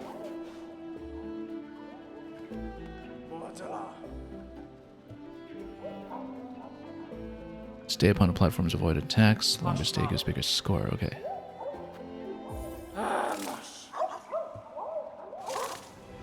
I mean, how bad could it be? Oh, small platforms.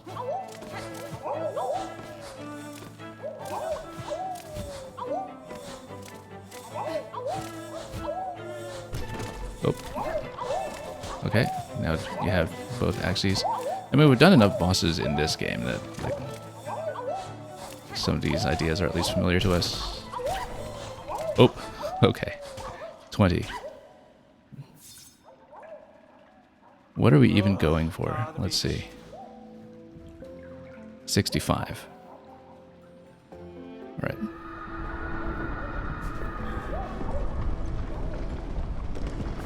Let's stay on... Well,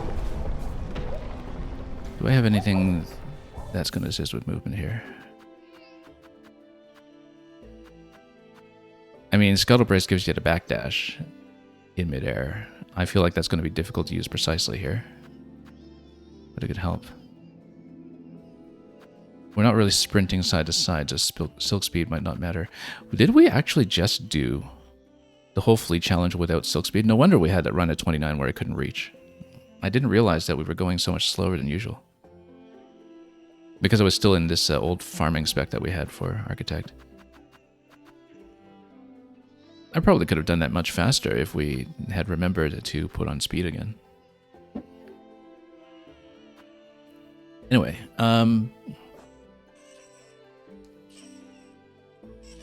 wonder if you're allowed to bounce off the fleas when they're coming in.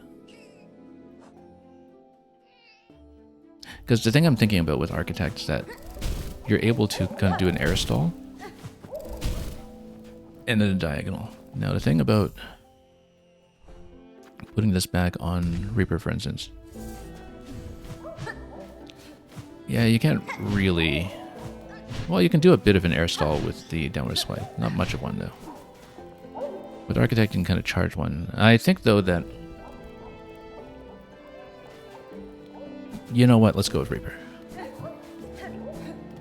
Let's do it this way. In case we want to do an air stall from a downward swipe. without throwing ourselves off position. I can imagine, actually, that if you're going between platforms, you were very precise about it. Something like the shallow angle on Beast could actually be very good. Did that seriously count as a dodge? Huh. Yeah, so the platforms... Whoa. That was a surprise.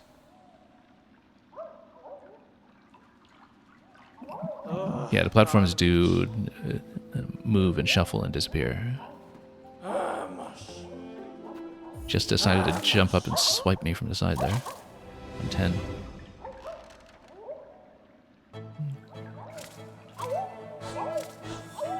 Oh, sure, we'll just let them go. Oh, oh, except you stand on for that long, you have it collapse. I didn't realize that. Okay.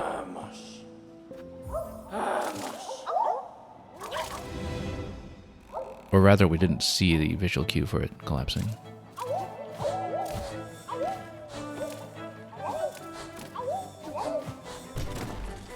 Yeah, so that one goes down. So after a certain number of movements that you have to dodge. Yeah, so they push you, but they don't kill you. So the thing is, if you get pushed, it's survivable. It's just that you need to get back on.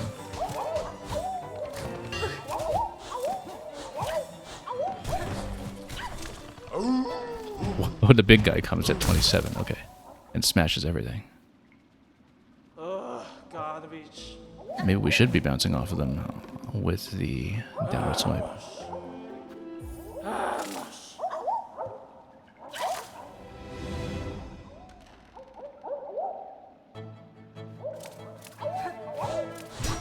Yeah, you can totally do it.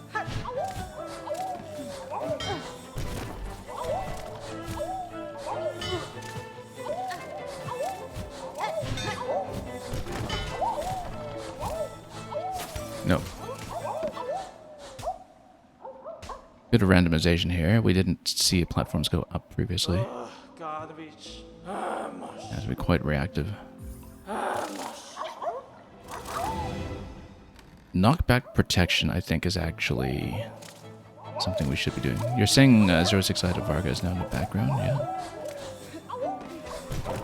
He's had his time in the spotlight.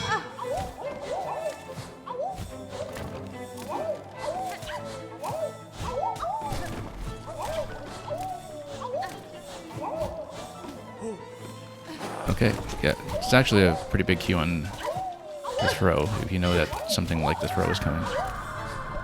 27 still. So, we actually want knockback protection. Let's make sure I have it. Oh, we have it already, okay. Weighted belt.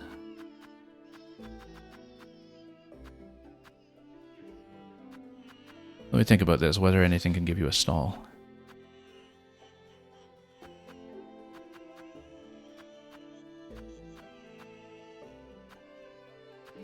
Yeah, I don't think much here will be directly helpful.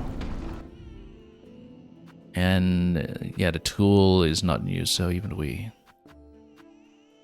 got into something like Sharp Dart, it wouldn't be useful here.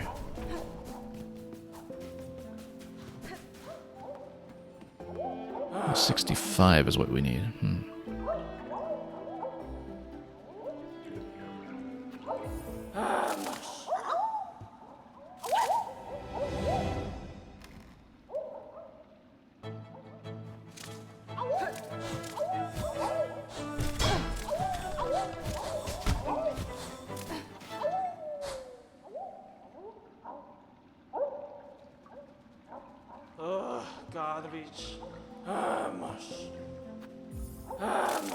Okay, let's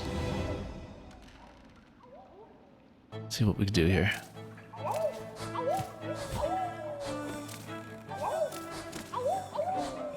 Just need to watch the platform animations themselves, of course. There's a lot of things to keep track of visually.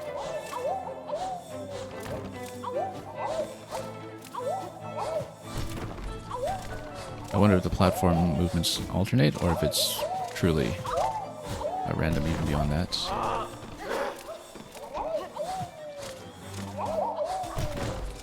Watch out for diagonals. Whoop. 30, I think that's a new record for us. garbage. Mush. Mush.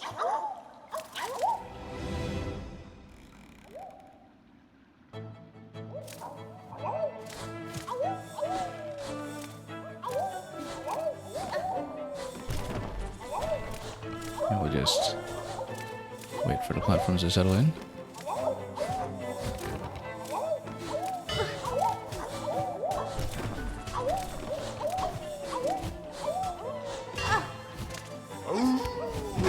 Oh, I was trying to grapple on top of him to get a bounce, but... Yeah, we don't see him every time because there is a total random order to all of this, it seems. It is a purely reactive challenge. And you can't just depend on a single method or set of movements.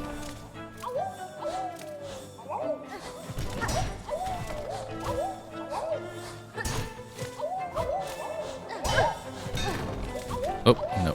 Fell under. Maybe trying to stay in the air for so long is not such a great idea.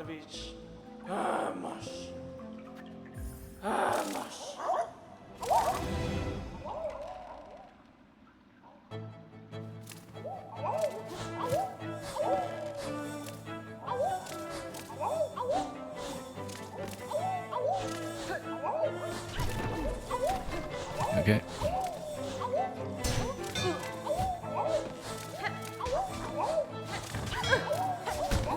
Okay, got out of that one, only to fall down. Garbage. And, yeah, Dr. Cliché, Lensers is not even in Collins, really. That is surprising. I'm trying to see if there's anything else in there.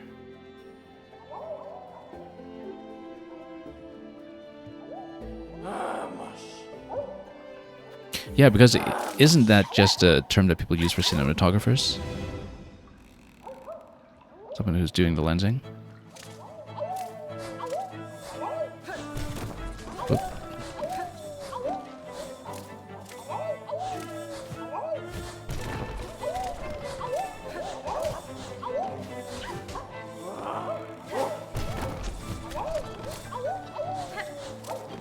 Okay. Whoops.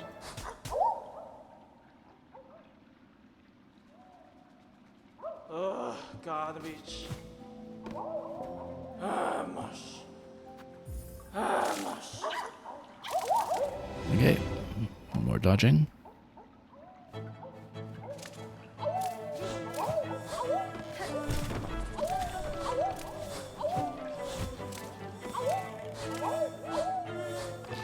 Well, all of this stuff will probably make us a better player in the long run, I'm sure. Or so the theory goes. I'm definitely thinking about whether something like the low angle on the beast dive would be a lot better for this. But so you can kind of get out of trouble if you know which platform you're aiming for. We're just not very well practiced with doing that, and so we don't want to do anything too technical. Okay.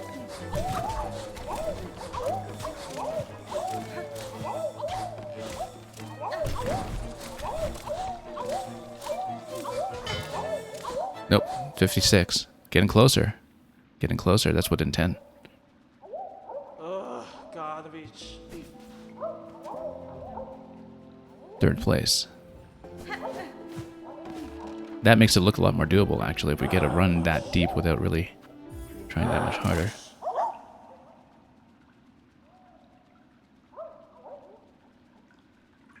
And yeah, you're saying, Dr. Cliché, you're mildly surprised Western isn't some obscure dialect. Oh, as something that would have been a solution to Iraq, yeah. Maybe so.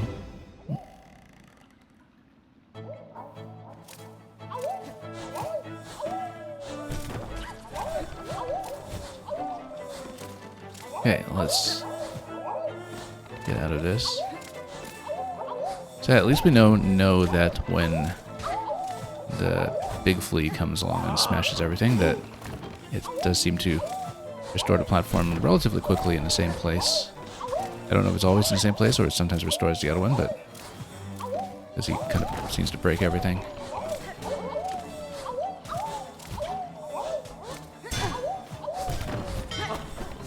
Oh. Fell down a little low there. 37. I feel like this is reachable, actually. I mean, we had a few runs earlier where we couldn't get far, but the 56 one was encouraging, given that it honestly didn't seem like it was getting harder. We just needed to stay consistent. The pattern wasn't really intensifying around us so much, but maybe once you're near the end, as with that 26 to 30 zone that we saw in Flea Juggle. That... Oh, look, he didn't smash everything, I was about to say, and then he came and smashed everything. Because I thought, oh, he's missing. Okay, whoops. And then he comes along and smashes the rest, so got a little faked out there. Need to get lots of height off the big guy. If we can.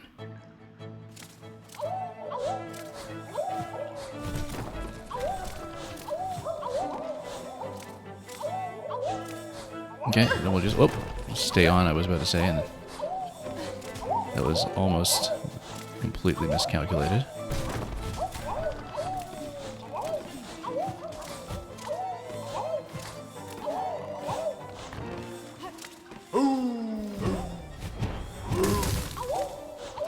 Yeah, no, we need to bounce on top of him if he's going in a high position that doesn't break the platforms first. Or we drop down to the platforms first, then double jump again out of that. We just haven't developed the method for responding to that just yet when the platforms are too low to be broken on the first attack.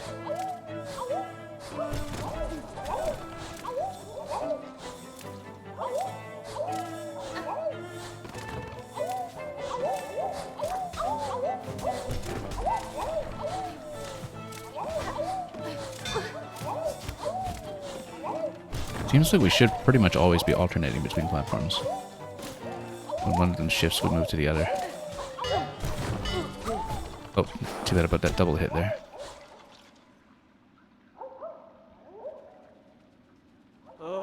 Garbage.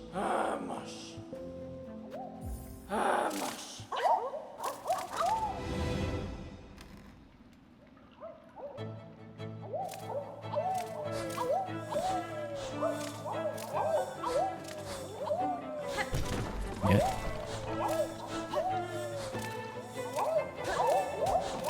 Need to hold steady with a lot of this.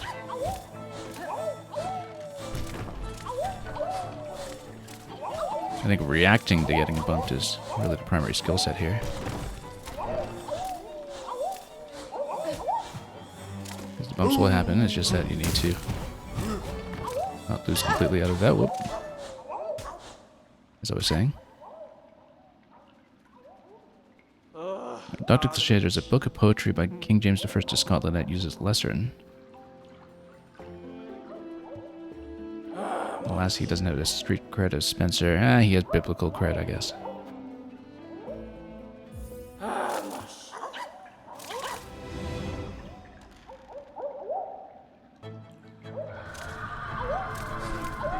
Oh, terrible start.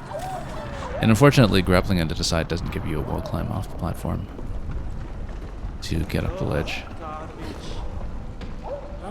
Something that normally we would depend on quite heavily.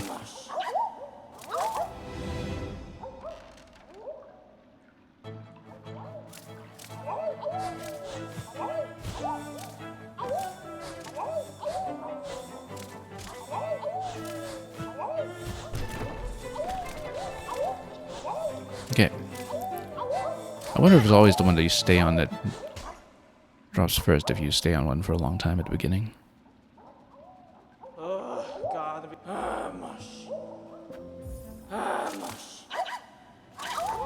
So yeah, it looks like it's kind of like a random bag of different moves that are going to happen, different events that will happen over the course of this, and it just iterates through that set of events.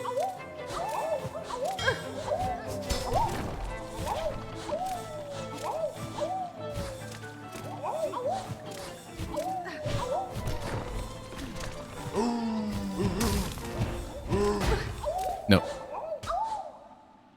Badly played that time. Garbage. Vamos. Vamos.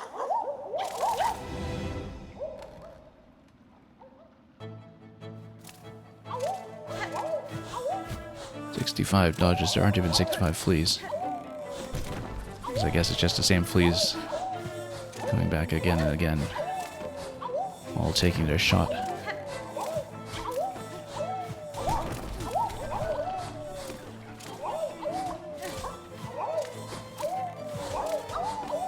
Oh, also some of them have the flea brew effect as well, and go extra fast. I only just noticed that.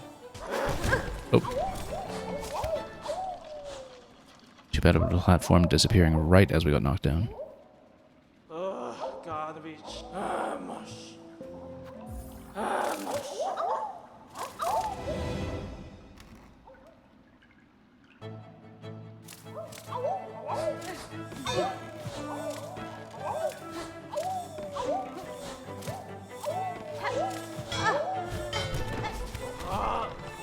Got too many knockdowns that time. Anyway, 56 is still the personal record. We haven't really approached it recently, although we did get into 30s a few times.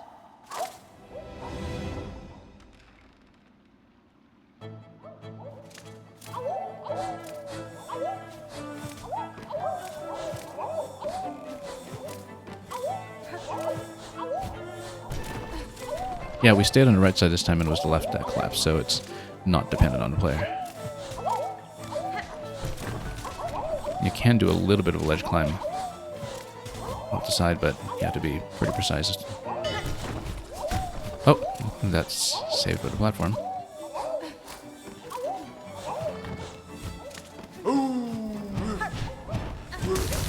Okay, stand off to the side a little bit so we don't get caught on the way towards next landing.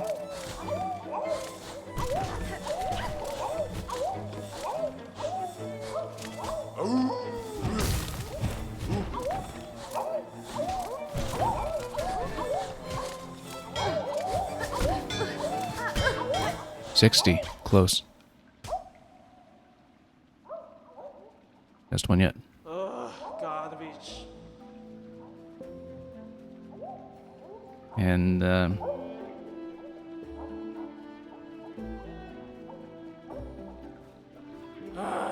yep, pretty much the slapstick minigame. That's what it is. Complete with what Red Knight was saying about the Silk Mother screaming in agony. 06i, you think Hornet's final smash can summon a bunch of fleas?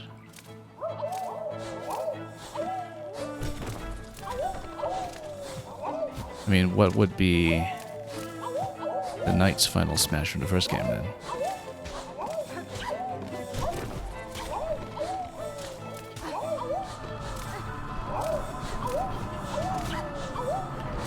Because surely it's not the Grub Father.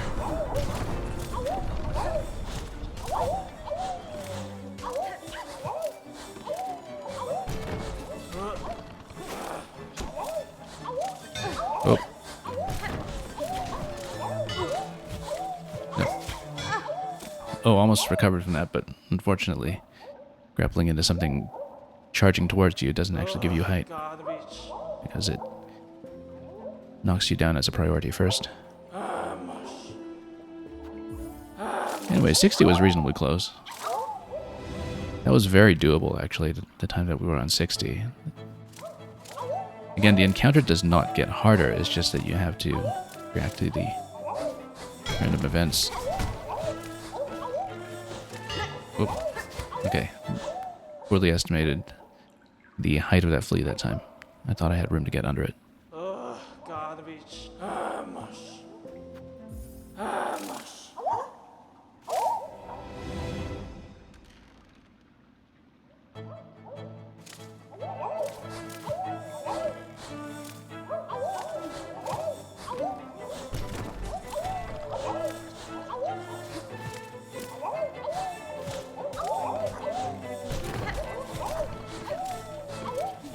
Yeah, sometimes they just roam around and don't do anything to you if you're just standing in a fortunate spot.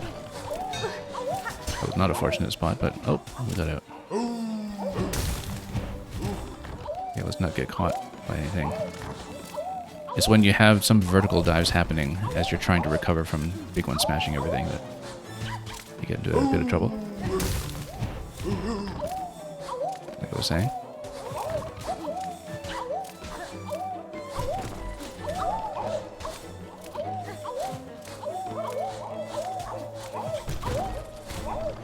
Oh, no. 53. Harpoon to the left a little too late that time, too. And get on the other side. So yeah, best 160 so far. We've had, I think, 3 attempts over 50. We have a sense of what can happen in this encounter, and there are no surprises at this point. I think we've seen everything that is going to be seen.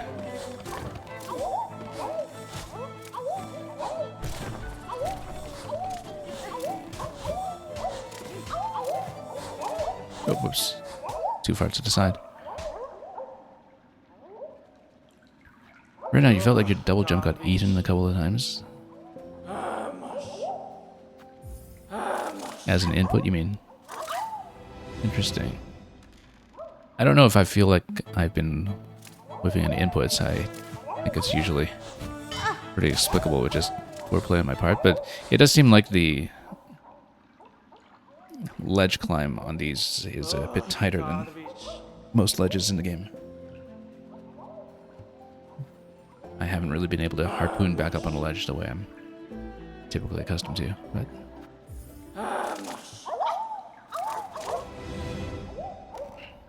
we'll see. Yeah, I mean, the fleas do a bit of a stun, right? When they knock you down, I think that's at least partly what's going on.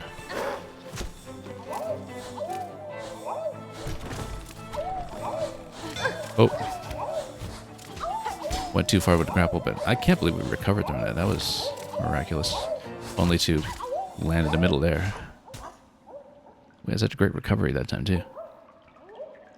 I don't even know how he got out of that, except it didn't last.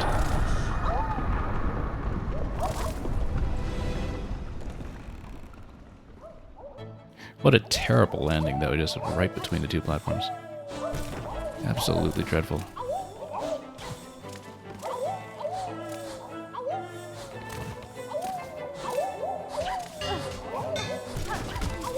Okay, actually got onto ledge with the harpoon this time, which is way better than usual.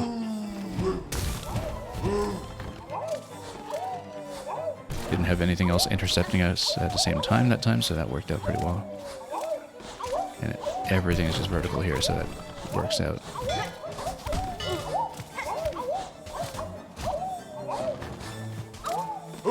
Had a couple of miracle saves here. Nope, that was not it. We should have known he was going to go over both platforms that time. You kept hearing Vogue say garbage after each attempt. We should listen to that carefully. Maybe you're right. I think she just naturally grumbles that way.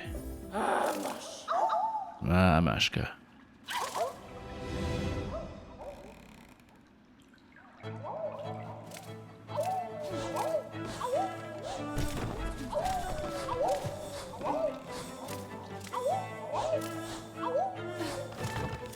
Okay. Oh. Got comboed out of that one. You know, I feel like it's doable. Like I said, we've seen everything we need to see.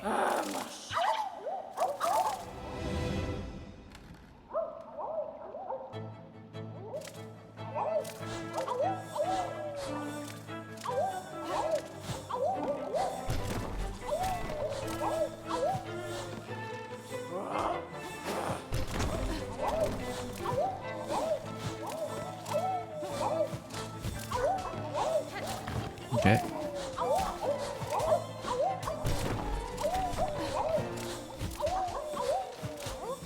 Diagonal movement does have a pretty big tell to it, so usually not too concerned about it.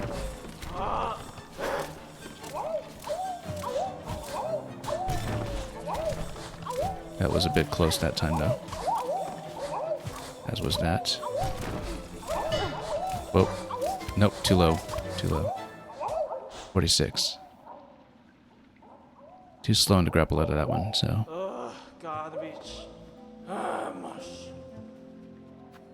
Mush.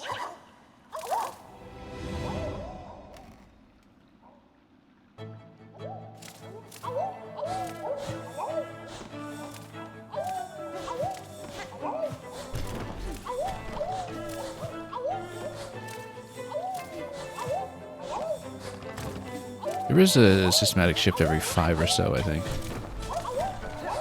Not that we've been counting. I haven't really been able to look at the numbers because we're too busy dodging. But the platform shifts do happen at a regular interval that I think is bound to how many dodges you're on. So there is Garbage. some kind of predictable pattern to when there is going to be a state change. You just don't know which state is going to be next in a sequence.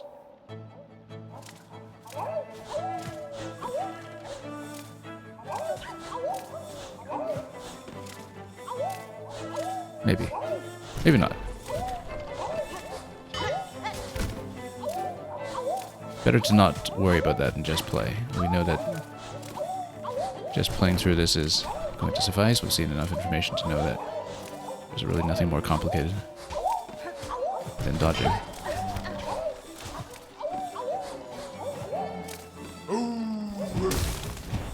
I actually prefer it when the big one comes in while there's a high platform that I know he's going to break quickly. 37 that time.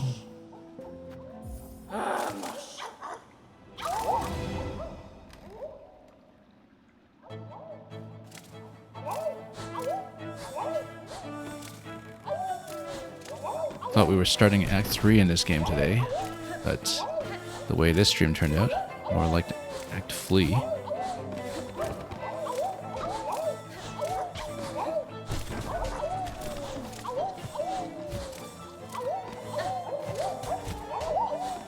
Oh, nope, thought I had enough to go in there. Not quite.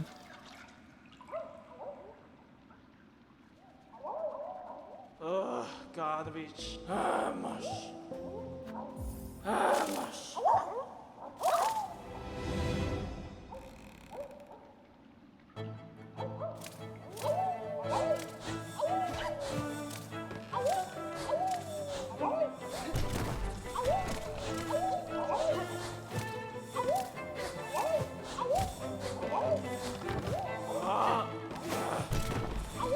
Okay. No surprises yet. A bit of a distraction here, of course. That's just part of what's going to happen around here in this room. Oh, nope. I thought I was going to get hit and we preemptively grappled over. Luckily we had enough silk saved up for 2 grapples to get me out of trouble. Whoops, no. Below. Have to be very quick on recovery if we do get deflected. Garbage. Oh, we've been into 40s quite a few times at this point and still have that 60 high score.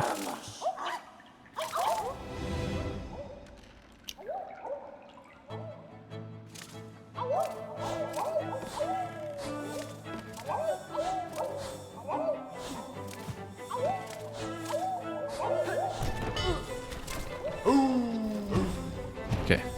Oh no, too late. I was going for the technique of landing quickly and then jumping out again so we maximize air time when he's hitting a lower platform. But I did the second jump a little bit behind the required timing.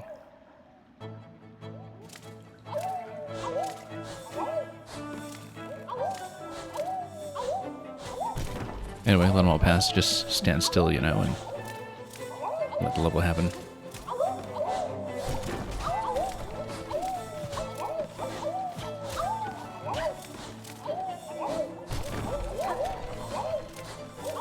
Just need to visualize the diagonal sight lines pretty well.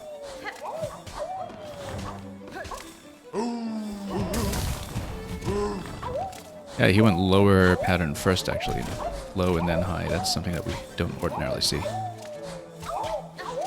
So, just have to make a really good estimate as to whether it'll break the platform that we're on right away, or if it's going to be on the second pass.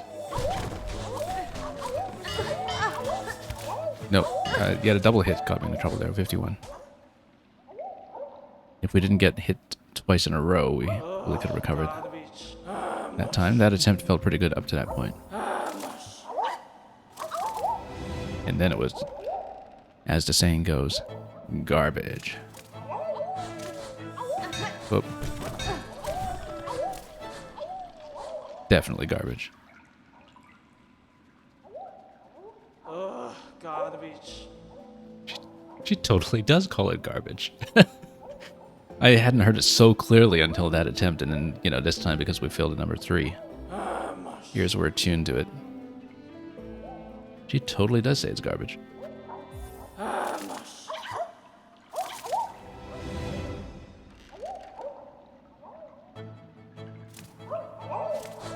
Yeah, previous attempts we hadn't really heard it enunciated quite so clearly because I wasn't usually listening at that stage.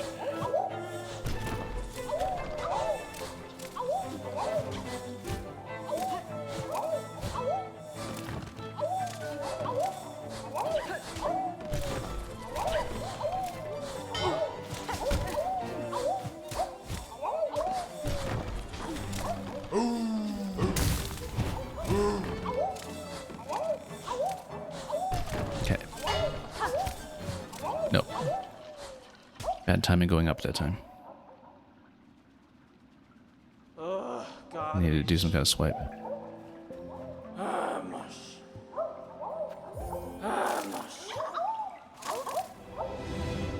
I am really strongly considering switching over to Beast, actually, because then we can have more of a horizontal recovery.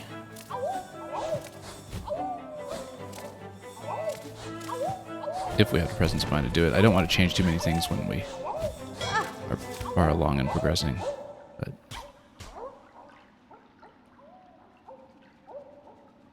it's a strong consideration.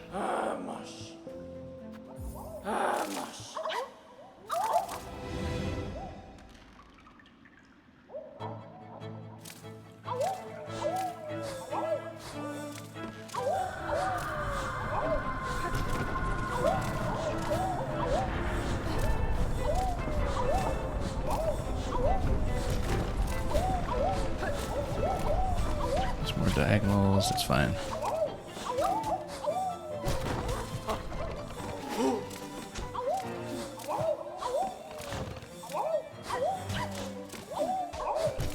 Also, with the intensity of dodges that the bosses require in this game, I think that trains you for this exercise in advance. This is about the dodging speed that you need in even fights like the belly eater that we saw today.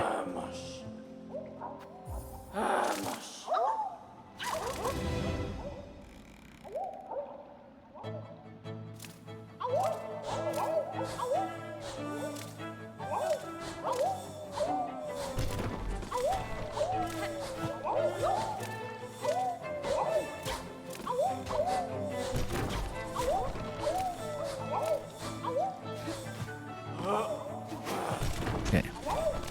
Nice big tell on that if you know it's coming.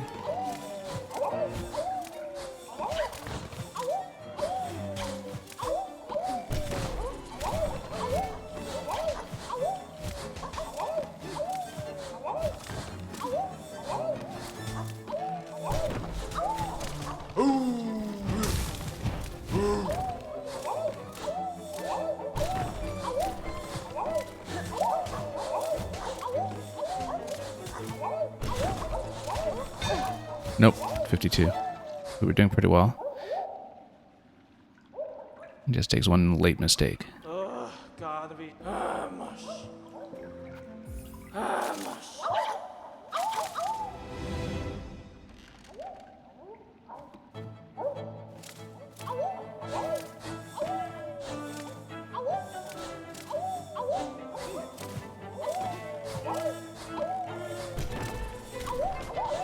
Okay.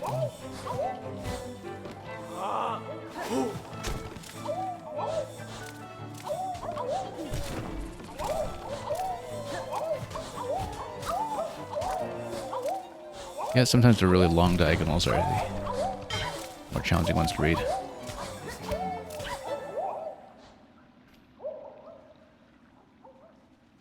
You have to have a really good estimate of Gotta reach. whether you can beat them to a certain position before being intercepted.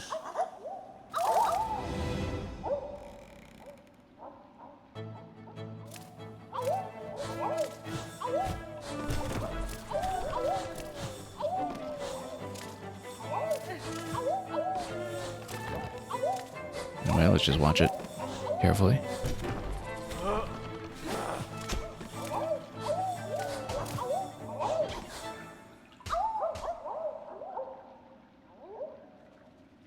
And yeah, I think we all feel the same way about this.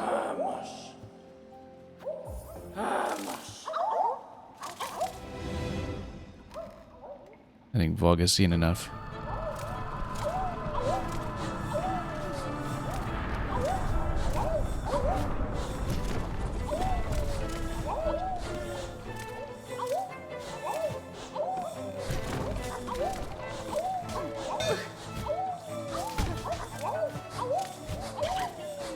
Bit of a tight recovery there, but we made it.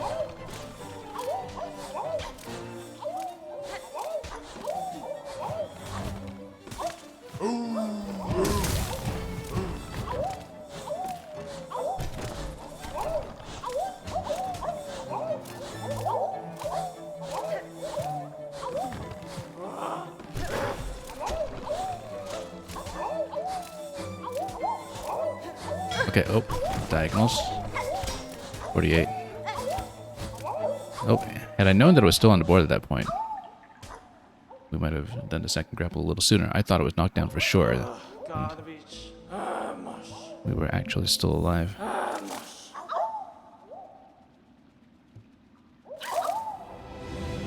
Descriptive as you're saying their safety helmets are too cute. I mean, given how many shards of bells are all over the place in this kingdom from former pilgrims dropping them along the way, they're bound to be used for something. Just very resourceful, these fleas. I mean, this is probably what they were being delivered from Belhart, right? More bells for helmets.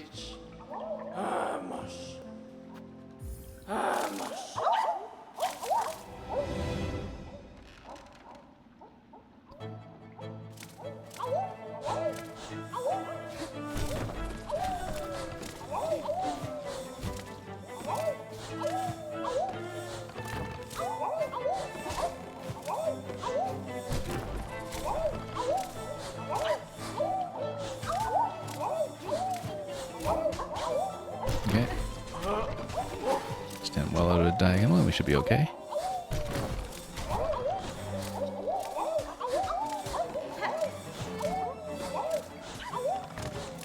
Very satisfying to successfully weave around some of the diagonals sometimes.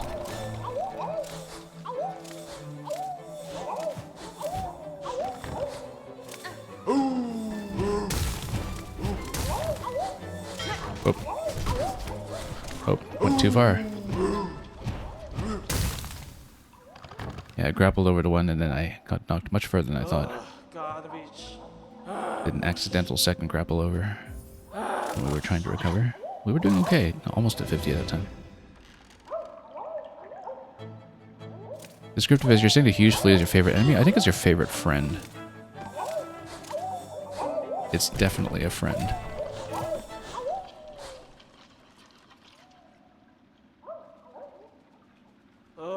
Gotta reach. Well, maybe second favorite friend after Sherma.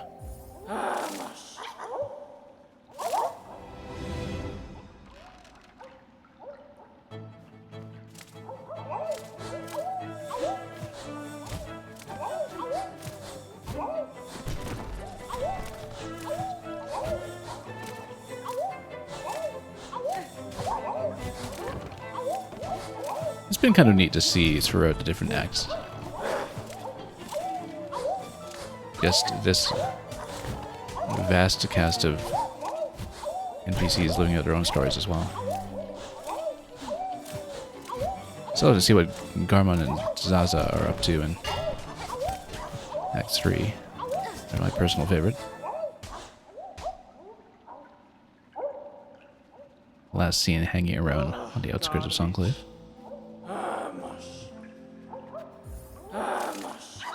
I've long suspected, and I may be wrong, because people have seen the ending well ahead of me, that over the course of the game you build up all these optional companion relationships because they are going to contribute to some kind of finale spectacle in some way.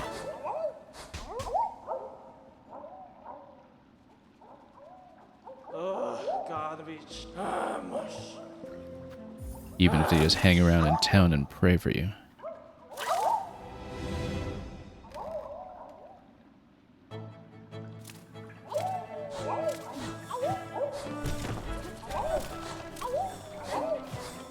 Okay.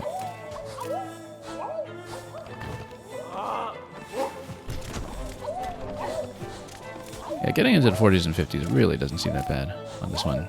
I mean, it's just that single mistakes can ruin you.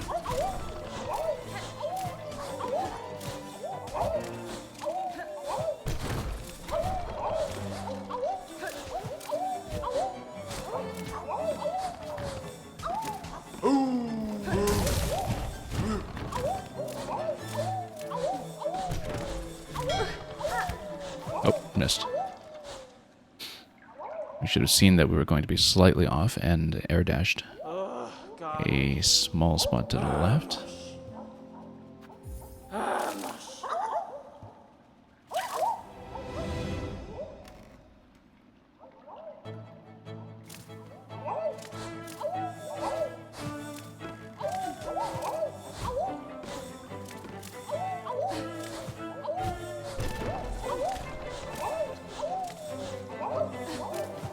It's okay, really just need to roll the dice in these attempts until we get a good one.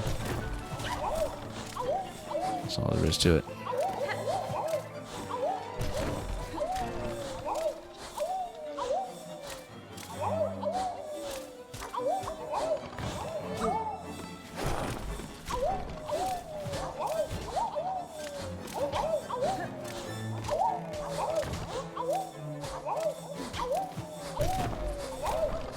Oh. A little too far to decide that time. How do we manage to get up there that time? Okay. Sometimes we have a bit of a surprise recovery that I don't quite know what to do with. And man, welcome. Joining in the chorus of awoos, I see.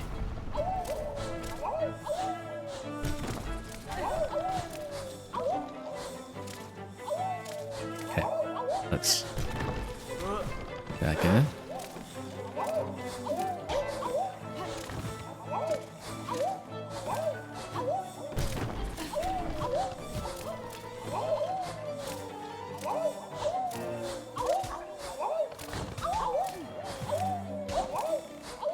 Got time to swap into diagonals, but that's okay, we got it.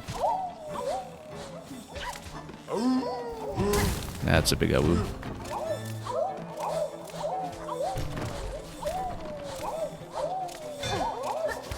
Okay, no.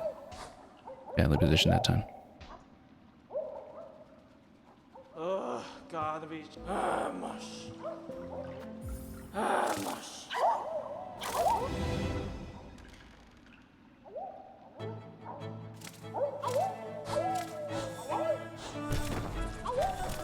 We'll just stand still here and not do anything until we need to. Whoop. Okay. Whoop. Yeah, dashing too far on either side. Man, you need 65. We have done as well as 60. So.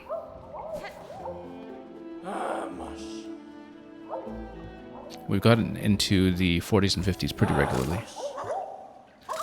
But 60 is the best I've seen.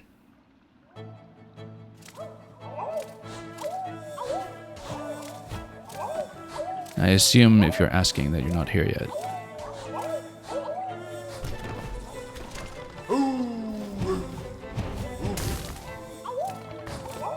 Oh, well, we got on the platform right as it spawned. We just got dunked.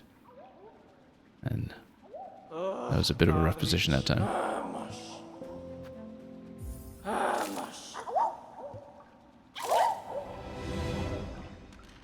You haven't gone back to beat the high scores, I see. Yeah, so you've come by, but you haven't finished it. Oops. That was garbage. Garbage. And Vogue agrees.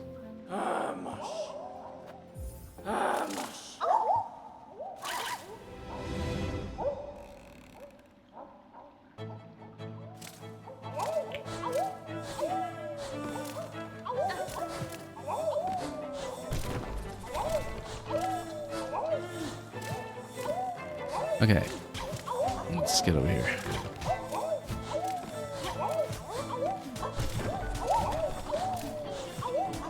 I feel like once upon a time there was a whole video game outside this zone,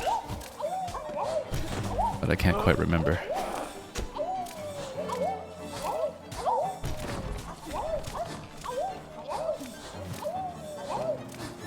Whoa. Wow, that was a really quick flea brew diagonal over there. Almost got caught by that. Hey, look at that. What a nice deflection. That is exactly where we needed to go.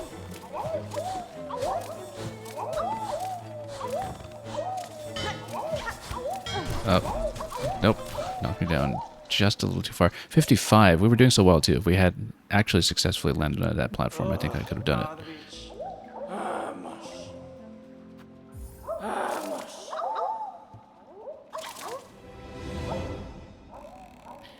Man, you're saying this is Hollow Knight a Woo Song, the sequel to what we were playing in a previous act, which was Hollow Knight Bile Song.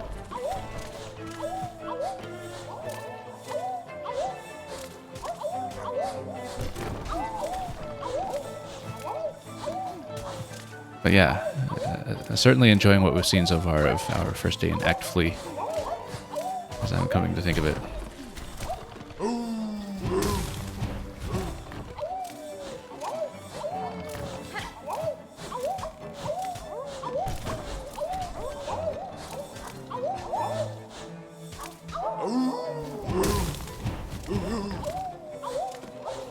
Whoop.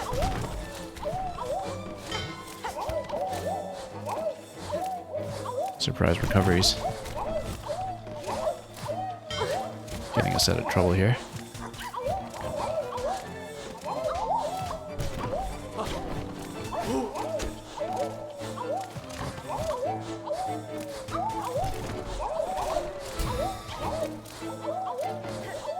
I am over the line. I see the change in color out of the corner of my eye. I have not bothered to read the number yet, but we're going to keep going. And finish on 77. Great. That's done. Thank you for the GGs. See, that didn't take so long. Bugnut Flea, impressive was your performance. Notice how this time around she does not call it garbage. Your score exceeds even my own. To see skill so much moments before everything ends gives me unexpected joy. Rishkis, I congratulate you, champion. Okay. 77 on dodge. Let's take a look at bounce. I find it interesting that Krat has the lowest score on every game. At least he tried.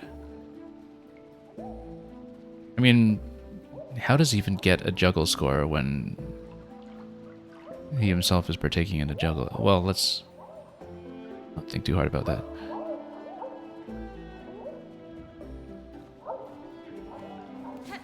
And yeah, Dr. Cliche, I was Krat once. That was a long time ago.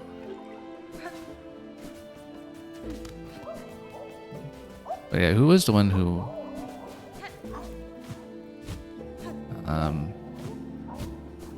There's the big jumping pattern in the juggle game. I was trying to remember which flea is which. Anyway, let's do bounce. For bounce, obviously we'll stay on this one until we see precisely what it entails. Dear one, how shameful for the world to end while poor Krat still has so much living left in him. How sweet of you to join me here. Will you play the flea bounce game that I may appreciate the beauty of your agile form while I await my doom? The play is simple. Leap up and keep bouncing on the fleas who fly past for as long as you are able. Let me check the high scores first. One more time. 42. Okay. Turns out that the answer to the ultimate question of life, the universe, and everything is the flea bounce. Okay, let's do it. Yeah, 06i. No, all the fleas that are partaking in the game are the fleas that you rescued, right? I think that actually was Varga, perhaps. I didn't look at the artwork carefully. I thought that was Krat in a different costume, actually, but maybe I was wrong. Like with a different texture, but maybe I was wrong. Let a beautiful game begin. Flea bounce.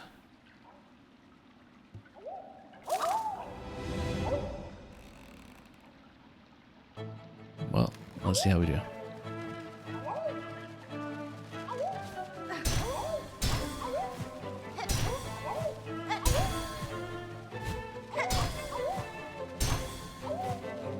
Yeah, we are definitely staying on Reaper for this one.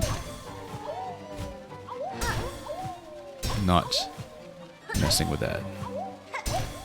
Particularly with Reaper Longclaw.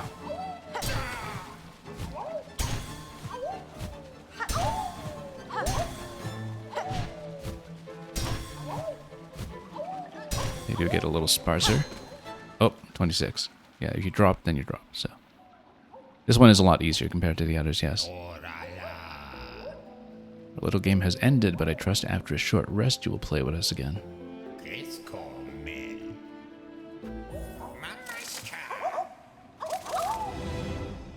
I mean, I guess this is more in tune with some of the skills we've been cultivating all game. Because we've done so many fights just like this, right? Where this is a combat skill we've already practiced. I mean, I guess technically that's true of the dodging as well, but the dodging has tons of knockback to it that way. Didn't previously have to react to so much.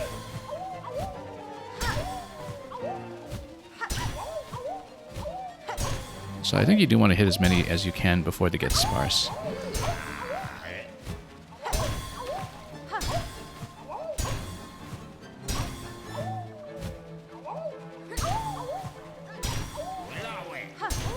But maybe it's more or less even. Let's not get distracted by too much on the side. 28.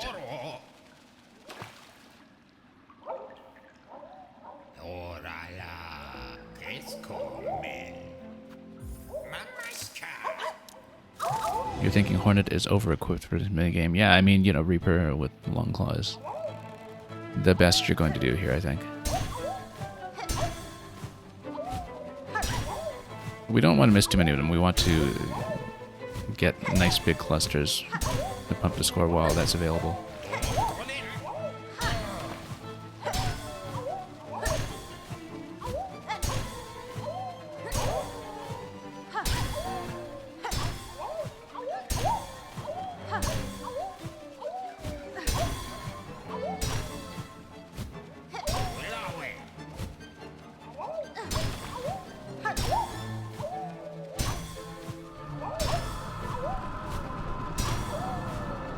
Distractions abound.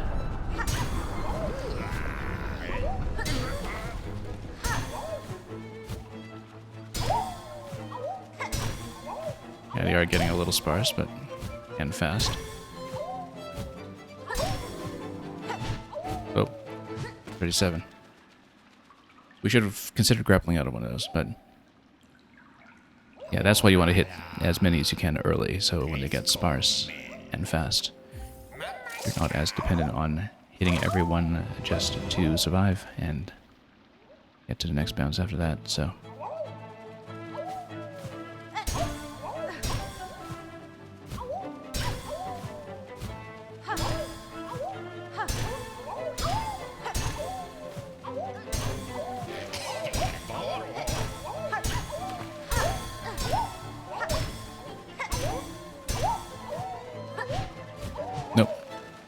aggressive into that, but I think it is helpful to try to bounce on every single one if possible, though. Makes it easier in the long run, depending on whether the movement changes according to time elapsed or according to how many successful hits you have. But I think it clearly incentivizes just trying to catch many of them early, if possible.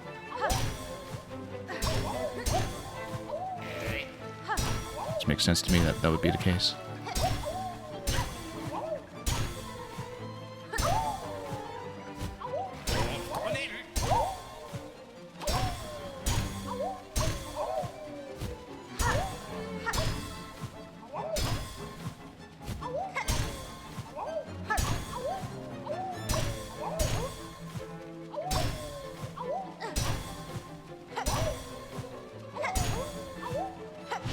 Nope, missed. 31. 37 is still our best.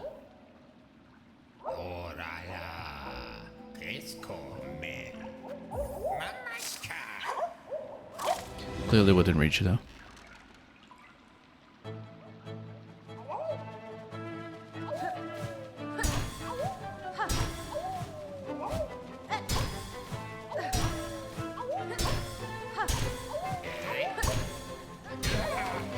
Oh, whoops. Bad swipe there.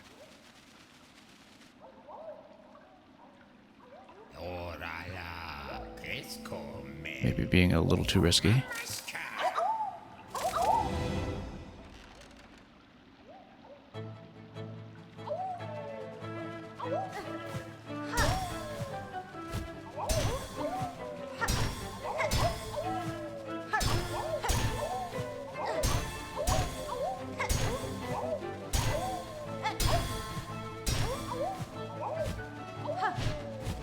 Oh, no, that's what. Still kind of in a bit of sideways movement there when we should have been pointing down.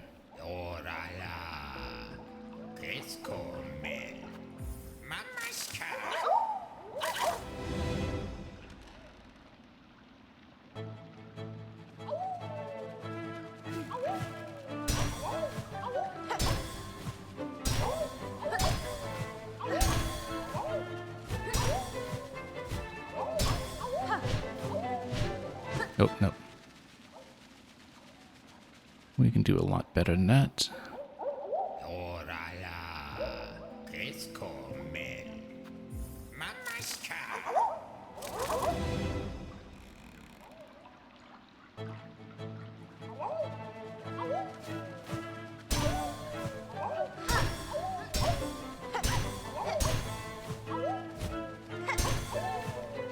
Just need to be very disciplined about making sure we are pointing down when we're making the landings. And not still moving to the side.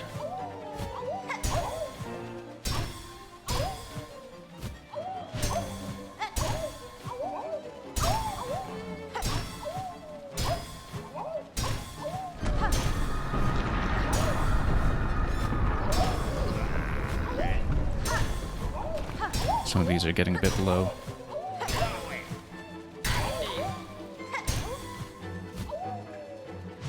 Nope, 37 once again. We just whiffed that swipe. We were absolutely within reach.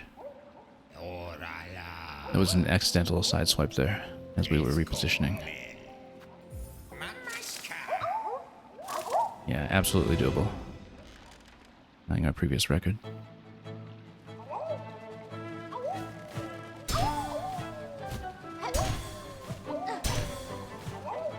Some of them do come in a bit low with time, but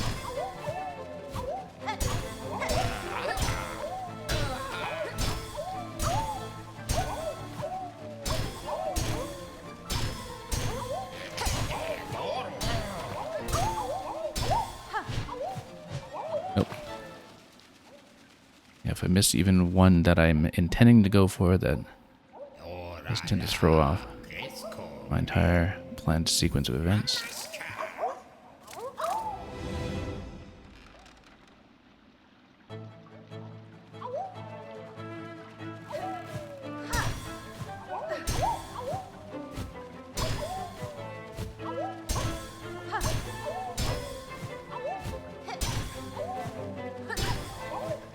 too chaotic this early just yet, except of course some movement imprecision once again.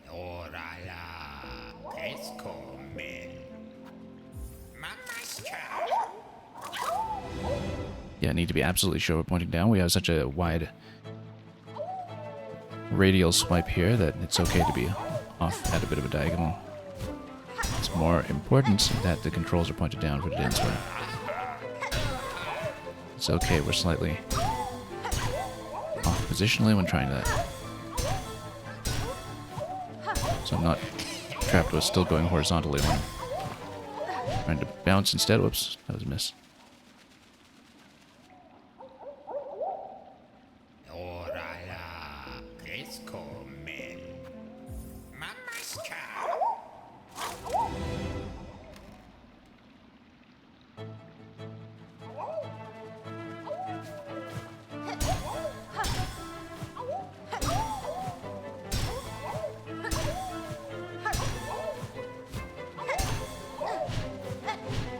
Oh, wow, missed everything.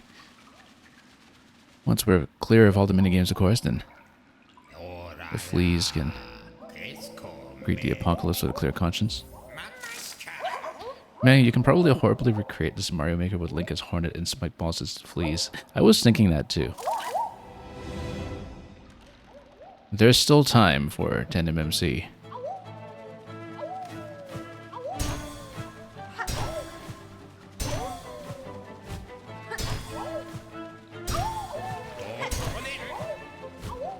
Recreating the juggle, though, would be a little trickier.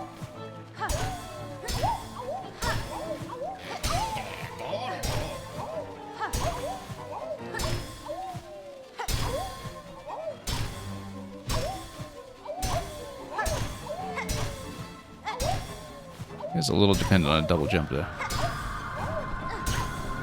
as a repositioning tool.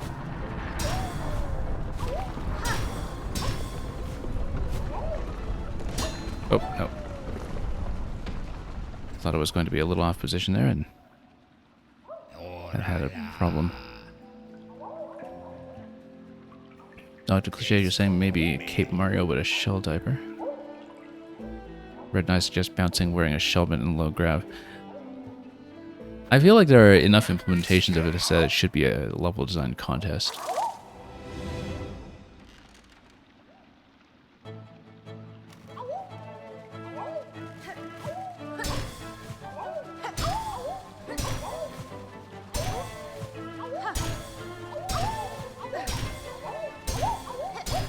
The flea bounce meta.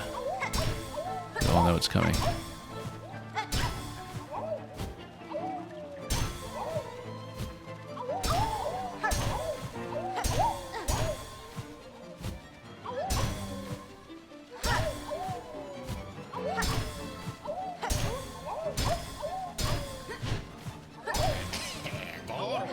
Man can put one of these together for a 69mm flea. Oop.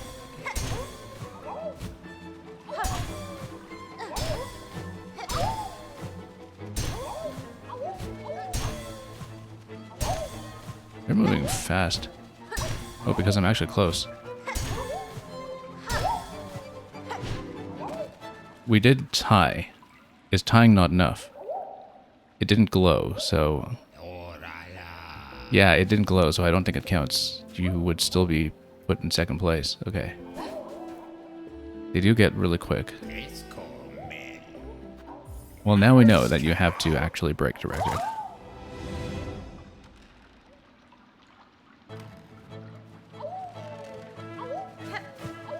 Nope, no unique dialogue for that. It still counts as a loss. You were not the first to hit that marker. But yeah, they get really quick at that point as you get into the vicinity of number 40. I glanced over and saw 39 when they were getting quick because I was thinking, okay, this must be a new part of the pattern. We previously didn't see this sort of speed from them. Well, that was why. Nope.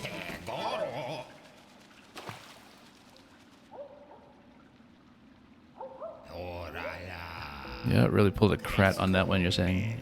Absolutely.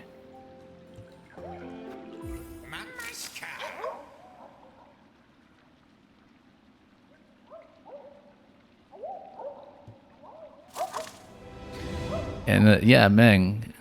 I mean, that also counted as a loss, right? In the last judge fight. But we've learned a lesson ever since.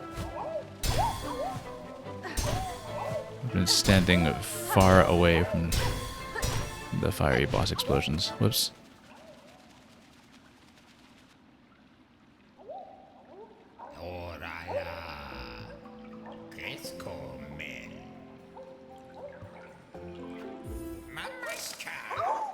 Red Knight says even Elden Ring would have given the win. Does Elden Ring have a flea bounce? Or equivalent? I mean, it does explicitly say you have to break the record.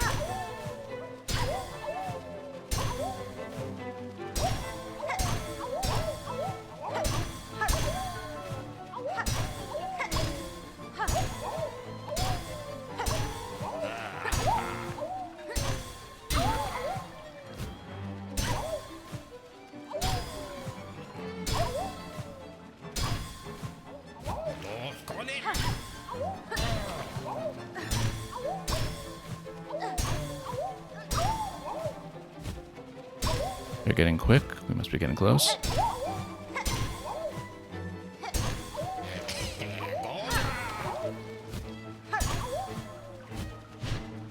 $38.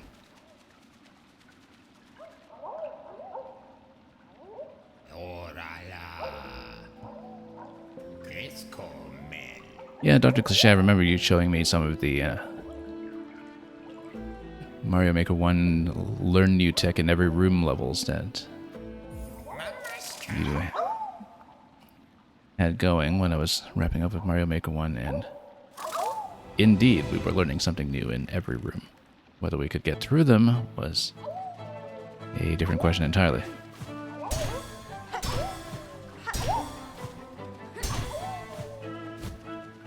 But, you know, it's there to show you that the tech exists. It's not always a matter of enjoying it.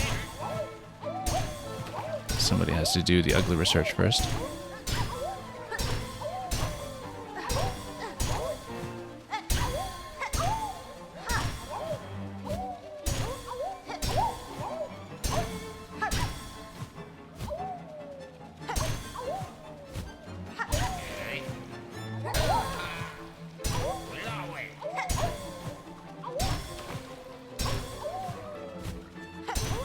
It does seem like the more you hit early, the fewer the super fast ones you have to hit. Because the speed up seemed to happen at a lower count. 42 once again. Wasn't even looking at the number. The speed up seemed to happen at a lower count on some attempts than others. That one, for instance, it wasn't really even fully speeding up yet. We were hitting quite nicely. Up to that point, that should have been an easy win. 06i, you're thinking multiplayer versus flea bounce would be a great idea. Yeah, especially with all the player-to-player collision you have going on, right? And Maker specifically. You know, when we see Nintendo's Bella Bell Park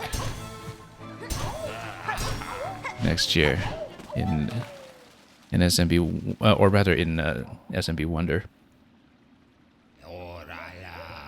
it'll be interesting to see if there is going to be a like-minded design somewhere in the mix. Although, of course, the thing that stands out about Wonder is that the players do not, in fact, collide.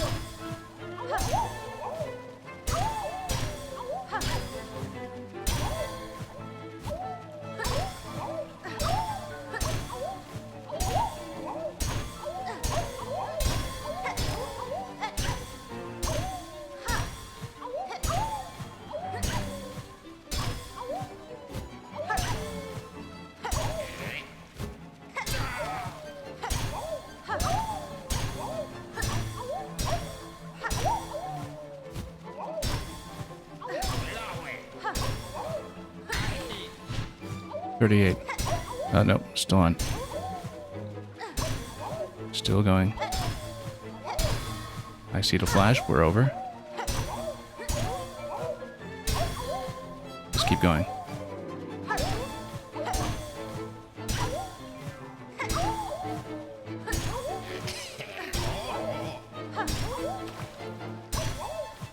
Feel emboldened by the fact that we are still going, that, you know, pressure's off at this point. We're just running up the score.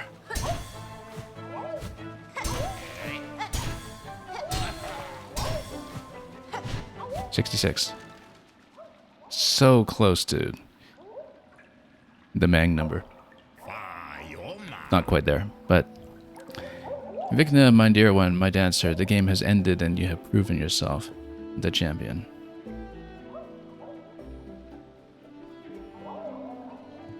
None can best your score. You have shamed us all with your fearsome grace.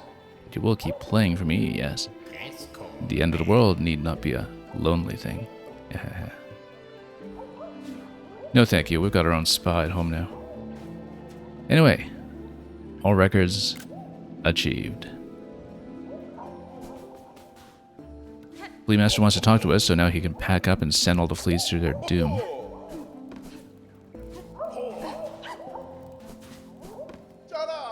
Sure, let's talk. You know what? Let's play some songs first, actually. I want to see if they respond differently at all. Our ritual needed more than ever. Face the darkness, sing, dear friends. Dance and play as all fleas passed. The time of fleas spent warm together. Okay.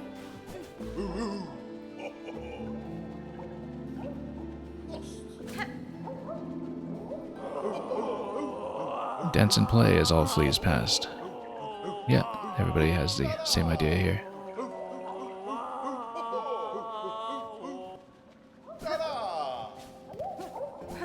The script is, when do you think we'll get the next Wario game? It's going to happen. Every time there's a new input method, you see WarioWare come to play at some point.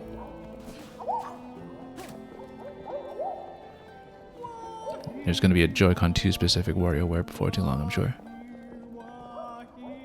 Yeah, everybody sings the same thing. What about the Flea Master?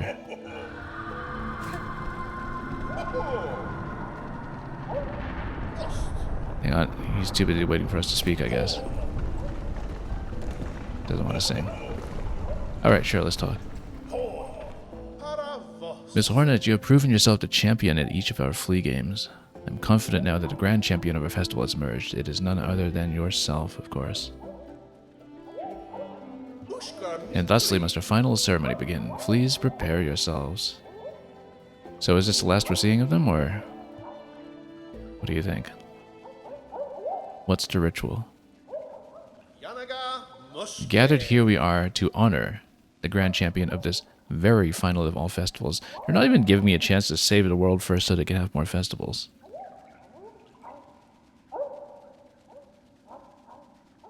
Descriptive is you're saying, no, don't eat them.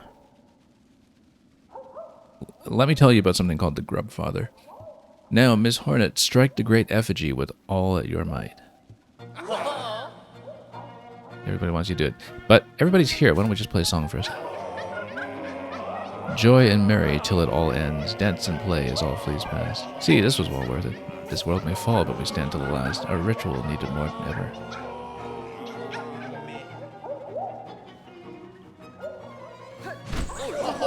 Oh, it's just loop pinata. We should have put on the magnet. Okay. Well, the slowdown there tells you that you can only hit that once. Hail oil. Now we need to actually find the Pin Master, because the Pin Master went off wandering somewhere.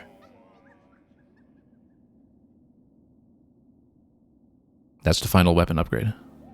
Except I didn't get to pick up all the other money on the floor. Didn't get a chance. Oh well. Because we know we'll need to pay up the nose for the Pin Master, so... And so the great ceremony has reached its climax and its grand champion has emerged. Thank you for spending your last moments with us here, Miss Hornet. Though the world will soon end and our paradise will crumble, the memories of friendship we all shared shall surely echo through the oncoming void for all eternity. Flea Master, your sentiment is kind, but this world will not end.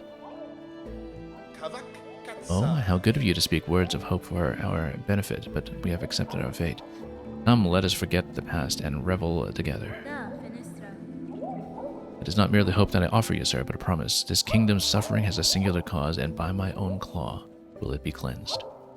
Perhaps not every flea will survive what is coming, but the world will not die, and your settlement may still see chance to prosper. Ah, you speak with such conviction, but I cannot bring myself to hope such, I'm sorry. What may, we fleas will be here until the end, and the games will continue, of course. Celebrate with us for as long as you wish, dear friend.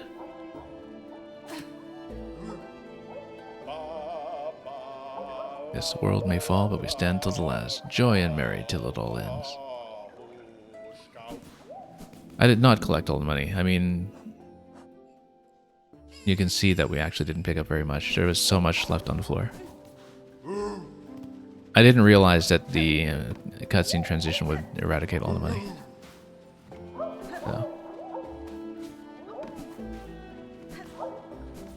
So we collected very little. And I saw some of the really large denominations on the floor as well, so we absolutely missed that. I am still, incidentally, thinking about this bit up here. We still don't know what to do with this, and it's glowing even more than before now, like there's an explosive up above. It feels like it's exit only, but we never found the entrance to whatever this is.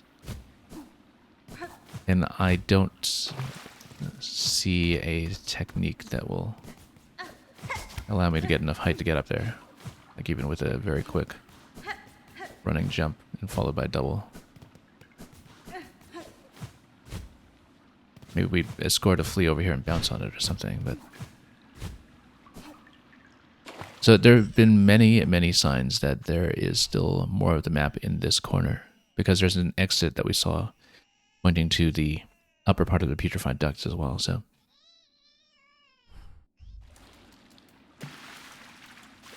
Man, you never had more than about 900 in this game? Well, I lost 1100 one go yesterday and didn't even notice until I checked and realized I had blown that cocoon. But we very easily farmed it back. I actually have a farming build. Although the spot that I was using no longer has the enemies that we were using before. For that, because I had found a really lovely spot in the Grand Bellway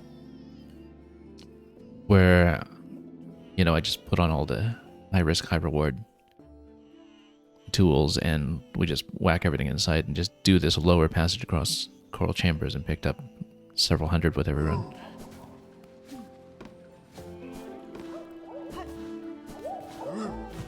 Redna, you saying something about the baby crying? Oh, is it really? You mean this thing?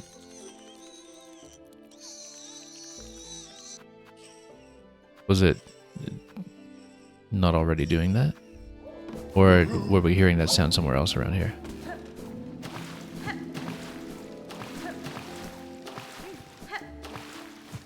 Were we hearing that sound effect somewhere? Maybe. Who knows? We still don't know what that's all about. So the Pinmaster said something about visiting a grave in the woods. Now, to me, that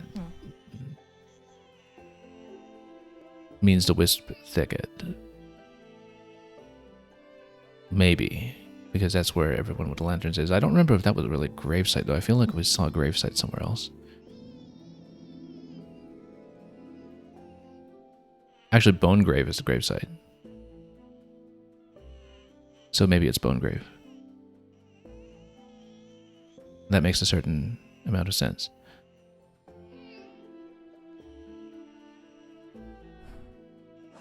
But yeah, when I open a menu, yeah, of course. This thing has been stuffed in my pocket through all these recent events.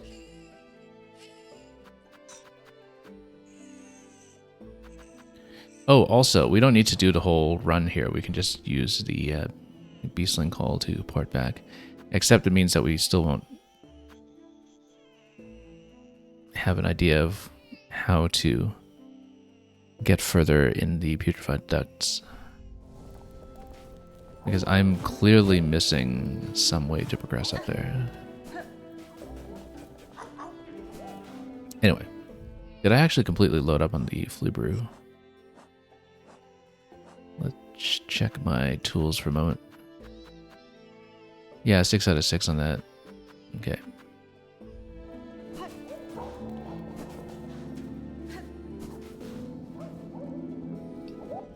In that case, we don't even need to bother with the wreath. Now, do we? We can just proceed from here. I'm going to put on injector band again, though, just because.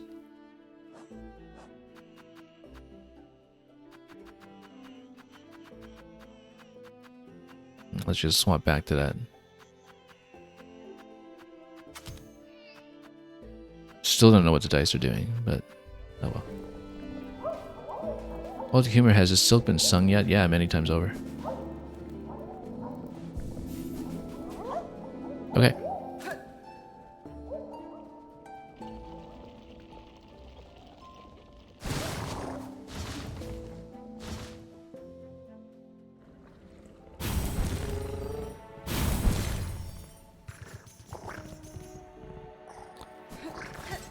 And yeah, we're back here. Let's put somewhere else.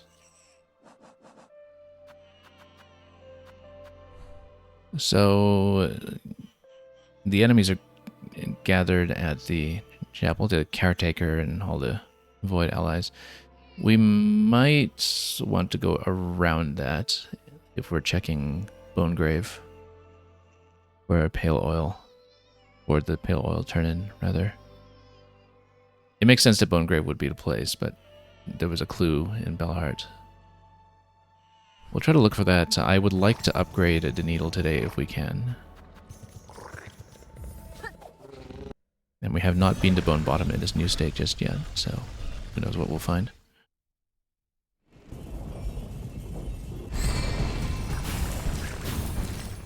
Descriptive is, so I think a Path of Pain 2 is somewhere on this map. Well, we don't know. I mean...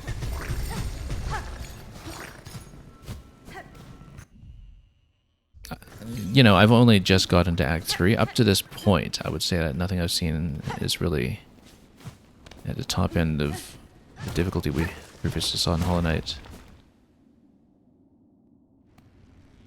And yeah, Bone Bottom has been wrecked, including the statue that was built of us.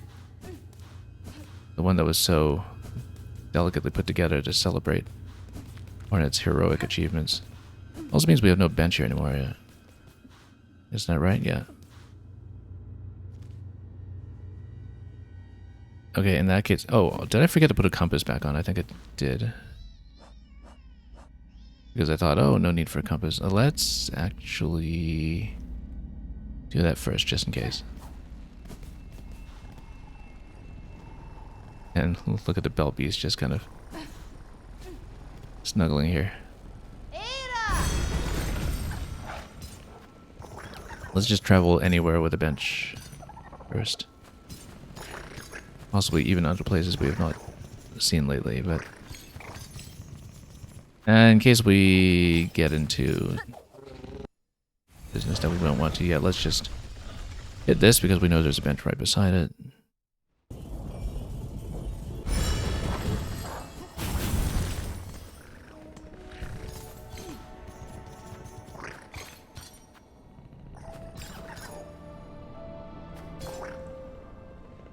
And, okay, let's head over to Bone Bottom. So here's a question, and maybe we shouldn't think too hard about this. So we have all these Bell Beast offspring that are suddenly here. When exactly did they come about? And essentially, you know, I don't know what circumstances they possibly have been fathered, given the cast of characters we know, with these little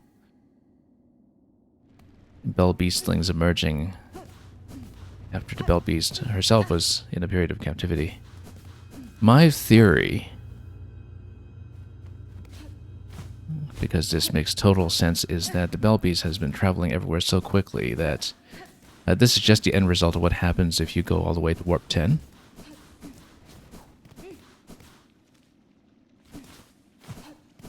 Anyway, let's get over... I forgot to put on the compass. The whole purpose of hitting that bench was to go to the compass. That's okay. Let's just continue. And see if we have Pinmaster here. Oh, what's going on here? Okay, this one's greedy. Okay.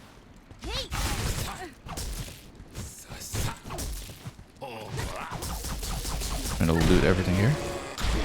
It's okay, we only need to defeat that once, and here are a bunch of rosaries that we did not collect from the loot pinata earlier with the fleas. So I mean, this is the gravesite, right? This seems to have opened up a little further than I remember. I don't quite remember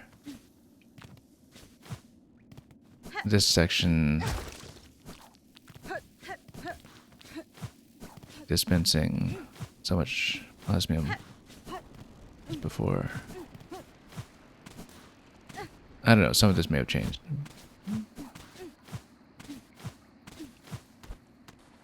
Where had we been here?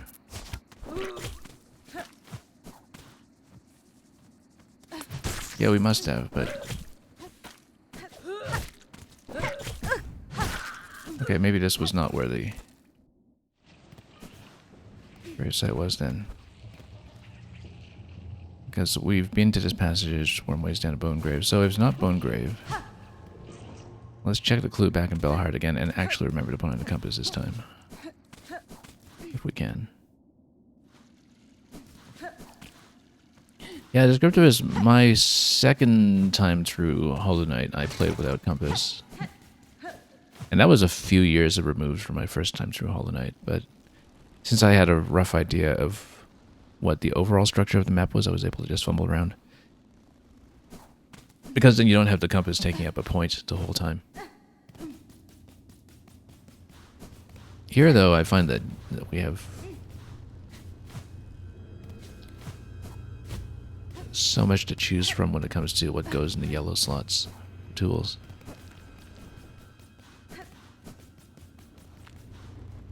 And Red Knight said, interesting, must be hard in areas like Deepness. I think the second time I played, I just didn't spend a lot of time in Deepness, like we did some of the other paths that just went around it. Let's go back to Belhard to see the Pinmaster clue. I want to read it carefully again. Again, the other candidate site that I had in mind for this was the Wisp Thicket. I don't know if those were graves necessarily, but we definitely saw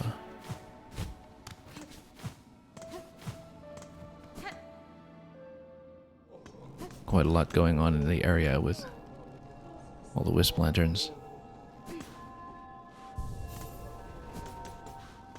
Also, yeah, let's reconfigure. Let's see. Sharp Dart's great, but I want to switch back to something else. Let's get back to the compass. I wonder if the weighted belt made any difference whatsoever with the downward strikes that we had for the flea bounce. Whether we could have gotten a bigger bounce off of striking without it. But let's see what we're going to do here. We'll keep everything else as is, I think. Apart from maybe going back to Spear.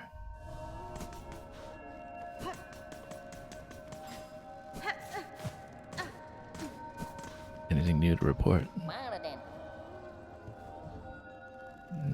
Yeah, we've seen those nodes previously. Now, I don't know how much cash we'll need for Pinmaster, but just in case it's really quite costly, now might be a good time to cash the relics.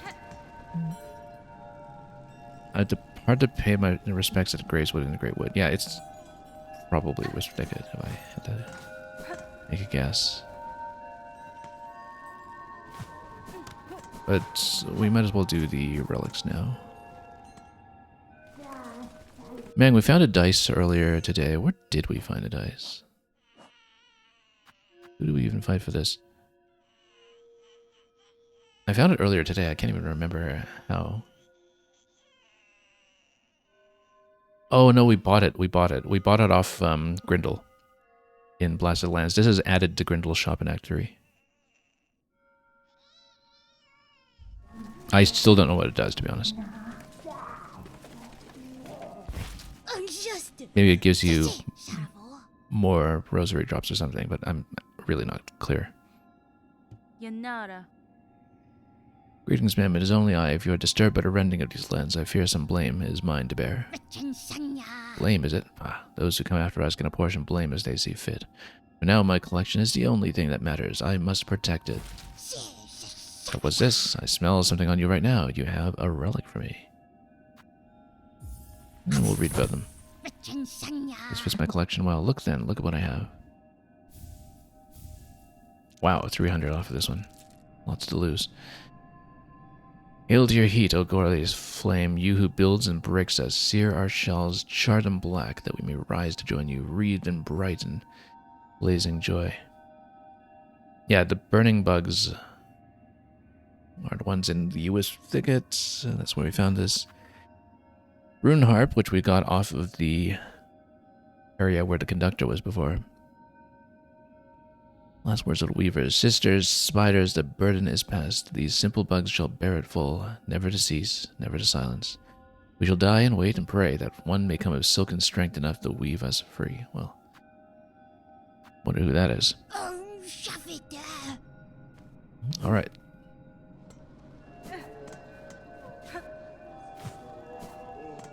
Yeah, man, I think we've bought up almost everything that I've seen in the shops at this point, except for one thing that requires craft metal. I'm still short by at least one piece of craft metal to grab something off Forged Otter. Also, if we're going to the Wisp Thicket, we do need Magma Bell. As I discovered last time, not doing that section without Magma Bell.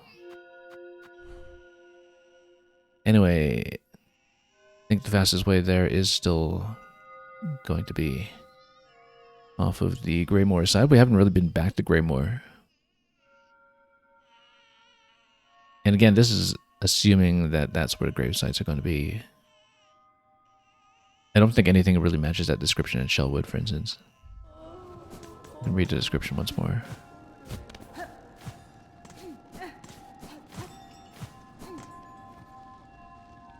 Pay my respects to the graves within the Great Wood. It has to be, I think. Unless there's just some other Great Wood we haven't found. I mean, that's the greenest place I can think of. Because what even would have been grave sites in Shellwood, if any? Oh, actually, no. It might be the spot in Shellwood where previously we just found some of the Pilgrims of Rosaries. We should check that side first, actually, because that's a natural location for it. So never mind about the Magma Bell, but since we put it on, we'll keep it. Whoop! Hey, look at that. Chakra's defending the place.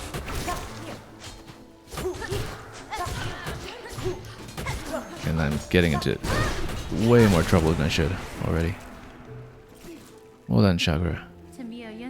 You pit yourself against the black-threaded bugs. They are dangerous foes, even for a hardened warrior. I relish such danger and have little choice besides. These creatures besiege the town within. They are relentless and empowered. It is the void, stretched up into this world and its husks. I know it well, this forest, its nature. If it senses soul within, it will drive a voracious towards it. As you say, many bugs now huddle within the bells. Nowhere else is safe with this black threat rising.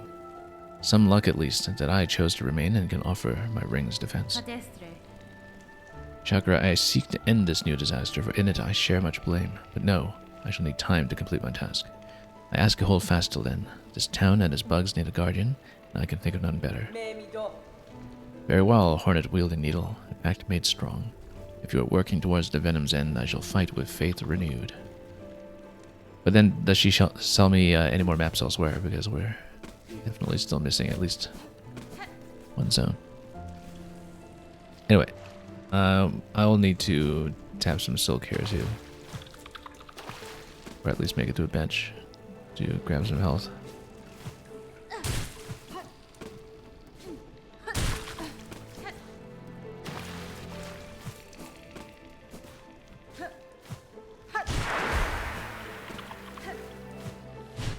Oh, almost ran into that one.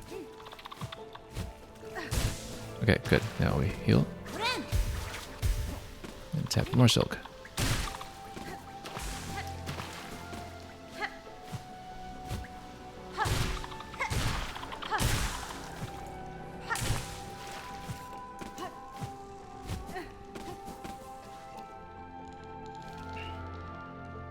So anyway, it'll be the area to the left, which, oh, not up. That was a mistake.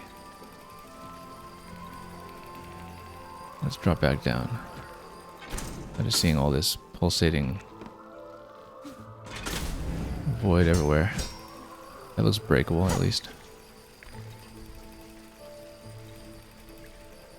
06i, you always run into this elevator as well, yeah. I definitely see why.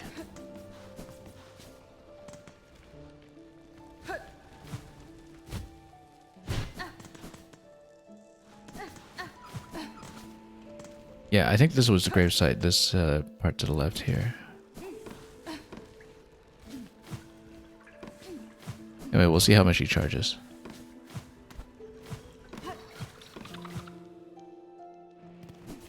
And whether there's a fight we need to do first. Yeah, so Pinmaster needs to be saved first.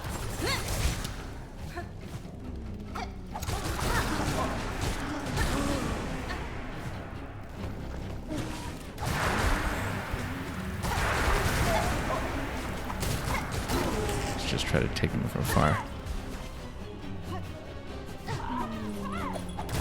Whoa, got hit pretty hard there. Okay.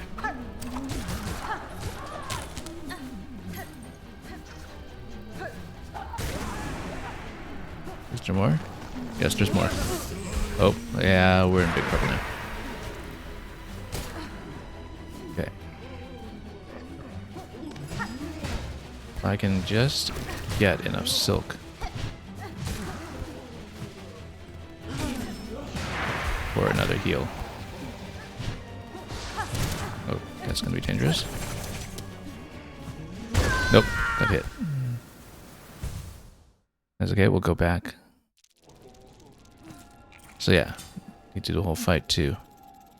Get through Pinmaster. Let's reconfigure a little bit.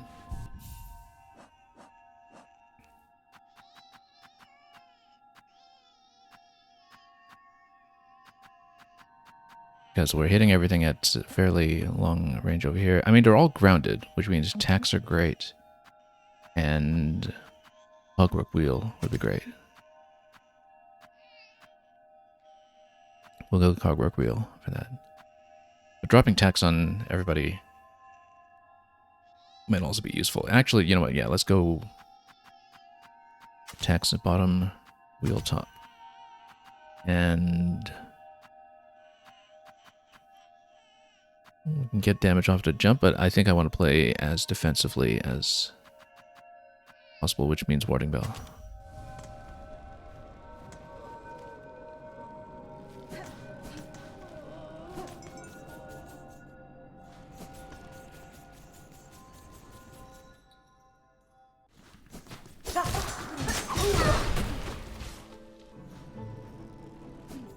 Okay, let's be careful here.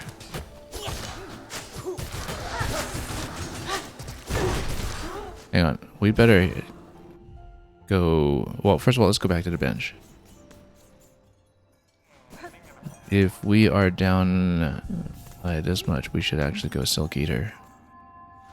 That's about 1,000 rosaries in a balance, so which we'll need for the Pinmaster.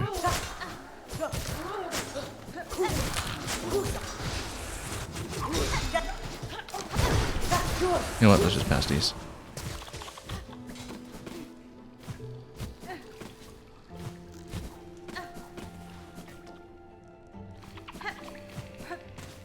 Go around the lift this time.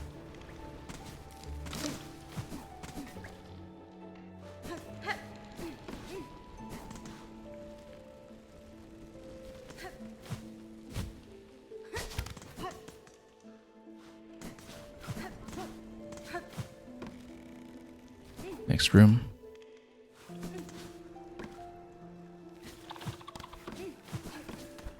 And we can make it back to the cocoon and that'll be fine. Okay, big fight. Let's do the whole thing. Wow, they hit hard. We need some silk. So. Okay.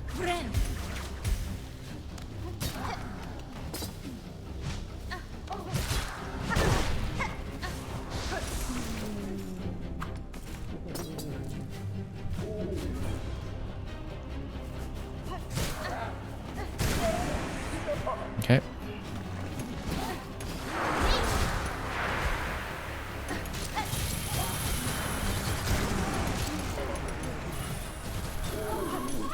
Pierce those ones here. And then dodge projectiles. You guys get it to come over.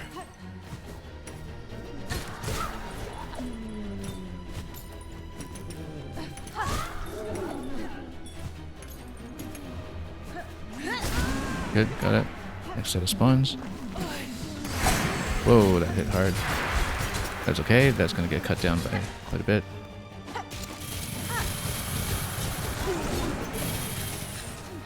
That's gonna come down. And that's the end of that one. Good. Spent a whole ton of shards in that one, but we had enough to spare. So, you know what? Let's play some music.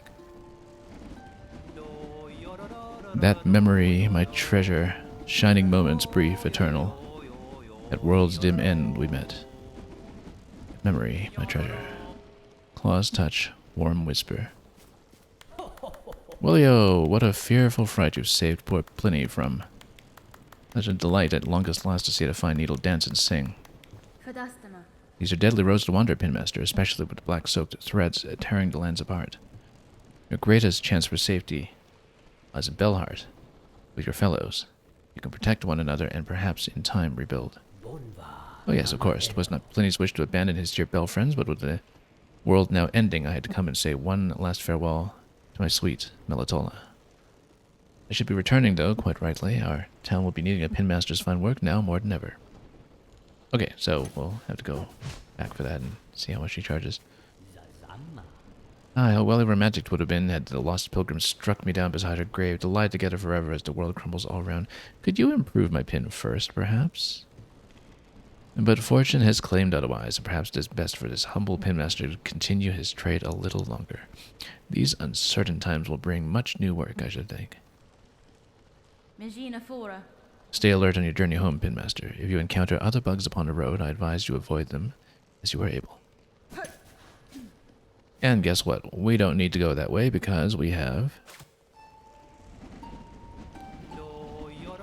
the beastlings.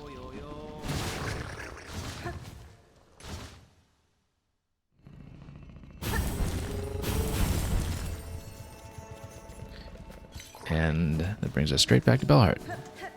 Excellent.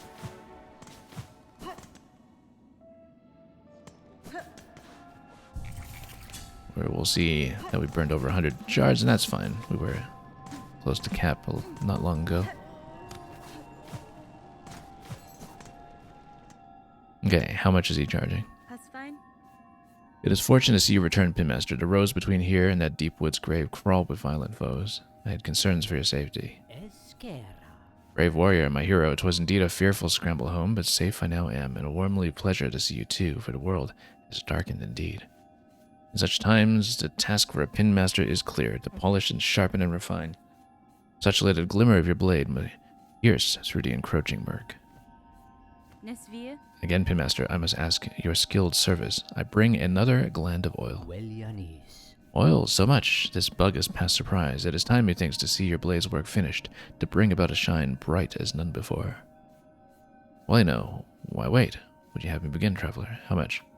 680. Okay, we have more than enough. Let's see this tempering animation one last time.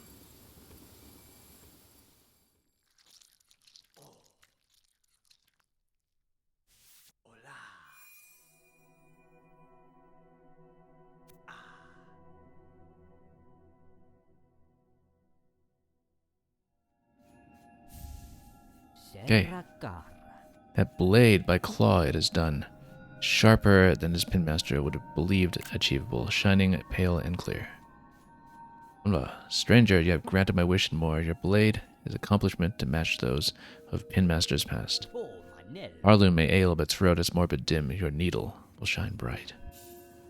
What is it called now? It is the pale steel needle, a long sewing tool uniquely balanced for combat. Hive steel blade has been sharpened to its ultimate form.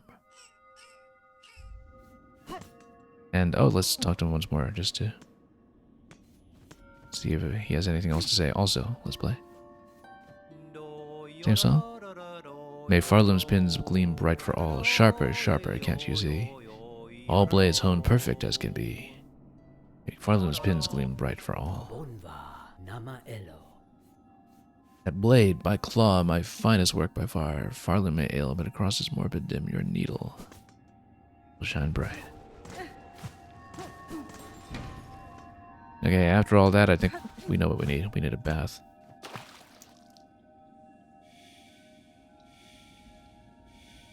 So, I think we'll probably stop relatively soon. Let me just see how we're doing. And I mean, you know, in some ways we've barely seen Act 3 because we spent all that time in Act 3. I do wonder if there's eventually going to be some other movement ability that does allow me to ascend even higher, explaining how we could climb back into the Cogwork core and additionally try to get through that spot in Fleetopia, because I feel like maybe there is some kind of critical movement ability that we're missing that would give me some additional height.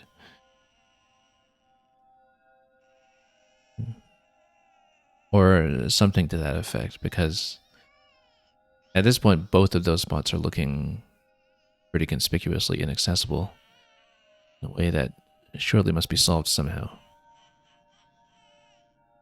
So we'll just have to figure out how that's going to come about.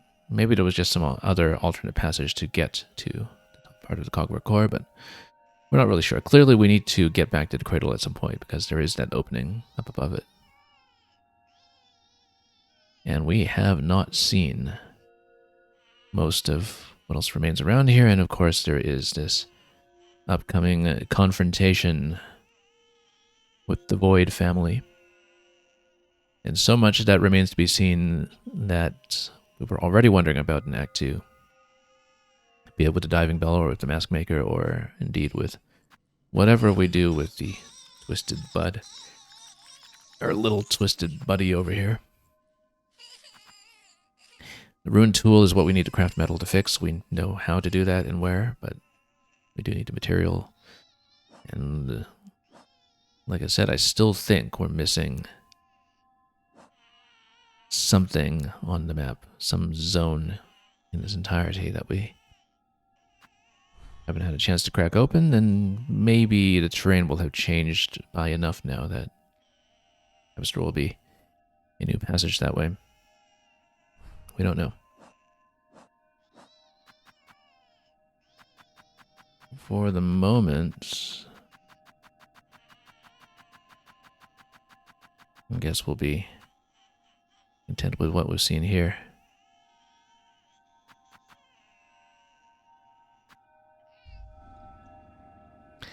And this will be a good spot to rest up, I think. Hornet is absolutely collapsing after such a lengthy sequence of events, mostly involving bouncing on fleas. But that was a very substantial reward, I think, to eventually have that work out as the route to the final pale oil. So yeah, Hornet needs some sleep. And I think we'll take a pause over here at a very natural break point, and we'll see how much there is to do after this. I mean, really, we've barely cracked anything in Act 3 apart from the fleas and apart from the Bell Eater fight, which was rather necessary for getting around again. So, you know, there's the whole map to basically retrace for additional changes and other new routes that might have been made available along the way. And so we'll just have to go over the entire game again in some form.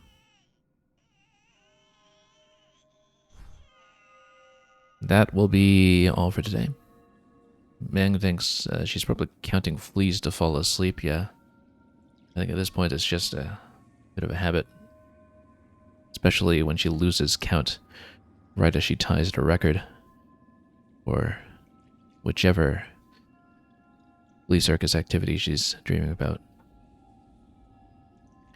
We'll scan around for another destination for you folks shortly, but for now, let's let Hornet have some slumber in her bell home.